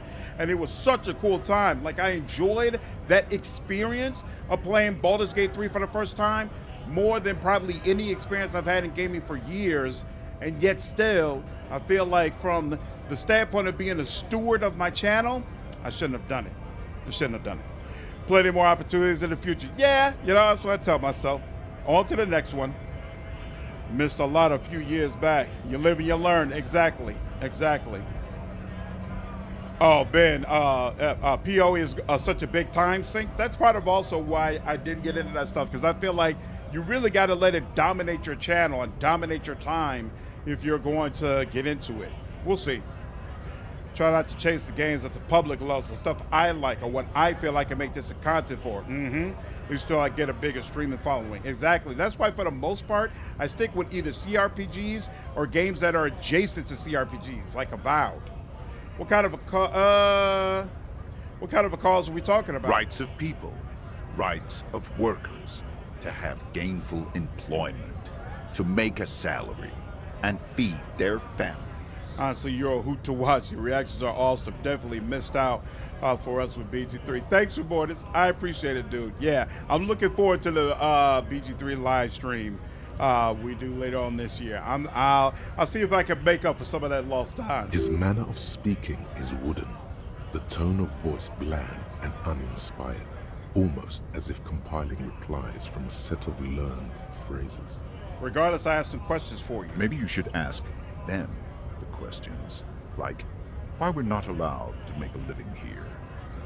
Shame on you! Oh, ARPGs aren't for you anymore, Remortis? Diablo 4 didn't do it for you? Oh, Pakeko, I did a couple of videos of Jagged Alliance 3. I had an amazing time with that game. And actually, the 2 videos I did very, very well. Even though a lot of people were pissed about my analysis. They're like, these mercenaries, they don't work the way you say they work. This one is awesome even though you say he sucks. And this one sucks even though you say he's awesome and blah, blah, blah, blah, blah. Whatever. I'm good with my analysis and content there. But yeah, those videos actually did very, very well. And I thought Jagged Alliance 3 was so hilarious. I had a lot of fun with that game. A lot of fun with that game. Kind of torn. I like that Laren is moving on, but as a pen and paper player, I want more D&D, and it's so sad that Laren isn't going to make BG4. It's going to be fascinating to see who Wizards of the Coast gets to do Baldur's Gate 4. Like, I just honestly can't imagine what developer would want to follow up BG3.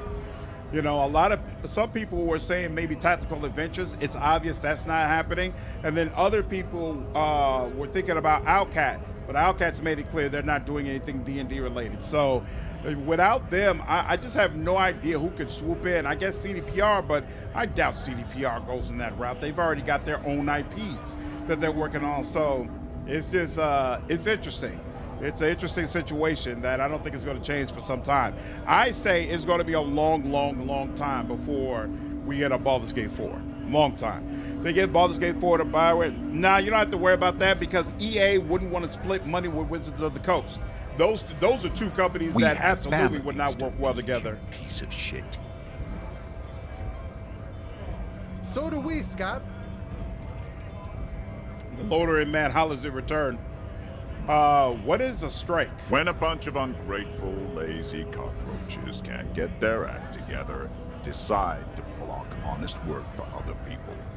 He shifts uncomfortably in his workers' overall. What do the strikers want? Beats me.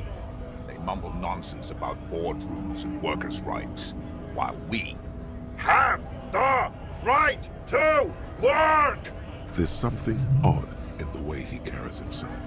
His set of clothing looks vaguely mismatched.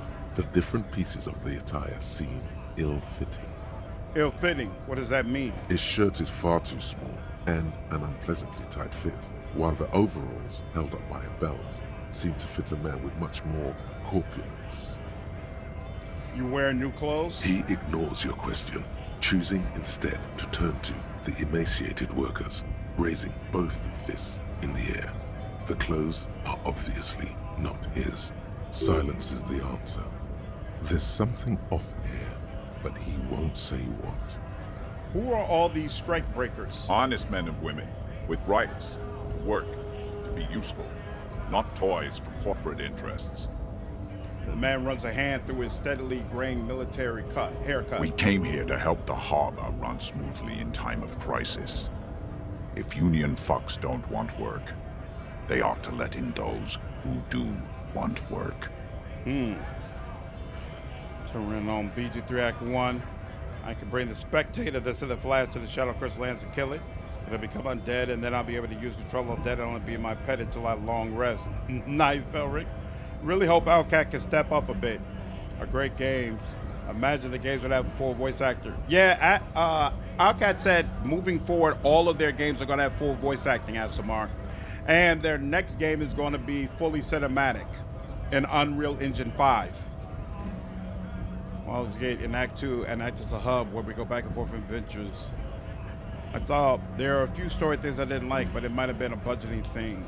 Oh, Act 2 should have been Act 3. Any plans to stream Clair Obscure in April? Rumor mill is that it might be the remnants of the canceled Western Final Fantasy game.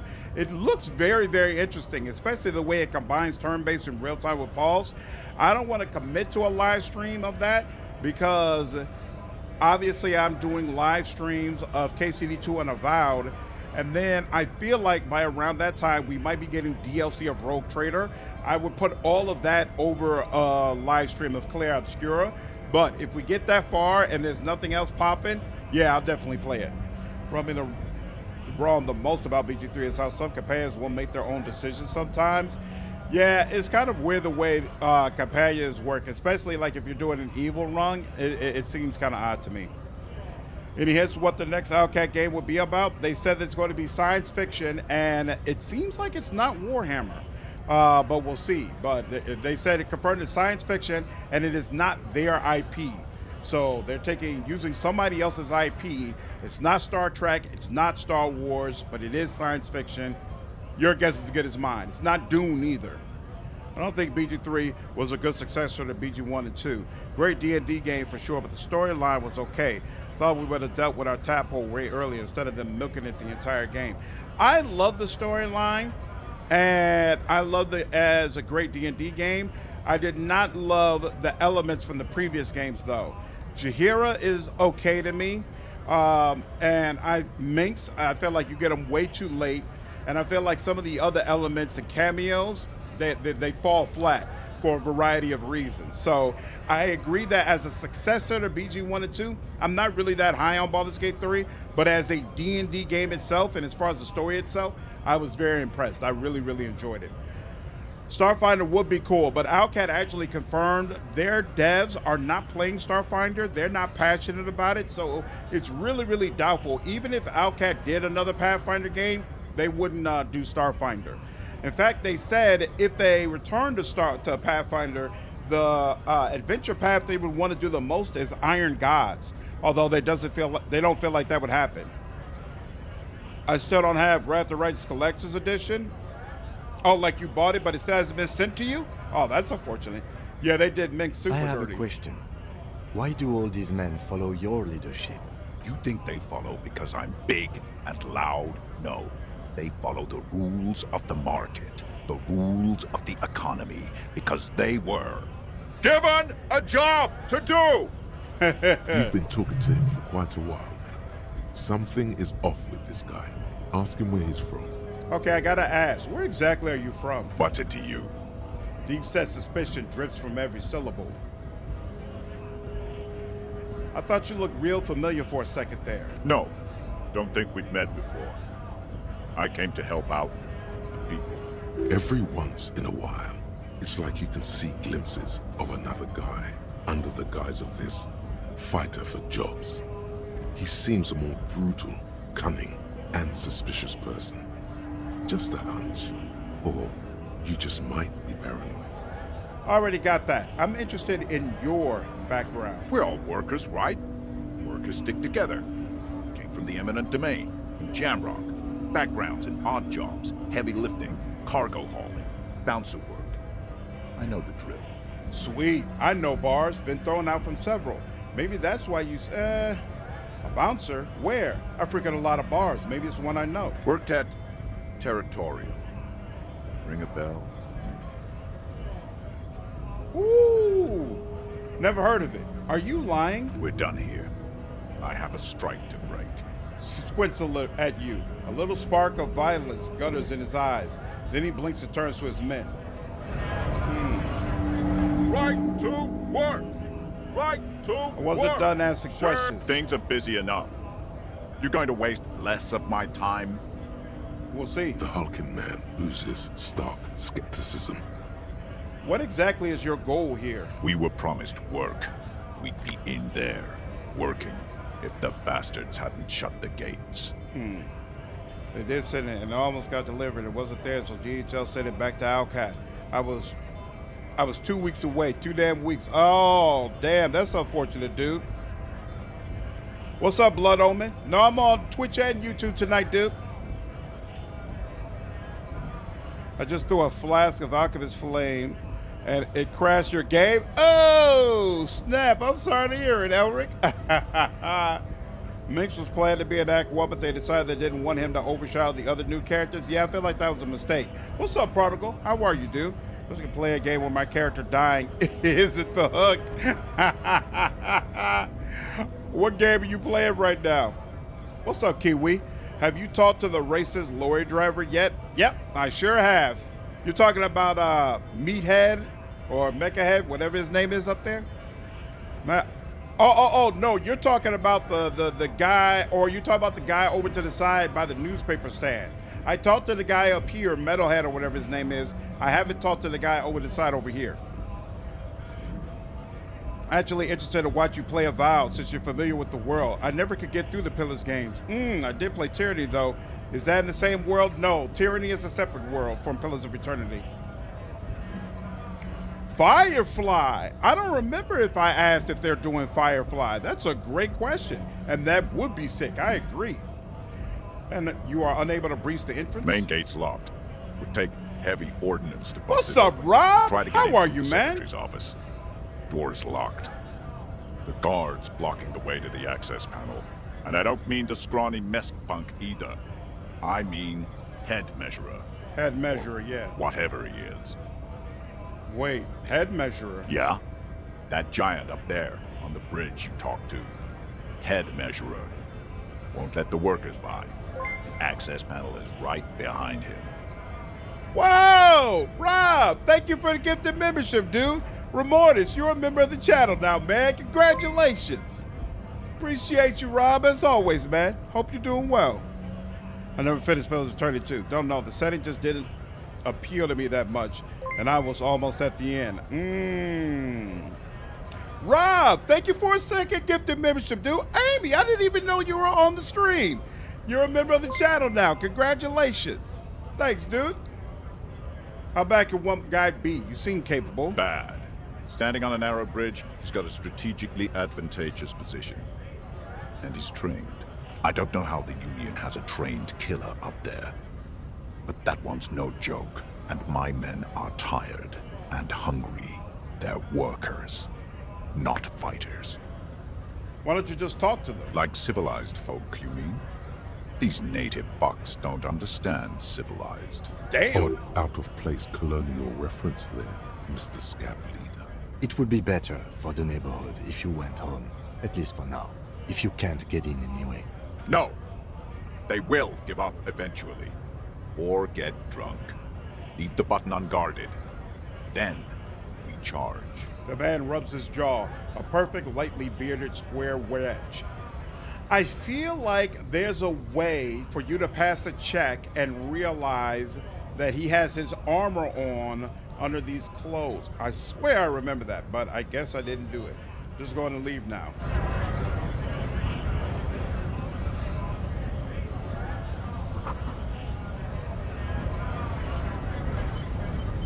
Give yourselves the bane of lurkers. Morrowind, best intro ever. Main quest guide tells you to go on an adventure, join a guild, or just explore the world, and let the main story be there waiting for you when you're ready. No tadpoles or biochips.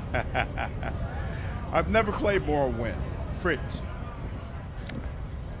Ooh, yeah. Magnesium. Tyranny was a good game. Total different point of view. Yep, the bad guys won and you were a part of it. Sad it didn't sell as much. Yeah, I think it was really unfortunate that it didn't sell better. Yellow roses, dozens of them. Tulips too. Unfortunately, people just didn't understand how great that game was. The tear machine stands in the Didn't give it a corner. chance. A sign says, 1 bottle equals 10 cents. What is this machine? Oh, that's the tear machine. Yes, but what is it? It's a machine for tear. You know, you find tear outside, like bottles or whatever, and put it in the machine, then it gives you money. I see. And how do I pick up tear for the tear machine? You need a bag, I guess. We used to have some, but we gave them all out, so... She shrugs awkwardly. Feel free to use it if you find a bag, though. I'm sure there are some out there, somewhere. Leave. No, Mr. Cicada, though, but I wish we could have played that 5 years later montage where they show you hanging with Jackie. You see several packaged raincoats fill a low shelf beneath a display of croissants and juice bottles. The raincoats are transparent, except for the big Fritta slogan on the back. What's that? Point to the raincoat. What is what? It's a raincoat. If you want to buy one, then it's only 4 real. The raincoats patiently await purchase. Maybe later. I don't remember if these are useful. A melancholy pop song plays on the radio. A small cabinet on the wall is filled with various medicine bottles, nasal sprays, and blister packs. They all bear the Saint-Baptiste Pharmaceutics logo. Yeah, watching with Jackie more would have made the story way better. You all like Jackie over Keanu? That's interesting. I think the main story of Cyberpunk should have been DLC. It would have felt better, or an expansion, and then focus more on the relationship with Jackie. Interesting. I plan to play. I only played Cyberpunk way back during the launch, but I know it's damn near a totally different game now. I plan to return to that, and I'm not sure if I'm going to live stream it or just do it myself. Enjoying your content. I get to see you live. Optimistic streamers due to being in New Zealand. Yeah, I'm glad you're able to catch me, dude. Always good having you. Their logo is the bloodless rose, pure white, untouched by harm. Just ask me if you need anything from Saint Baptiste. We don't stock prescription meds, but we do have Nosafed, Duramine, Magnesium, and Hypnogamma. What do those products do? I don't know. Let's see. Nosafed is a nasal spray. Duramine is a really good painkiller. Magnesium is a dietary supplement. Hypnogamma is... I don't really know what Hypnogamma is. I guess it makes you feel less shit. It's recommended to use after lots of partying, studying, or exercising. Yeah, I'm sure the vaccine would be incredible. Yeah, Elric, there's a person in my YouTube stream named Pukeko, who's also from New Zealand, apparently. So Pukeko, there's a guy named Iron Fist Elric in my Twitch stream who's from the same place. Can you be a little more specific? No, sorry. I'm not like a doctor or anything. Who is Saint Baptiste? Saint Baptiste. You know, the pharmaceuticals company. Saint Baptiste Pharmaceuticals. The one that sells meds out of Saint Baptiste. That one. There. She is right. Saint-Baptiste, the company, derives its name from Saint-Baptiste, the city. Itself so named because that's what it is. A rare case where that really is the full etymological history. As far as almost anyone knows, at least. A colorful display of cigarettes and alcohol bottles line the shop wall, inviting you closer. This is not a good place for a recovering addict. Guess not, no. She looks at the wall of goods behind her, then adjusts her hat. One thing for sure, Cyberpunk really nailed the vibe of the game. Should have asked the GTA guys for some help advice with the systems. You know, I feel like GTA is a little bit clunky all the time as well, to be honest with you. Oh yeah, probably plenty of back seating, no doubt. Yeah, I beat in the DLC a few months ago. Probably top 5 games of all time for me. Really? All right, I definitely want to circle back. I'm obliged to inform you that both alcohol and cigarettes damage your health, but I guess you already know that. Do you sell any under-the-counter vices? No, Frick only sells legal drugs, like the law says. Please tell me more about these products. The Pale Age vodka is special, I guess. It's stored in pale for a couple of years, which makes it super expensive and super strong. What is pale? You know. She shrugs, uninterested in explaining it further. Okay, what will consuming this stuff do to my body? Sure. So, are you going to buy anything, or... Oh, I accidentally said... Here, hold on. Please tell me. The Pale Age vodka is special. I mean, I already said it'd hurt you. I don't know what else they do. She stares at you, unsure. All right, please. And welcome to Frick. Right? Feel free to look around or something. Everything is out on the shelves. She returns to her magazine. What's that magazine she's reading? Take care, Remortis. Have a good one, dude. You're not excited at all for GTA 6? Why not, Elric? Y'all don't make me think a lot. The gas stations in my town play ads for the gas company now. Could have shit at Night City, damn corpos. What magazine are you reading? You mean this? She looks at the covers, boasting a colorful photo of 2 girls kissing. This is Pop Stars. It's got, like, famous people in it. It's not for sale. Looks like it also has something called Police de la Mode, featured on page 34. This speaks to you. Forget about all that. What is this about Fashion Police feature?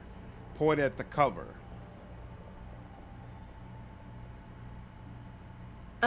It's where they rate different outfits famous people wear. It's kind of funny. They're kind of mean. It's about who's the most stylish. Who's the numero uno guy in there right now? And does he look like this? Point at yourself. Or lazy eyes scan up and down your body, assessing the situation. No, I don't think so. We are not the fashion police. We're the real police. Hey. Before we go on, what is this Frit? I don't know. Frit? And what is Frit? A 7 to 11 grocery store. Why is it written with 3 T's? I think they think that the extra T makes it funkier. It doesn't. The story goes that normal Fritta, with 2 T's, a men's workwear shop in Vredefort, was already taken. So when Fritta Retail Inc. grew into a multinational corporation, they had to add an extra letter to avoid trademark infringement. Let's proceed. I have some questions for you. Okay. I'm not really supposed to be chatting to anyone, but... She puts down the magazine. Can you tell me anything about this reality we're in? Reality? You mean, what reality? Economic reality, or...? Trevor was the best the game had to offer. The side mission with the crucifixion was intense. Story-wise, all other GTAs were way better. So I'm not that excited for GTA 6.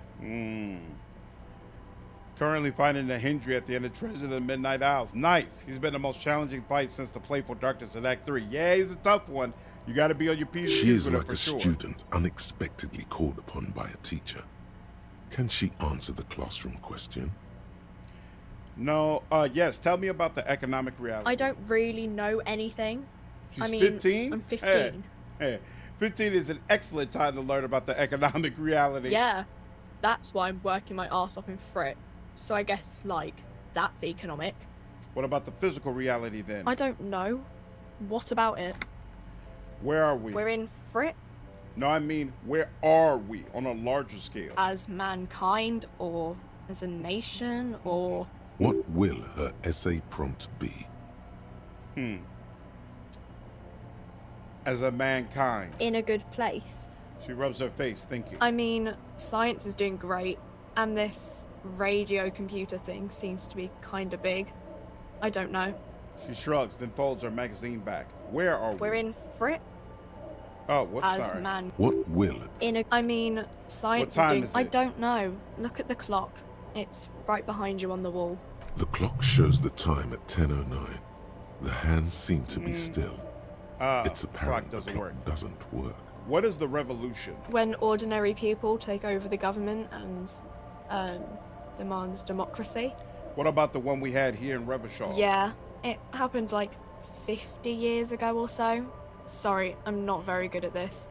At history, I mean. The coalition, what's that? Someone told me there is one. Our government? Or do you mean something else? Sorry, I really need to finish this article. She taps the magazine on the counter. I won't bother you with this nonsense anymore. Cool. She seems happy to return to her reading. Can you tell me anything about the dead body? I don't really know anything. I mean, I know it's there, but I haven't seen it, so... Did you know the man who died? Not really. Not really. Does it mean you knew him a little? No. I didn't know him at all. How long has it been there? I don't know, really long. What do you think happened? I don't know. No need to worry. It's just standard procedure for us to ask around. If you hear anything, let us know, okay? Yeah, she's super chill. You've never cared for GTA after 4. 5 was extremely overhyped. So many people aren't really gamers and they just play COD and sports games, those type of generic games, saying that GTA 6 isn't good. It's the end of gaming. Just seems very bot-like. If you don't care about GTA 6, it's a terrible take or whatever. Yeah, can't give you a headache, Asbar. Yeah, it was interesting. I did a poll on my channel asking were they interested in me streaming or doing content for GTA 6, and the overwhelming answer was no. Absolutely not. I love her so much. This is what it's like working retail. Like, dude, just buy something, all right? I'm not interested in the conversation. I'm not here to speak to the customers. This is not a bar, all right? You want some cigarettes, you want some liquor, you want some pills? No, get out. Okay. Thank you for your help. Uh-huh. Leave. All right, done. All I can do here. 3 T's, how idiomatic.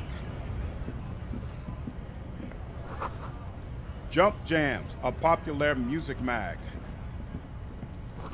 A glossy magazine, most able-bodied men. The issue hosts a top 10 list. Welcome to Revachol. Oh, racist lorry driver. There we go. Announces the rotund man. I didn't realize that was literally his name. The remark isn't addressed to you. It's addressed to the lieutenant. Why are you addressing my partner like that? Don't you welcome to Revachol me. My grandfather came here from a 3,000-year-old racist isolationist culture, while your ancestors came to this island a mere 300 years ago. Every school of thought and government has failed in the city, but I love it nonetheless. It belongs to me as much as it belongs to you. What's happening? You sound angry, Kim. It's men like you who keep Revachol divided, making it that much harder for everyone to climb out of this post-war limbo. What he means is, fixation on the Revacholian nation makes it harder for Revachol to actually attain self-determination. Limbo, what's going on here? Oh, come on, man. I just said welcome to Revachol. It's a lorry driver thing. I know exactly what you meant. You think my kind doesn't belong here, that I should watch myself and behave. But you see, I'm an officer of the RCM. It's actually my job to make sure you behave. I would advise you to remember that. Silence. The air between them becomes tense. Your partner needs backup. Now's your moment to shine. Fucking A, Kim. I've got your back. Give the lieutenant a punch in the shoulder. You two make a cute couple. You know that? The lorryman spits. The lieutenant exhales and resumes his regular calmness. Now that that's settled, we have a couple of questions. Whatever you say, officers. Kim don't like you, we don't want you. Exactly. He waits impassively, cigarette smoldering between his fingers. I found this mug in the trash. Show it to the man. Yours? Oh man, that's great. Look at that guy go. Haven't seen anything that funny in a while. Is it yours? God damn. Thanks for that, but no, it's not mine. He doesn't live in Martinez. What was that argument all about? It's about biological determinism, natural law, the sorting of the races. He spits on the ground. Not the most popular topic nowadays, with the coalition in charge and all. You might want to change the topic. That is, bury your head under the sand like common sheep. Oh, so you're just a racist. Makes sense. I'm not just racist. Look, I've read books. Huh? The science of racial theory has all been proved, even if some people don't want to accept it. People who've studied these things say that you and me are superior by design. So, naturally, we Occidentals should be in charge. Obviously, you can see the merits in that. Race is a simplistic means of social classification based on easily observed attributes, hunches, and pseudoscience. You just look at people and make arbitrary judgments. The lieutenant tries to remain impassive, but the slight arch of his eyebrow tells you that he's liking it. As arbitrary as any judgment, that doesn't make it less of a fact. We'll have to use facts. Once you accept it, you'll gain the clarity of understanding. Yes, I can really tell you're a prime example of superior design. Open your eyes. Haven't you noticed something different lately? An unfortunate downturn, maybe? Huh? When members of the superior race cease to believe in their innate superiority, they stop competing for resources. Yeah, what's the problem with that then? The problem? The damn kips are showing a real good game lately. Same with the mosquitoes. And the other introduced species too. They're on the precipice of cultural victory. Cultural victory? What is this then? Wait, what's this cultural victory? It's what the kips of Boogie Street are going for, right under our noses. And the others too, on the radio. Heard any chansons lately? Heard any Potatoes or leader? No. Dominating culture is how they plan to win. They say so themselves. Uh-huh. It's true. Also, you need to realize the dangers of mixing races. Who knows what might happen if people don't stay in their birthplace? You might end up with a new sub-race, with unknown characteristics, leading to extra competition. That's why you've got to control the offspring. Your challenge just doesn't fit GTA. It would look so random. KCD2 avowed Wrath of the Righteous Rogue Trader GTA 6. It's like it's so out of nowhere. Yeah, hard to deny. I'm not down with this. Why don't you go fuck yourself? Don't push your luck, runt. The man gives you a disgusted look, then turns his attention elsewhere, ignoring your presence. Looking for something, runt? What Come are you... to tell me to fuck off again? What are you hauling? Oh, not much anymore. I'm here to pick up some cargo, but the dock workers are on strike, so some races make character sit creation and more wait fun. on your ass situation. How long has this been going on then? The strike? Oh, they've been at it for a while. A month, 2 months maybe. But this here is just the last week or so. What kind of cargo are you supposed to pick up? Apples. Apples is exactly the kind of thing you'd say if you had something to hide. Sounds like a cover story to me. Look, as detective, I come from a long line of lorrymen. We got ancient rights and privileges. He loses patience for explaining it. Oh, I'm here to pick up a load of fucking apples, man. Just regular, Koiko-picked apples. Koiko may be another derogative. For a person from Grad, you think? Oh, so they grow apples in Grad. Yep, it's one of their main exports. They grow them down South Yekokata. A beautiful place. Got great scenic vistas. In fact, Yekokata is a desolate wasteland whose name literally translates to Zone of Ecological Catastrophe. It features no scenic vistas and supports virtually no plant or animal life. Yokokata is not in the south, and they definitely don't grow apples there. Yeah? Says who? It's literally in the name. Zone of Ecological Catastrophe. Then, I guess they grow apples somewhere else. You can never really tell with those koikos. They're everywhere, except their own homes. For me, Rockstar isn't the Messiah. I didn't like RDR2 that much, me either. For me, it was boring. Slow progression. If it even did, maybe because I'm the guy that picks everything up, I was rifling out of cam, hunting some stuff, and then right back thinking about pockets. I never got anywhere because of that. Yeah, I didn't get Red Dead Redemption 2 when I tried to play it. I was just not a fan. This is the third time Wrath of the Righteous has crashed mid in the Hendry fight. Really? Whenever I get up around 200 HP, the game freezes and crashes on the next turn. Wow. You might need to reboot your computer and then go into the game again and see if that fixes it. You keep saying Kokos. What does that actually mean? It means the people living in Grad. Yeah, you know, Gradniks, Gradvolk. Those degenerates from Grad. Okay, so it's an ethnic slur. Hey, if the name and description fit by the very grace of nature, who am I to say otherwise? So, can I see the apples? Did you miss the part where I said they aren't here yet? Besides, even if I did have some, I wouldn't go putting my nose in them, huh? He looks at you with a strange glint in his eyes. Relax. You've got all you can get here. He probably doesn't even know what he's hauling, even if it is something unsavory. So he'd remain unaccountable. You said something about the rights and privileges of lorrymen? Oh yeah, they're a big deal. My great-grandfather was a carter, had a royal license and everything. We've tried to hold on to our privileges. Hold on, what's a carter? Someone with a cart. What did you think it was? That's how deep into history our thing reaches, before machines. So, he was a garbage man? Not at all. We're part of a guild and everything, huh? It's very ancient, very prestigious. So you're in a carter's guild? Goddamn right. They've been trying to fuck us out of our heritage in the name of profit. But when they try to replace us, they'll regret it. Trusting street thugs with their goods is going to fuck them right up the ass. Mark my words.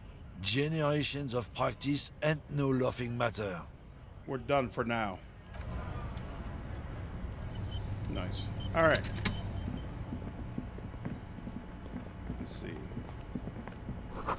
Goods from the lorry haphazardly litter the surroundings. Closed for the winter. Please use the main entrance.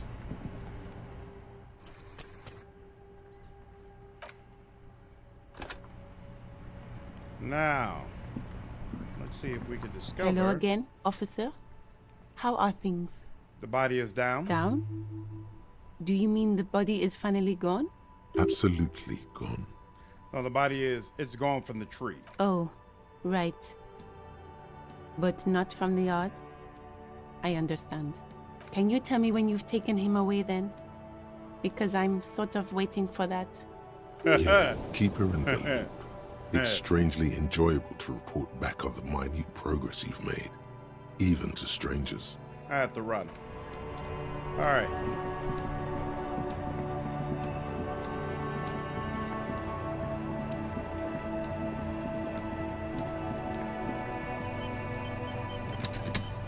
What to do? The rotting man lies on his side with his eyes looking straight through you. The belt is still around his neck. His body is supine and open to intrusion. By autopsy, the lieutenant adjusts his glasses and takes a deep breath. Did I ask what a field autopsy is? First, what exactly is a field autopsy? Come on, officer. You know what a field autopsy is. You've done 100 of them.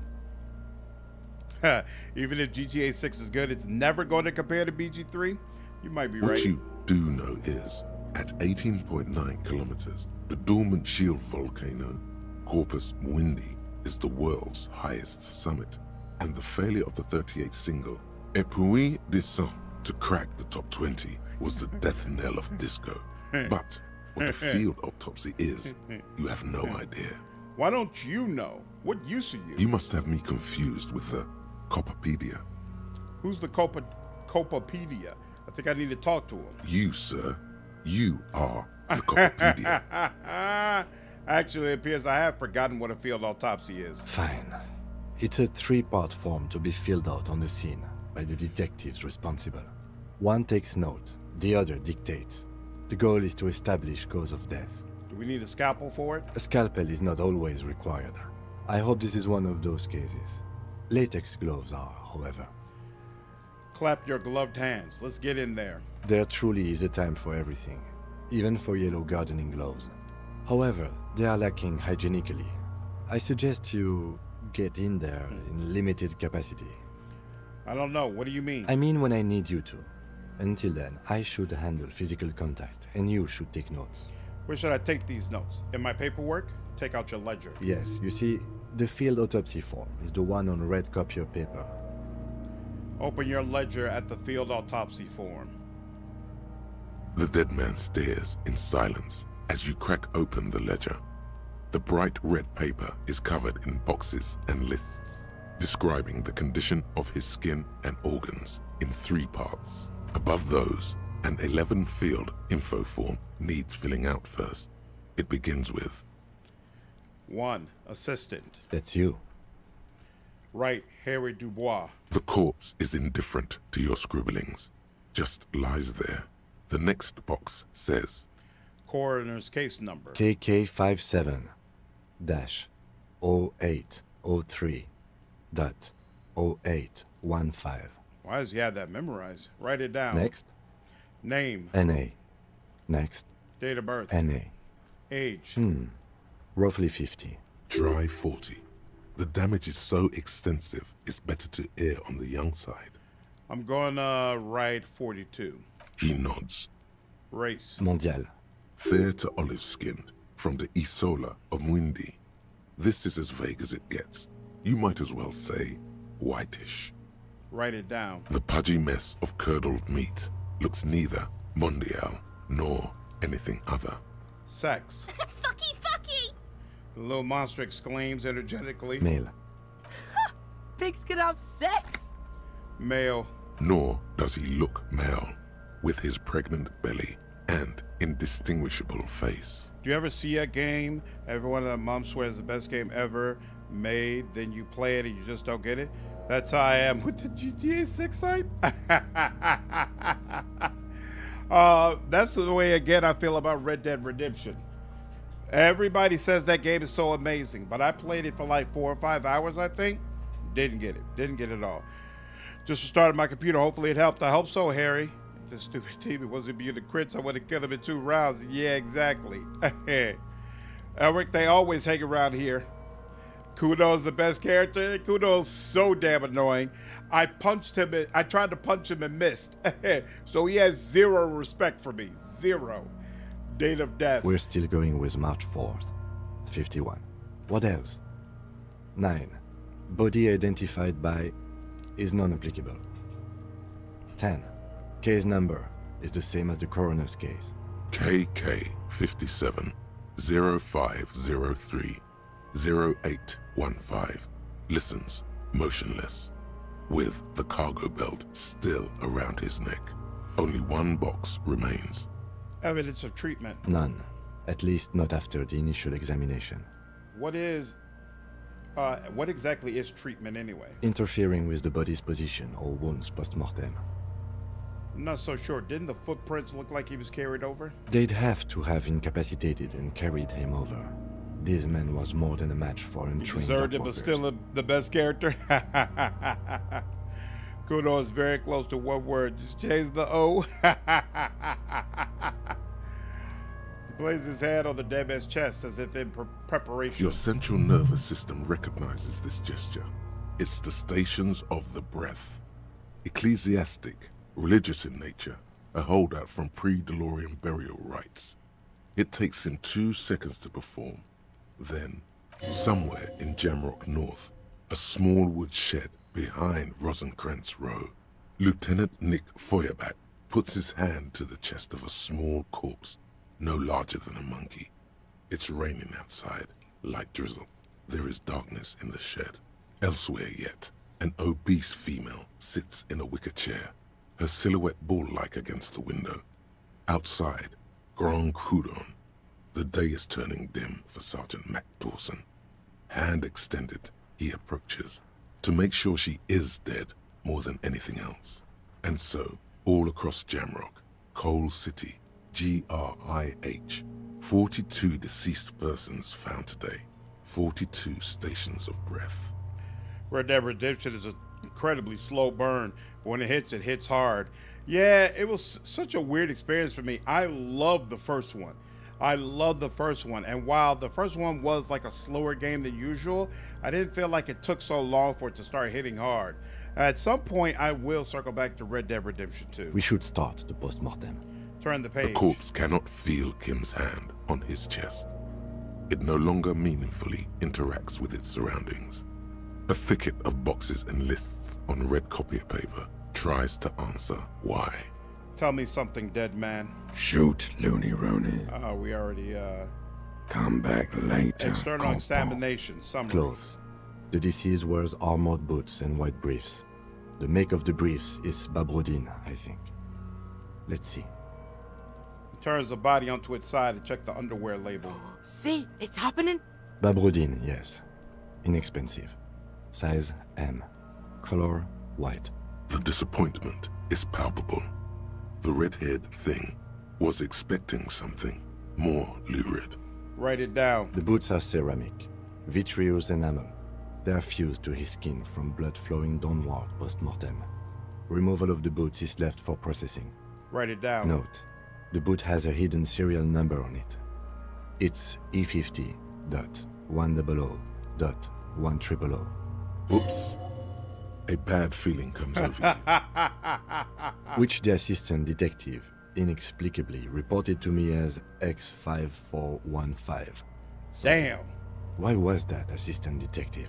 It was merely a jest. Horseplay. The impression of you being a total psychopath is wrong. A lighthearted jest. Locker room banter. Boys will be boys. I fail to see any humor in it. Officer, please write down the right serial number. E50.100.1000. Bitches are at it. This pleases Kuno. I'll write the right Tattoos. one. He stands up, feet planted on either side of the body. Try not to bring the incident up anymore. The upper torso is covered in a single, continuous tattoo, resembling a map of the night sky. It reaches from the right shoulder to the heart. The ink is blue and white. The assistant has a color photograph of the markings to be added to the case files as document A1. The photo is taken on the scene using a Trigat Mini. Write it down. The deceased has a belt for airlifting cargo around his neck, tied with a hangman's knot. Color yellow. Length 3 meters. There is a buckle on the other end. Write it Well down. nourished, athletically built, measuring 1.8 meters. Generally consistent with age 42. Preservation is good. Ambient temperature below freezing. Write Body it hair down. is light brown. Distribution is consistent with the age. The deceased had male pattern baldness. Hair is combed back, short. Touch the corpse's hair before moving on. The hair under your latex fingers feels cold to touch, wet. Stroke his hair gently. The stench is suffocating. Strands of dark brown hair start sticking to the latex of the glove, like thread off a rag doll's head. Keep petting him. More hair sticks to the glove. Hair off the rain-soaked head of a dead man. There are bumps and dips on the skull below. An alien landscape. Keep petting him. More hair sticks to the glove. More hair sticks Oh, to I was the gonna glove. say that. Hair off the Write it down. rain-soaked Short, head light of a brown, dead male man. pardon baldness. Lividity is consistent with hanging, albeit faint, as noted. The head is congested. Contusions are present on the head, chest, and thighs, consistent with stones thrown post-mortem. Low velocity. Fucking low velocity? You think Kuno doesn't know what you're talking about? Velocity was fucking max. Talking shit about Kuno's velocity. In addition, there are bite marks on the face, scalp, and chest, consistent with predation. Right down. You get your mark.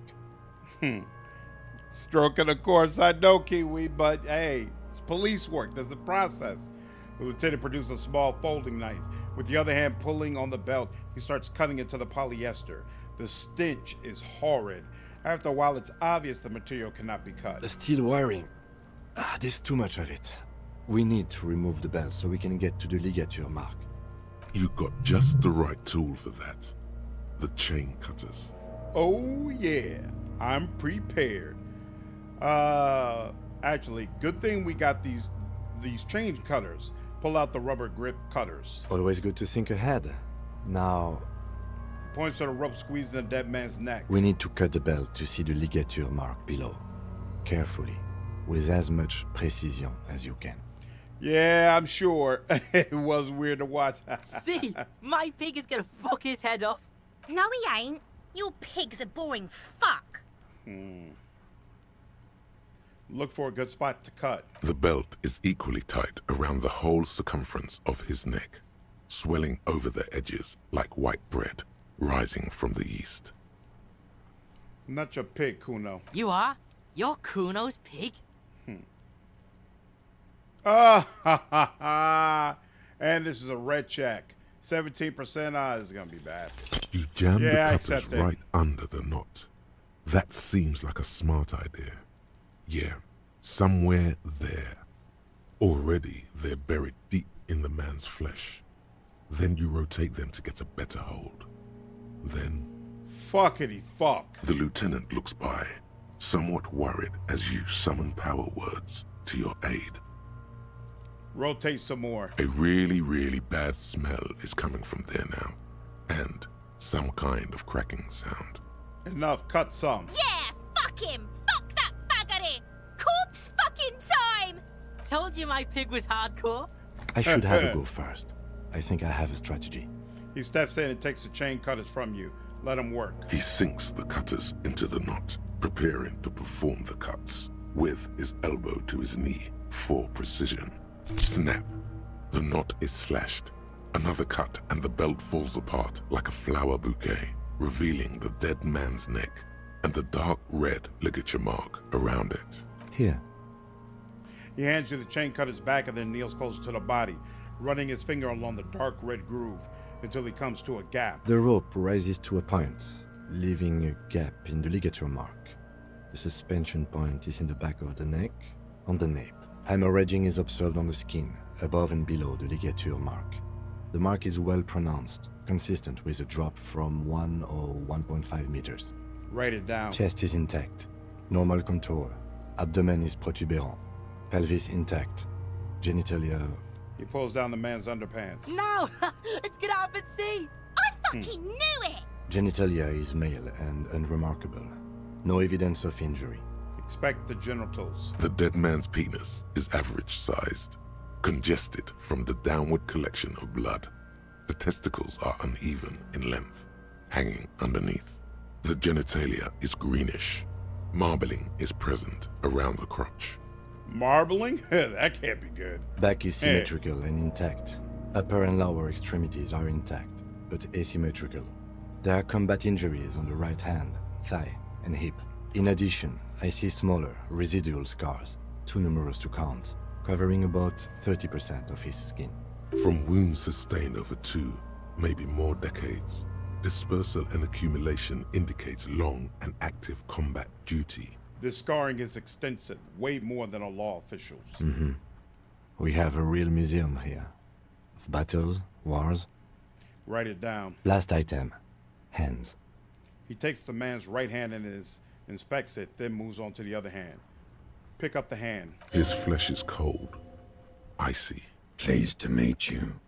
Where are you from and what's your name?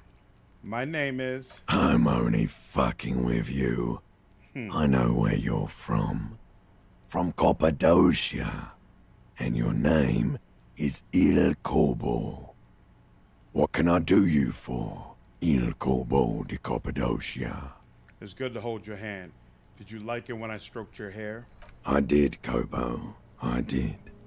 Reminded me of when I was just a small boy, before this happened to my face and my body.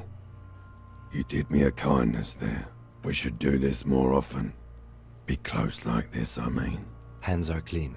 No sign of injury from struggling. Were we expecting any? I was. Maybe I'm just not seeing them. Honestly, this stench is making it hard for me to think at the moment. The corpse voice is amazing. Absolutely amazing. No question. Ooh. That's all for the external. Well done. What next? Internal examination summary. I'm afraid we can't continue before we've gone through both the external and internal examination first, thoroughly. Internal Central nervous summary. system. I have nothing. Do you have anything on this man's central nervous system? Of course, there is a moral to be drawn from it. A moral to this story. If I may add the moral of this story. What would that be? He looks at you inquisitively. The dead man looks, too, with barely contained excitement to hear the moral of his story. The brain is very vulnerable to compromises in its blood supply. I think that may well be the moral of every story, officer. Lieutenant grins. All right, not applicable. Good. Musculoskeletal. Purge fluid is coming from the mouth. Not injury related. Eyes and tongue protuberant. Hyoid bone. Let's see. With his eyes almost closed, the lieutenant puts his hand on the dead man's throat and begins to massage it. Gently, a rotting smell erupts from the mouth. Purge fluid runs down his lips, black and viscous. Yeah, jack that fucker off! The hyoid bone is fractured. The rest of the musculoskeletal system is intact. Unremarkable. Write it down. Respiratory system. Back hunched, as if in prayer, he begins to pry open the dead man's jaws. He stops to exert more force. Both hands are used. Oral cavity shows no lesions. The victim has received dental implants, possibly after a combat wound. Mouth swollen. Hemorrhaging present in mucosa of the lips and mouth. Look inside the dead man's mouth. No scream. No sigh of relief rises from the darkness inside. It's humid there. Sickly sweet air, unlike anything living. You feel like you're about to throw up again, straight in that mouth of his. Look deeper inside. Uh-oh. It's hard. Apparently Once that more, was not a you good taste idea. stomach acid in the back of your throat. A contraction. Your throat pumps a little something from your stomach and into your mouth. You're forced to swallow, just to keep looking. Inside, you see darkness. Just a mess of meat. and darkness. There are ancient mysteries down there, Kobo. Ask me later. Hemorrhaging present in mucus. The lieutenant repeats impatiently.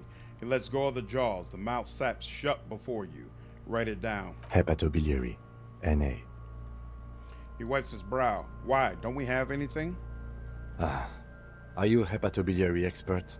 He looks at the corpse's stomach with a mixture of tiredness and disgust. Hepato means liver, and biliary, the gallbladder and bile ducts. Am I an expert in those things? Nothing in your alcohol-soaked memory directs to having forensic expertise on either one. I don't think so. Neither am I. And that's it? That's it. Not applicable. Same for toxicology and serology. Both? NA. Unless you have untapped reservoirs of knowledge there?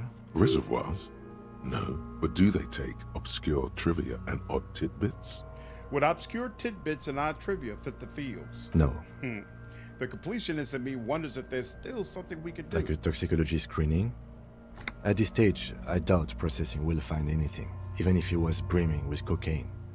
But still, you should add a request. Right, not applicable and add toxicology requested. Cardiovascular. The body exhibits heavy lividity. Blood has gathered in the hands, feet, and neck. Hypostasis is visually consistent with the hanging. Write it down. Gastrointestinal. He breathes a sigh of approaching relief. This is the last field on the list. He looks around to the ground, the pool of faces there. This will do. Digested semi-solid food in stomach. Voila. He touches the corpse's bloated lower abdomen briefly. Write it down. Keep the voila. What's next on the list? Description of injuries, now that we fully examine the body. Let's see. We have bite marks, contusions on the head and chest, and a ligature mark encircling the neck. You'll need 3 fields. Leave a 4th one too. What about the injuries we have inflicted? Oh, so we inflicted them? This is a team effort. You mean the incision on the thorax from a chain cutter? That was not a team effort, and I wouldn't mention it. Muddies the water. But isn't that sloppy? Be pedantic if you like, it doesn't matter. No one else is going to investigate this man's murder. And if they do, such details would only confuse them. That actually doesn't sound corrupt. It actually makes sense. Gunshoe, what's up, man? I appreciate the 5 gifted sub, dude. Thank you so much. Istian, Ryan, Kak, Rezi, Zap, you all are now all members of the channel. Appreciate it so much, dude. See? These pigs are fucking corrupt. Boy nods approvingly. Why don't you fuck him if you love him so much? Now, injuries. Bite marks. Head, chest, and scalp bite mark injuries. Predation by birds has caused damage to the body. Odontologist does not need to be consulted. Write it down. And your opinion, officer? Beneath the description, there are 2 boxes waiting to be ticked.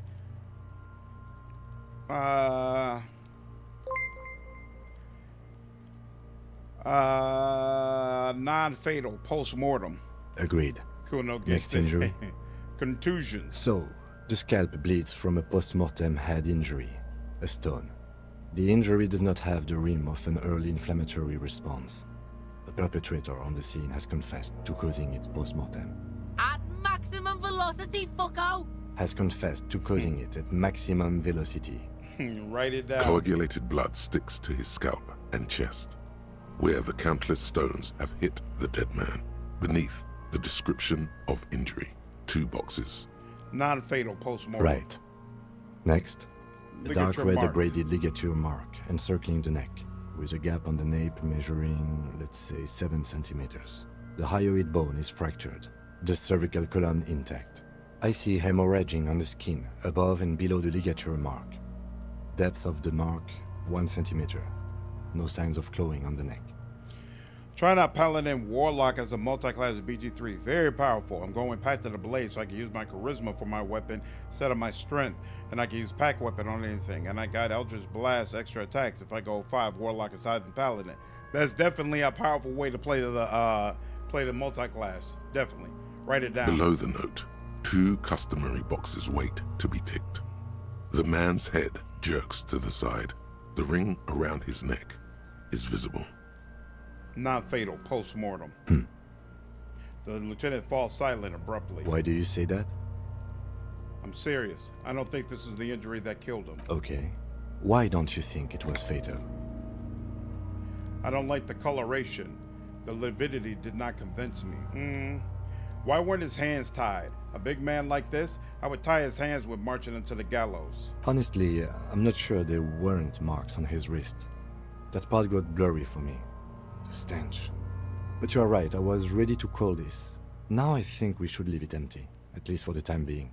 Let's wrap this up. I pronounce this field autopsy over. First, how did it go? It was an irregular field autopsy. We did not establish cause of death, which is supposed to be the goal of an autopsy. But, personally, I do not see this as a parameter for success. You killed the Hendry and got nothing for it? Oh, that's unfortunate. If you play the interactions with the chains right, there's actually an achievement you can get for releasing his soul to Pharasma.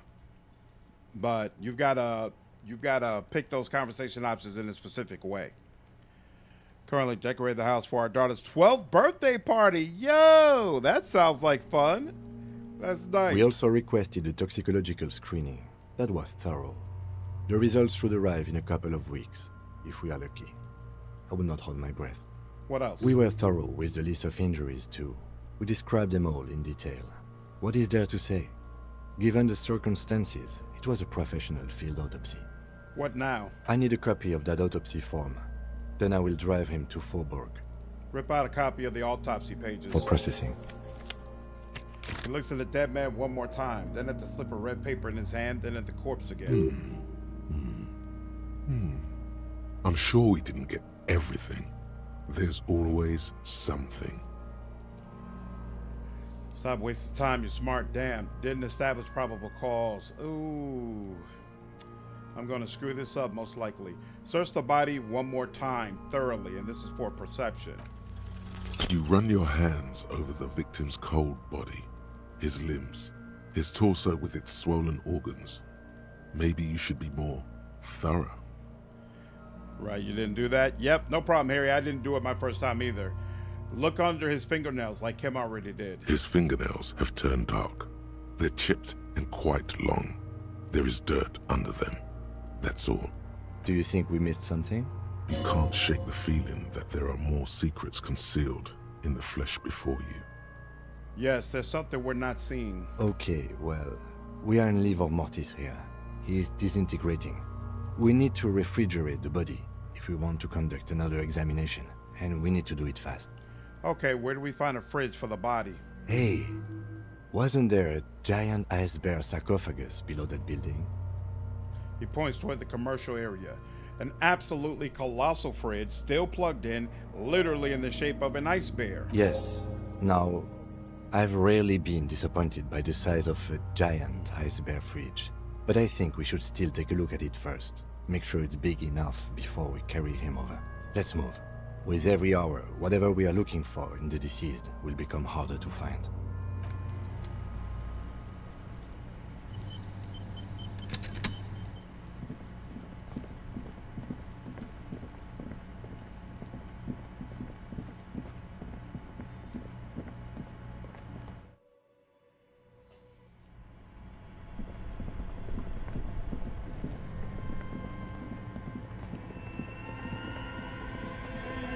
The bear's eyes are still glowing red. So what do you think of this fridge, all Kim? the ice cream Looks big wrappers enough for hidden 2 corpses. It's certainly an eccentric choice, but it is capacious and cold enough, too. Your visual confirms you could fit 2 more bodies in the ice bear fridge. Shall we go and get the body, then? I'll take the head, you take the feet. The stairs won't be easy, but we'll manage. Okay, let's do this. The body is heavier than you expected and stinkier. It takes half an hour to get it down to the bed, then 10 more to stuff it into the fridge. The lieutenant takes a step back to admire your handiwork. Beautiful.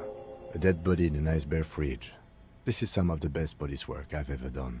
You have created an ice bear sarcophagus. Behold, we have created an ice bear sarcophagus. Talk of the ice bear sarcophagus must not leave Very this loud. What's that? We did our best. This isn't police work, Kim. It's art. We're artists, and this was our vision. If I were an artist, this would certainly not be my vision. That I would was be crunching much, a body much into more the fridge. conservative in my work. Feel like a dumbass because I didn't get the frizz the first time I played because ADHD. I didn't either, Kiwi. That body stayed outside the whole night the first time I played. He's right. His work would be much more formal. At least we've stopped the body from decomposing further. Now you can conduct another inspection under controlled circumstances. Inside the icy realm of the ice bear fridge, the corpse stands slumped, waiting. Close the door. We'll come back. All right. If I remember correctly, there is a way to establish cause of death, but I think I'm missing one part that I'm supposed to do. Actually, potentially a couple of parts. So first, Superstar Cop, what was your political lead in communism? A liberal communist. All right, first you. Did you have anything additional? Have you come to make your offering to Kuno? All right. Was there anything else here? What do you see? We've been through all that. Okay, so it's this end part here then that I need to do, right? Need to do this end part here. You see a set of tire tracks in the brown slush that covers the plaza mosaic. Why am I looking at this? Cop habit. You look at everything. This isn't case related, you think. What kind of vehicle drove through here? Hard to say. Your vision is blurred and you're having difficulty concentrating thanks to your relentless hangover. If you never do Carlock's quest, I think the heat does overtake her, yes. Yes, you need to succeed a protector check. Mr. Dubois will check them out. Okay. Oh, so it's that check that's going to resolve it. Okay, interesting. Reconstruct the movement. The tire tracks were left here by an unknown event that took place some days ago. It's a message, written in the language of burnt rubber. Some of that rubber stuck to the tiles right in front of the whirling in rags. This is point A. The driver started there, and then accelerated straight into the fence, left a hole big enough for the Franco-Nigerian cavalry, according to the cafeteria manager. What happened next? The driver proceeded to back out of the yard, barely stopping before hitting the adjacent building, before heading south. Must have been in a hurry. A car drove through the fence? A car drove through the fence. You are correct. This is a rather motor carriage-friendly city. Somehow that makes you feel scared. You don't know why. Is this connected to the case? I'm not sure. There are plenty of traffic accidents waiting to happen in Martinez. With the jam right here on the roundabout, I would keep them separate. You could follow the tracks south. There seems to be a canal there. See where they went, if you find the time. I think I got it.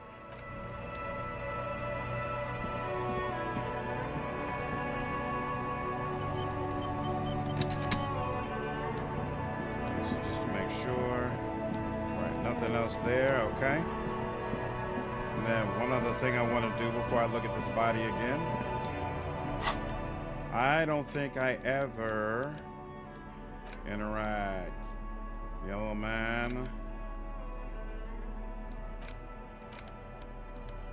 Hand runner, no. Oh, wait, here. It's just a racist mug. What's there to read here? Not much. Yeah, I'll do that later. This is the one I want. It's the legend found in the trash. A pitiful cabbage of white and yellow papers hanging from plastic. I don't want her board, in my party. I want barely held Lae'zel, but I together don't by a want her to metal explode. clip. If you don't want to This sad explode, you got to display do is a made quest. complete by the faint smell Music of in this game urinal is cleaner. amazing. Amazing. Anything else? There's a piece of toilet paper, or is it cleaning tissue? No, it's toilet paper, desperately sticking to the back of the blue plastic clipboard. It's a metaphor for you. Thank you, waterlogged ledger, for spelling it out for us. Below the pathetics, terror. Do not look into its blue heart. Inspect the clip. An aluminium block runs the width of the board, biting down on the paperwork. Its crocodile teeth are the only thing keeping the papers together. A regular pencil, the tip worn down to nothing, has been attached to the clip. No, Khonshu, this is the first time I've interacted with the ledger. That's why I'm doing it now, because I'm not sure if there's something in the ledger that also helps me figure out what's going on with the body. Run your finger across the aluminum. The surface is interrupted by a silvery sticker. It's rectangular, sparkling with iridescence. You don't know how you didn't notice it before. It is similar to the RCM watermark on your blazer, the lieutenant mentioned. Also. Didn't he say something about the headlights of his motor carriage? That you can read these there? Lieutenant, is this one of the hologram watermarks you mentioned? Point to the sticker. What? Yes, halogen watermark used for adding information to RCM property. Interesting. What kind of information? It depends. Aside from an anti-counterfeiting stamp, mine has my station number and address. The information varies by date of issue. Maybe yours will have how many cases you've solved. How can I read it? Any capable light with the right wavelength will do. You mentioned the headlights of your Kanema? Yes, RCM vehicles have headlights tuned especially to reveal halogen watermarks. This means you can read the watermarks if you just turn the lights on. That's all, thank you. Okay. He returns to his neatly kept While notes. a bunch of sodden papers sag from the clipboard in your hand. It's a sorry sight. Inspect the toilet paper. It's just toilet paper sticking to the back of the plastic clipboard. You can take it off if you want. Maybe it's kitchen tissue. They look exactly the same. If you want it to be kitchen tissue, it can be kitchen tissue. It's not though. It's toilet paper. Take it off. Still wet, the toilet paper, I mean kitchen tissue, sorry, peels off the plastic easily. All you have to do is shake it off your finger and voila, the ledger now looks marginally better.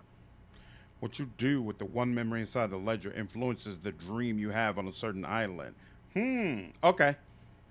Interesting. I don't remember what I did with the gum the first time. Smell the ledger. The acidic stench of rotting food is rubbed off on the cellulose. It now forms the base of the experience. This base surrounded by a faint air of spoiled meat, the stuff of death itself, and then sprinkled liberally with the citrus zest of toilet cleaner. Look at the clipboard. It's made of dark blue plastic, hard enough to beat someone to submission with. The edges are rounded, however. The U4 size board feels thick and heavy in your hand. Light shimmers on its wet surface.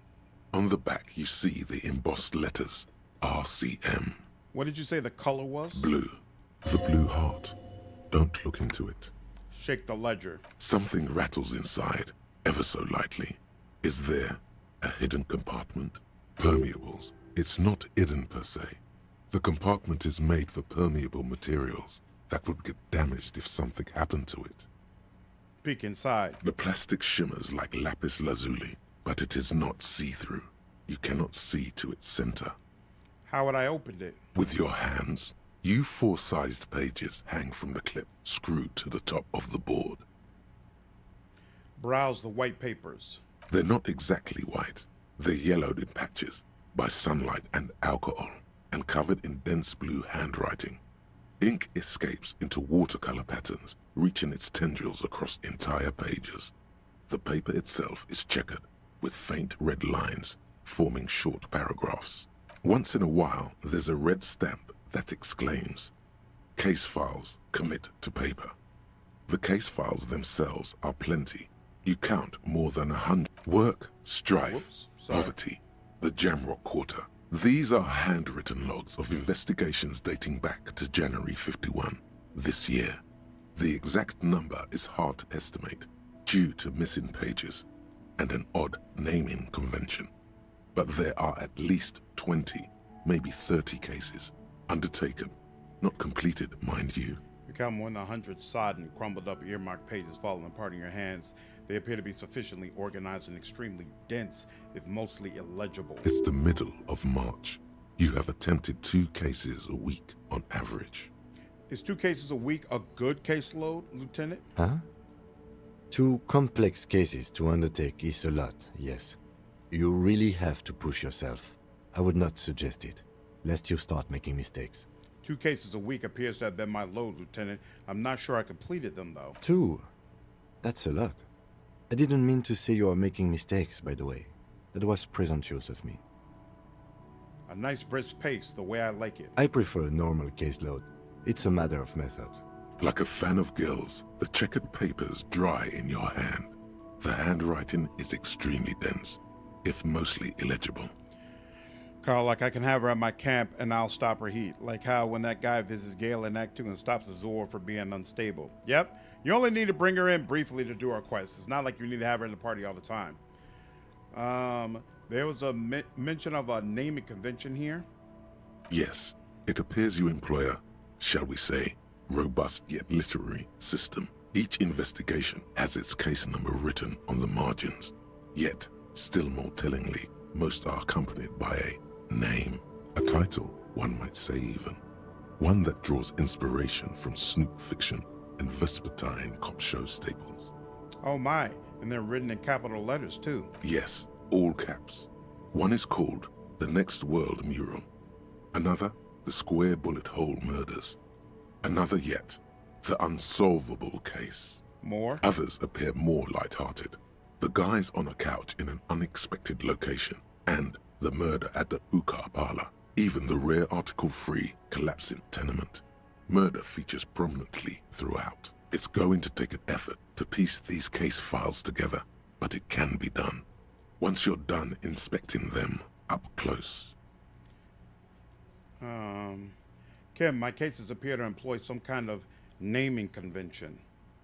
You mean the alphanumeric? Officer, precinct, time of arrival at the scene? No, I mean a non-numeric one with titles. Oh, you mean the titular? Yes, well, so do I. In our defense, almost everyone in the RCM does.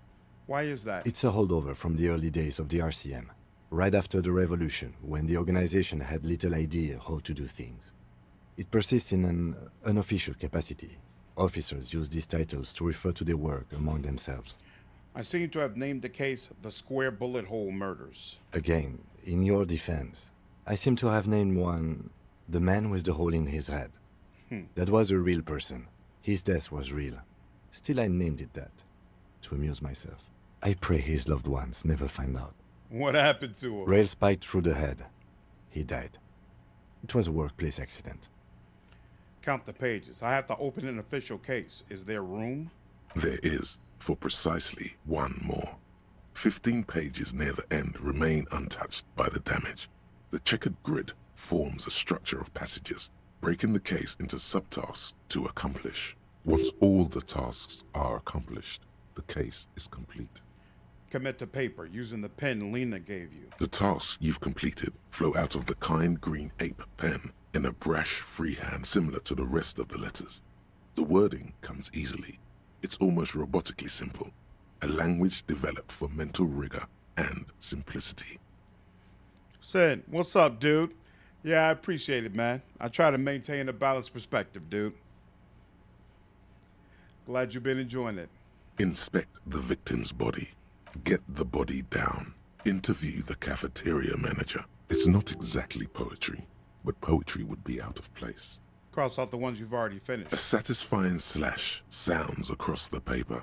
You're done, it seems to say. And you, and you. Things to be done and things already done. The composition of reality. This is an extremely useful tool for a detective of the citizens' militia. Now all that remains is to name the case. Lieutenant, have you by any chance named our case? No, actually. Any ideas?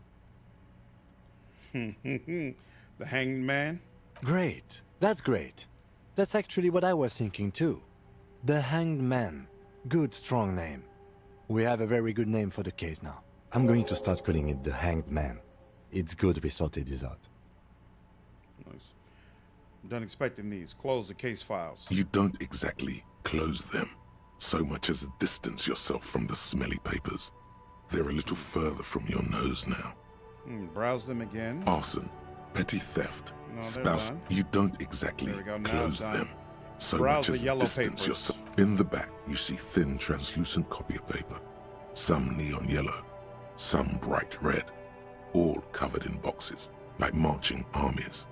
These look like official forms, waiting to be filled out. Then rip them from the binder and hand them out, according to type of form. What types of forms are there? 3. The topmost are misconduct fines. The middle ones are station calls. And the bottommost are field autopsy forms. Each is easy enough to make sense of. In the serial imagination. You was really delighted by the hanged man. You don't have to be an intellectual giant to do police work.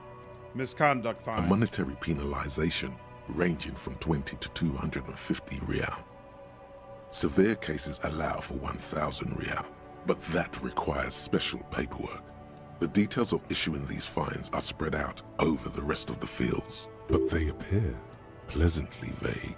Station call. These are quite sinister in turn. They give a date and time for the person to appear at the specified precinct police station. Below the call are the criminal charges you risk by not appearing. Field autopsy. A dozen pages of thin copy paper, bright red in color. You see the parameters of a deceased human form. So if I waiting to read be this filled ahead of in. time, I would have Age, known what a field autopsy sex, is. condition of internal organs. I wonder if I would have done a better field autopsy if I had read that.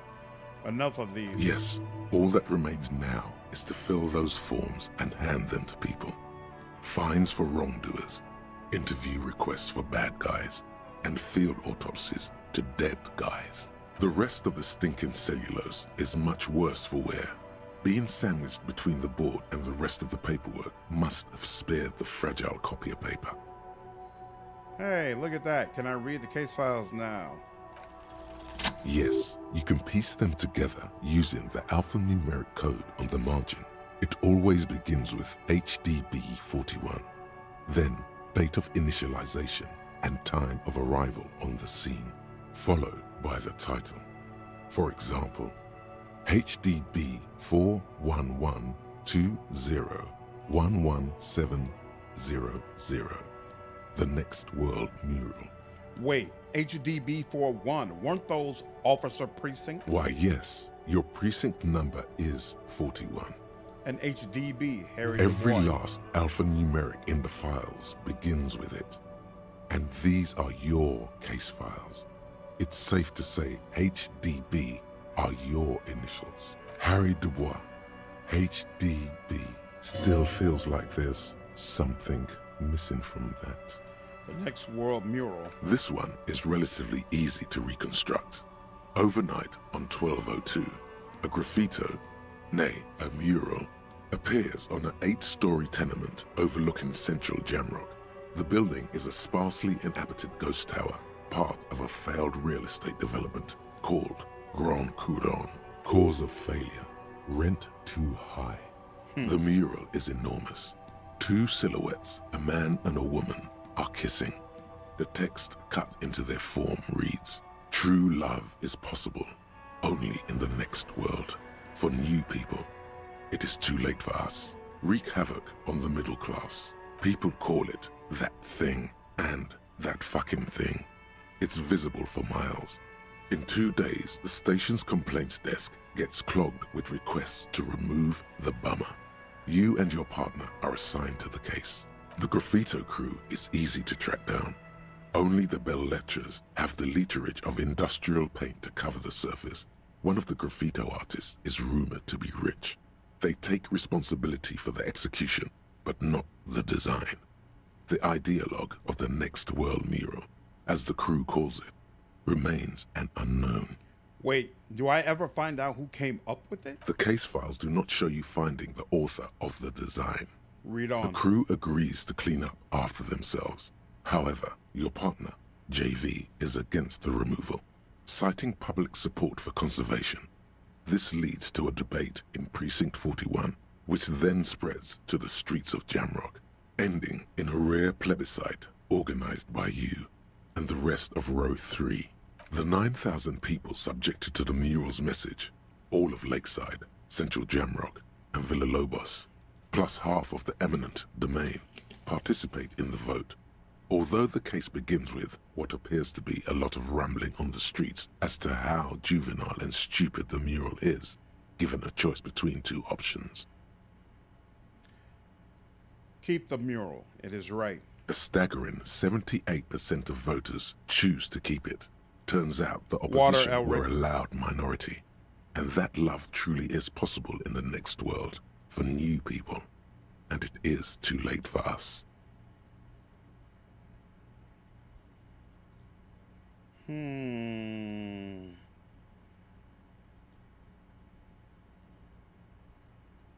Stupid and juvenile.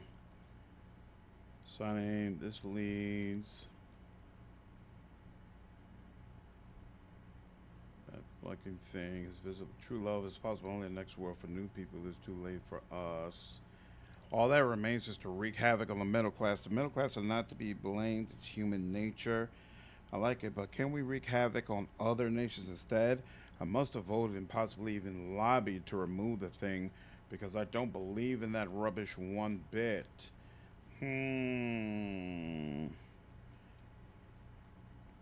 Why does it say wreaking? True love is possible only in the next world. For new people, it is too late for us.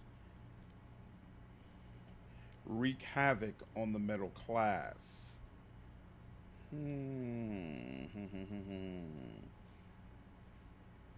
feel like I don't have enough information, but I'm gonna go with the middle class and not to be blamed. It's human nature. Did anyone ask you what you believe in, man with the smelly toilet ledger? What do you want to tackle next? Or are we done? Nice. The unsolvable case. AKA Leslie and Burke. AKA the public indecency drunk and the property damage drunk is a cursed case. It has been passed from unsuspecting officer to unsuspecting officer for 10 years. On January 29, the unsolvable case made its way to you. Why you accepted it, it is unclear. Every officer, and indeed most civilians in general, know it's unsolvable. How far am I into this game? Maybe like 8 or 9 hours. Do we ever find out our name? We just did. Harry Dubois. We confirmed it. Leslie will always take his pants off. All right. When I don't he's think drunk. this is going to be related to the body. So now I want to get to it because I want to get to the body. It's the only way for Leslie to stop flashing his genitals to bypassers and for Burke to stop dismantling signage and rear view mirrors would be for them to stop drinking alcohol, it is, Eric. which in their 40s or 50s, it's hard to tell because you would think that, but you're wrong. Where's the fun in exposing your genitals or breaking stuff in your own home? That's what the action is. Can you keep yourself off the streets? Ooh, good point. Proceed. Threatening, fines, dragging them to the station, locking them up in the hellholes they live in. It's plain to see from the files that you, Satellite Officer JV, and Special Consultant TH had more important cases to attend to. Good, you're learning. If the files are to be trusted, that's all there is to it. That and Burke breaking things, and he must have it confused with the property he likes to damage. But the joke's on him. You're drunk at. In the process, the ledger sustains damage. The compartment within, reserved for permeable documents, is. He came at us, and at us. I think he was trying to kill Burko. While trying to kill Burke, can't get out of his apartment, an invalid. With Burke to tend to, Leslie cuts back on the indecent exposure, which is also why the officer responsible narrowly escapes a disciplinary hearing. Crazy. The end. All right, Not I want to much has revisit changed this. in the meanwhile.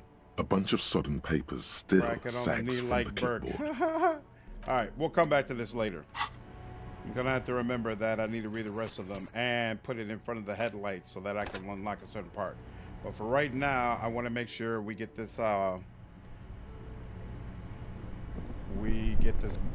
body taken care of. Kim wants to talk to me because he feels like the day has ended, but I do not agree, so I'm not going to talk with him yet. The bear's eyes are still glowing red. All right. It's guarding over the freezing corpse Refrigerator hidden body didn't inside establish. its belly. Oh, +1 because I didn't establish probable cause. That's interesting. Tell me something, dead man. Shoot, Looney Rooney. How do you like it in the fridge? I like it a lot, brother. This really is your finest hour. You're a genius. A regular Corporangelo. At the autopsy, you said you have ancient mysteries. Well, actually, which was it that killed you then? Love or communism? Huh? You said love killed you, but when you fell down, you said it was communism. You're misquoting me, Rooney. I said communism killed me. Love did me in. You really need to learn the difference, buddy. This is embarrassing. At the autopsy, you said you had ancient mysteries. Oh yes, Kobo mi Lobo. In the gift horse's mouth. Tracts and wakes and waterway. Just a small gulp away. Oh yes, Kobo mi Lobo. Just a small gulp away. Come back later, Kobo. Amuse yourself with my frank manners and and I my did look in the map, memento Vexel, mori okay. features. Close the door. Do a quick save. The bear's eyes are still glowing red. It's guarding the over body the one more freezing time. corpse hidden. You touch the dead man's body. His skin is cold, light blue and silvery in the light of the fridge.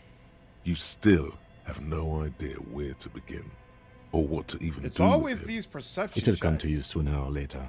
At least. Alright, I'm gonna reload this once. And then if it still doesn't work, I'm gonna use a skill point on it, even though The I bear's don't want to use a eyes skill are point still on it. glowing. You touch. It'll come Alright, to you fine. sooner. Skill point it is. Oh, I got 3 of them. Isn't that nice? And I can only do 1. You know what? But if I do that, it's never gonna let me do it again. That's the max for it. But all right, that's a problem for The another bear's time. eyes are still glowing red. Your arm reaches out and your eyes close, as if by their own volition. It's dark all around. You feel cold, dead flesh through the latex glove. It's right under the palm of your hand. What is this?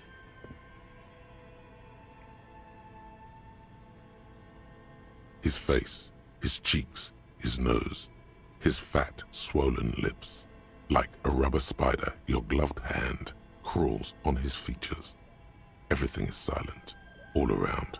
Crawl up his nostrils. They are swollen shut. You need to really push to get in. Push your fingers in his nose. Only the little one fits. The flesh changes shape as you bore in, searching for something in the cartilage. The thing you're looking for, it's not there. Crawl out, spider. Crawl up his nostrils. They are swollen shut. Wait, what? Only the thing you're looking for, it's not there. Oh, Crawl out, spider. Oh, it put him back at the front. Put your fingers in his mouth.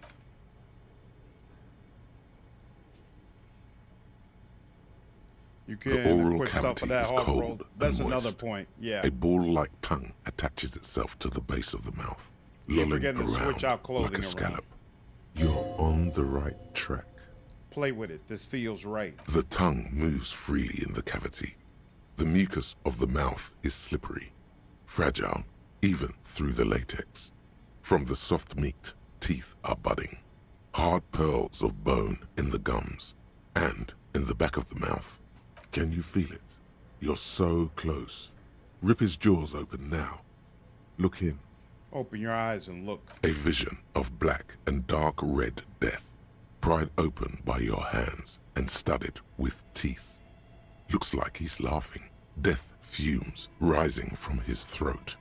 And there, in the back of his mouth, above the bell of the uvula, right in the soft palate, you see a hole, barely visible to the human eye.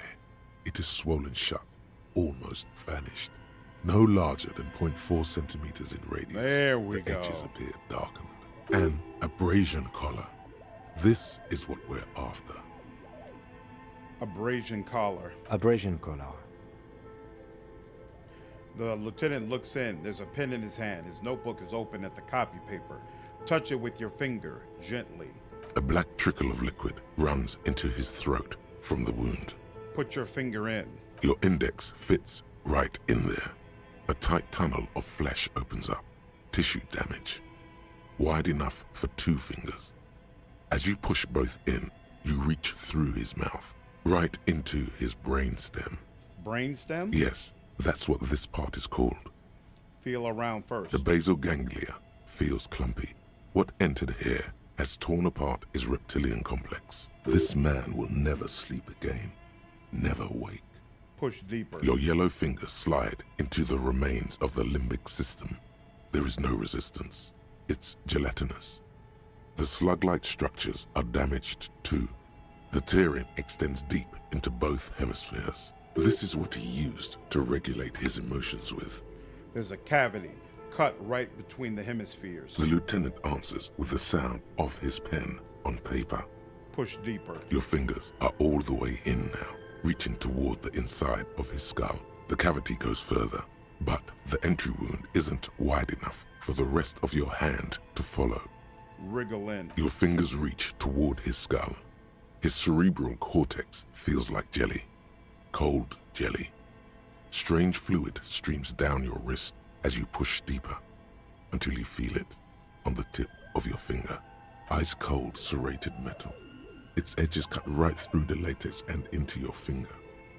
I feel a solid object right under the skull. Can you get to it? He searches his pockets for something. Inspect the skull first. There's a tiny crack, a protrusion in the cranium, right in the back of his head. Your finger must be pointing straight at it, from the inside.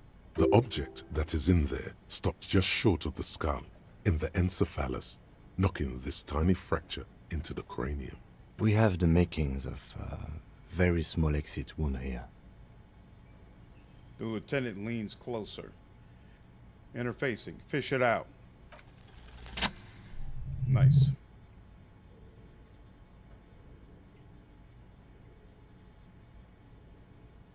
You pick the object between your index and middle finger. It feels sharp, like metal. With your face twisting from pain and concentration, all you need to do is just... Whisper. I got it. Good, good. The fridge in the background buzzes with excitement. Slowly pull your fingers out. The inside of the head feels cold and smooth, like a glove. Sweat dripping down your brow. Careful not to lose the prize between your fingers. With a plop, your hand emerges from the mouth. The garden glove is covered in blood right up to the wrist. Between your fingers, a small flower. A blossom made of lead. So freaking cool. That entire scene is just so awesome. A bullet. And the way that this whole scene looks, the glow of the fridge, it being in a giant pear, Kim looking on like a professional, all of this just really, really works. The lieutenant puts a small bag marked evidence under it. Drop it in. The bullet falls in the bag, leaving a smattering of blood on the plastic. He raises the bag under his eyes and says, A non-caliber. Rifled. Some kind of brittle alloy. Fractured on impact. Keep it, Lieutenant, as a gift. No, you deserve it. We can log it later. Lieutenant drops the bag in your hand. It feels light. We need to add an item to the injury list. Injury number 4. Oval entry wound with an abrasion color. Soft palate, back of mouth.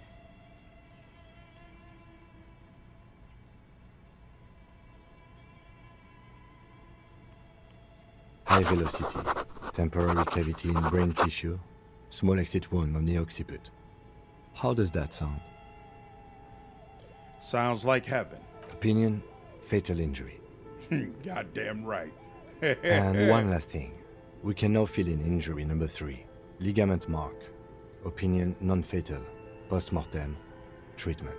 He's proposing the bullet was the real cause of death, and the hanging an attempt to conceal this fact.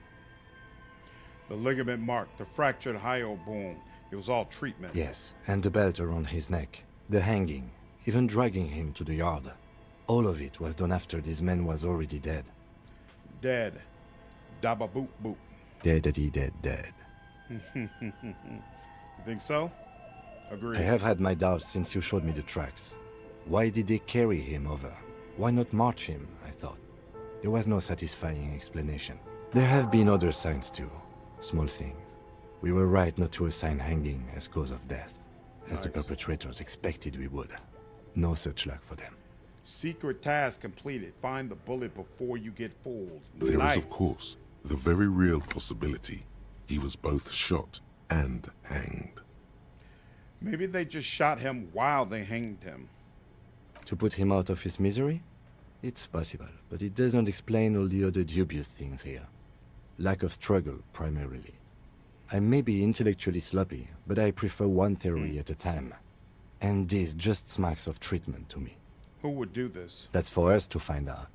But this, it will make finding them just a little easier. Why would anyone do this? To hide something. The real killer? The real motivation? What really happened here? Maybe the bullet holds more answers. Yes, we should take a closer look at it. I am certain it has more to tell us. This little thing could reveal much about the weapon that shot it. I think I need to wash myself. Oh, you really do. I am glad to hear you say that. Your room in the Whirling in Rags should come with a bathroom. Be sure to make use of it in the evening. What happens next? We put him in a bag and carry him to the holding pen of my kinema. The body bag should contain the odor for the duration of the transport. I would drive him to processing, but it's too late to do that today. I'll do it first thing tomorrow. No problem. One more thing. This was really good work, Detective. We'll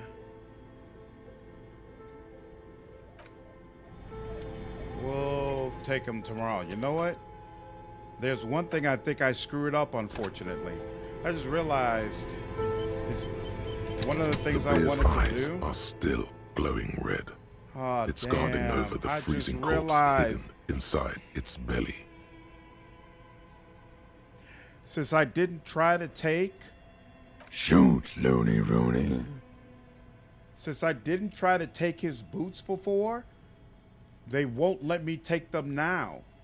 Come back later. I didn't realize I had to attempt it in front of them first. Amuse yourself with my frank manners and my memento mori features. So I'm never going to get if the boots. Possible. Also. Oh, that sucks. Why do they? Dreams. Why do they do it that way? That's annoying. Well, if the body's not going to be here, yeah, let's drag him to the Kanema. Finish with the corpse. Yeah, I guess I'm finished with the corpse. Unless... I don't know. Yeah, I guess there's no choice in it. Let's drag him to the Kanema. All right. He takes out a shiny black body bag and starts pulling the plastic over the dead man's face. I will need a little help carrying him. You take the hands, I'll take the legs. Bag the corpse and drag it to the motor carriage. Leave. I could go back during the night, but you know what? Let me load that back up. Let me load this back up. Maybe I'm thinking about this the wrong way. Maybe it will automatically just give me that option. I could go back, but I'm thinking I'm still not gonna have that option, right? So the bear's eyes are still. Yeah. Maybe it will let me do it. I don't know. We'll see.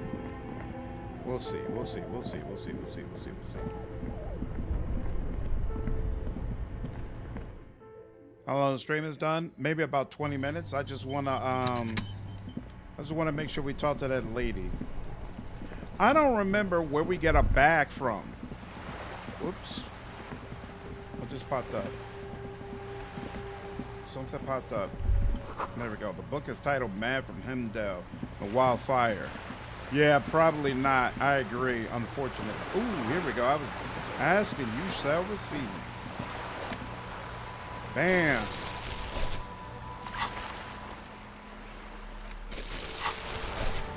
Asking, you shall receive. Gotta break down fallen observation check. The ad reads broken window. Tibbs has window.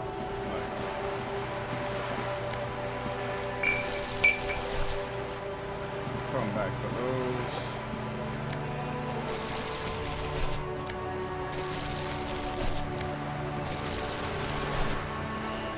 Left for the straight that they take to Roundabout North to Catside Apartments, Martinez Pier. Whoa. What have we here? A bridge? A bridge with loose nails and rot-infested wood that creaks in the wind. A construction code violation if there ever was one. Kim, it looks like we've got a construction code violation. True. They never cleaned up the war damage. The rest of Revachol looks better, though. I agree, Chris. This game is awesome. But, Lieutenant, think about the splinters. The bridge is fine enough. Locals use it all the time, after all. It's nothing to worry about. Shall we? Well, if you say so.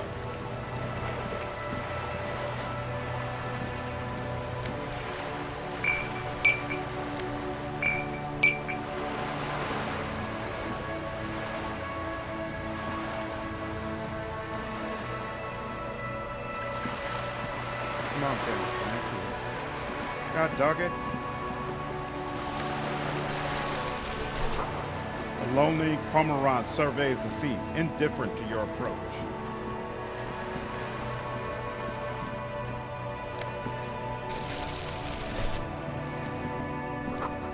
Outside Apartments. Rue de Saint Ghislaine, Roundabout North. Inside the frame of a motorcycle in repair, the tools used to disassemble it. Hey, up here, picker. There's a girl up there. Did she spill the paint? Ooh.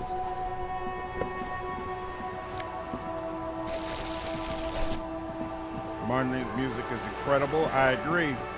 Really, really freaking cool. Looks like there was more construction here once, decades ago. Healing item. Oh, but that's for the belly of this boat shines like it was recently painted. That's for morale, I guess. Docking reserved for residents of Rue du Saint Ghislaine, 33A. Your room in the Whirling isn't much bigger than this shop. This is worth more than you'll ever earn in all your life. Oh, there's more bottles here.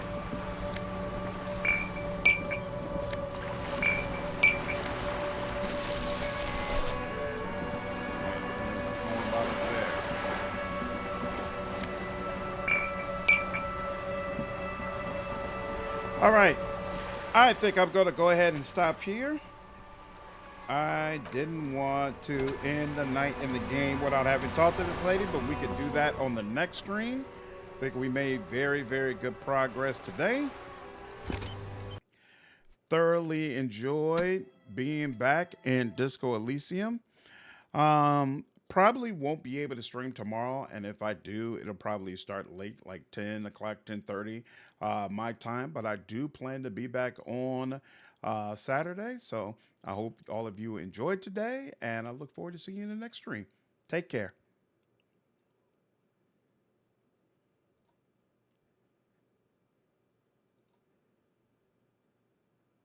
Yep, I plan to probably be on definitely Saturday, Elric, but I might be on tomorrow evening. But again, if I am, I'll probably be on late.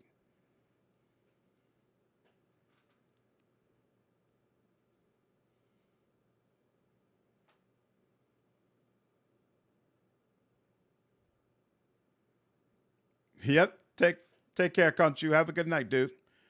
On the end of your videos, those names that pop up, what are those? Those are members of the channel, or people who are members on Twitch, like you, Elric, or they're people who are signed up for my Patreon. One of the three. So I basically put them up at the end as a way to acknowledge them and show my thanks.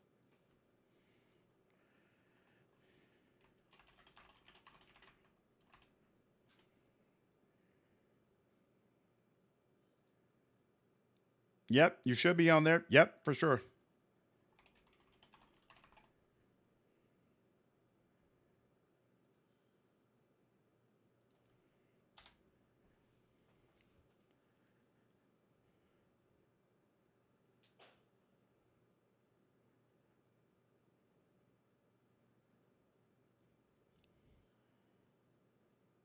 Yep, take care. Have a good night.